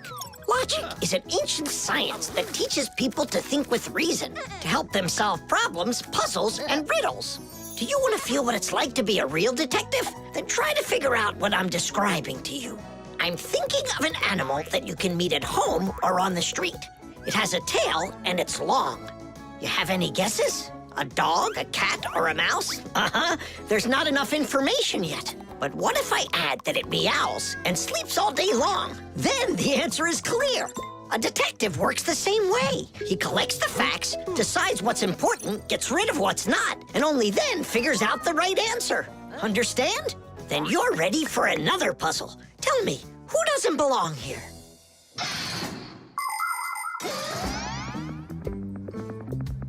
Are you gonna talk? What funny mustaches you got there. Oh, it's a party, right? Mm-hmm. They arrested me. Is this a game you're playing? Tula, you believe that a lucky object can bring good fortune, now don't you? Well, yeah. And what? Now it's clear. You helped Digit steal Eugenius's lucky screwdriver. Yeah, because you like lucky stuff. Arrest her. Tula, how long do I have to wait? Simka, you gotta see this. We caught the criminals who stole the screwdriver from the professor. Cool, huh? Just awesome. Let's go, Tula. She stays here, under arrest. Yeah, I got it. Come on, let's go. We're not joking around. Oh, and exactly what proof do you have? What proof do I have? Well, Just what I thought. You have nothing, Fire. she's their partner, of course. Nolik, arrest her at once. What did she do wrong? It's insane. Now do what I said. I won't do it. Ah, you're with them. Stand with the crooks over there. Hey, we're partners, aren't we? Now, wait a second. I'm wondering if you were the thief. Me? Yes, right. It's not me, I swear. I'm a detective. Nolik, please tell him. You put it away? In the warehouse? Oh, Elisa, I've told you 100 times. Please, don't touch my mess. Appears I was a bit off track. You'd have been better off looking for the screwdriver, detectives. That's what I told you. All right, we'll look for a new tactic to use on our next case. What do you mean on your next case? Where's my lucky soldering iron? So, Detective Nolik, shall we begin? Hockey. Today I'm definitely gonna beat you. You already forgot? You're just one, and we're a team, baby. Just you wait. 1-0.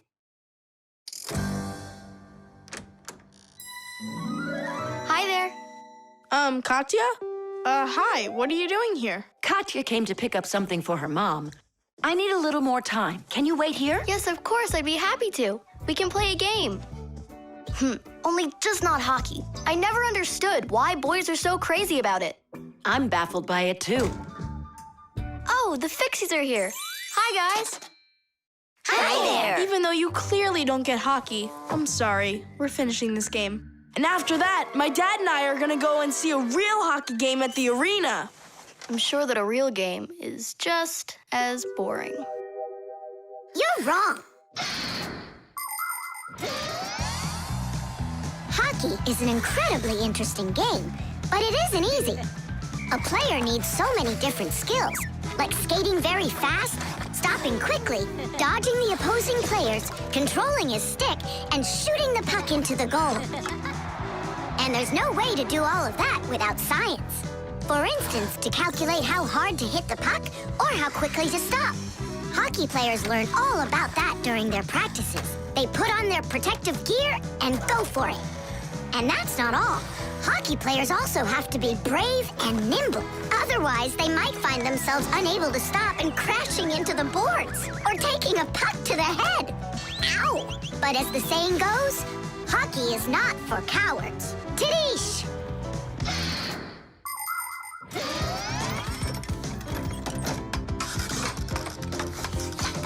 Goal!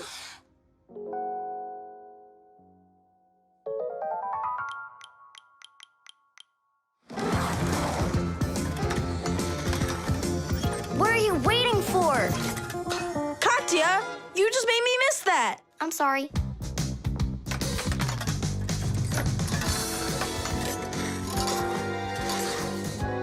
Bounce it off the board!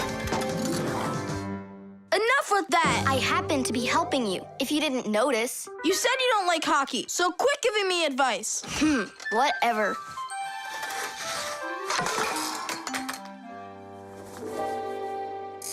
That was my second goal from that spot over there. You lucked out. Uh-huh, sure did. He'll have less luck if you keep this player back. And that one needs to pass off the boards. Get your goal. Before she said she didn't know anything about hockey. So are we playing or not?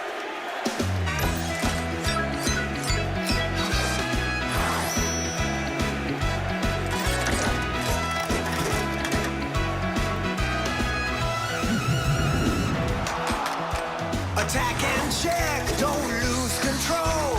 A line change on the fly. gears, zoom in towards the goal to score and break the tie. It's one for all and all for one. Great teamwork is a must. Let's go and show 'em how it's done. This game was made for us. Hockey's our game. Hockey, hockey's our game. Hockey, hockey's our game. Hockey, hockey's our game. Hockey's our game. Hockey, hockey's our game. Hockey. Tell me again, what's the name of our game? Hockey. I can't hear you. Hockey. Oh, hockey's our game. Hockey. Hockey's our game. Hockey. Hockey's our game. Hockey. Hockey's our game. Hockey. I love that hockey. Ow! Hooray! We won! Ah! Ugh, if it hadn't been for Katya. But the winning goal was mine. Tom Thomas, it's time for the game. Ready to get going? Katya, I'll take you home. Oh, could I go with you to see the hockey? I never realized it's such a great game. Hey, you know what? Why don't we go to the game together? Maybe I'll like it too. Great. It's about time. Let's go.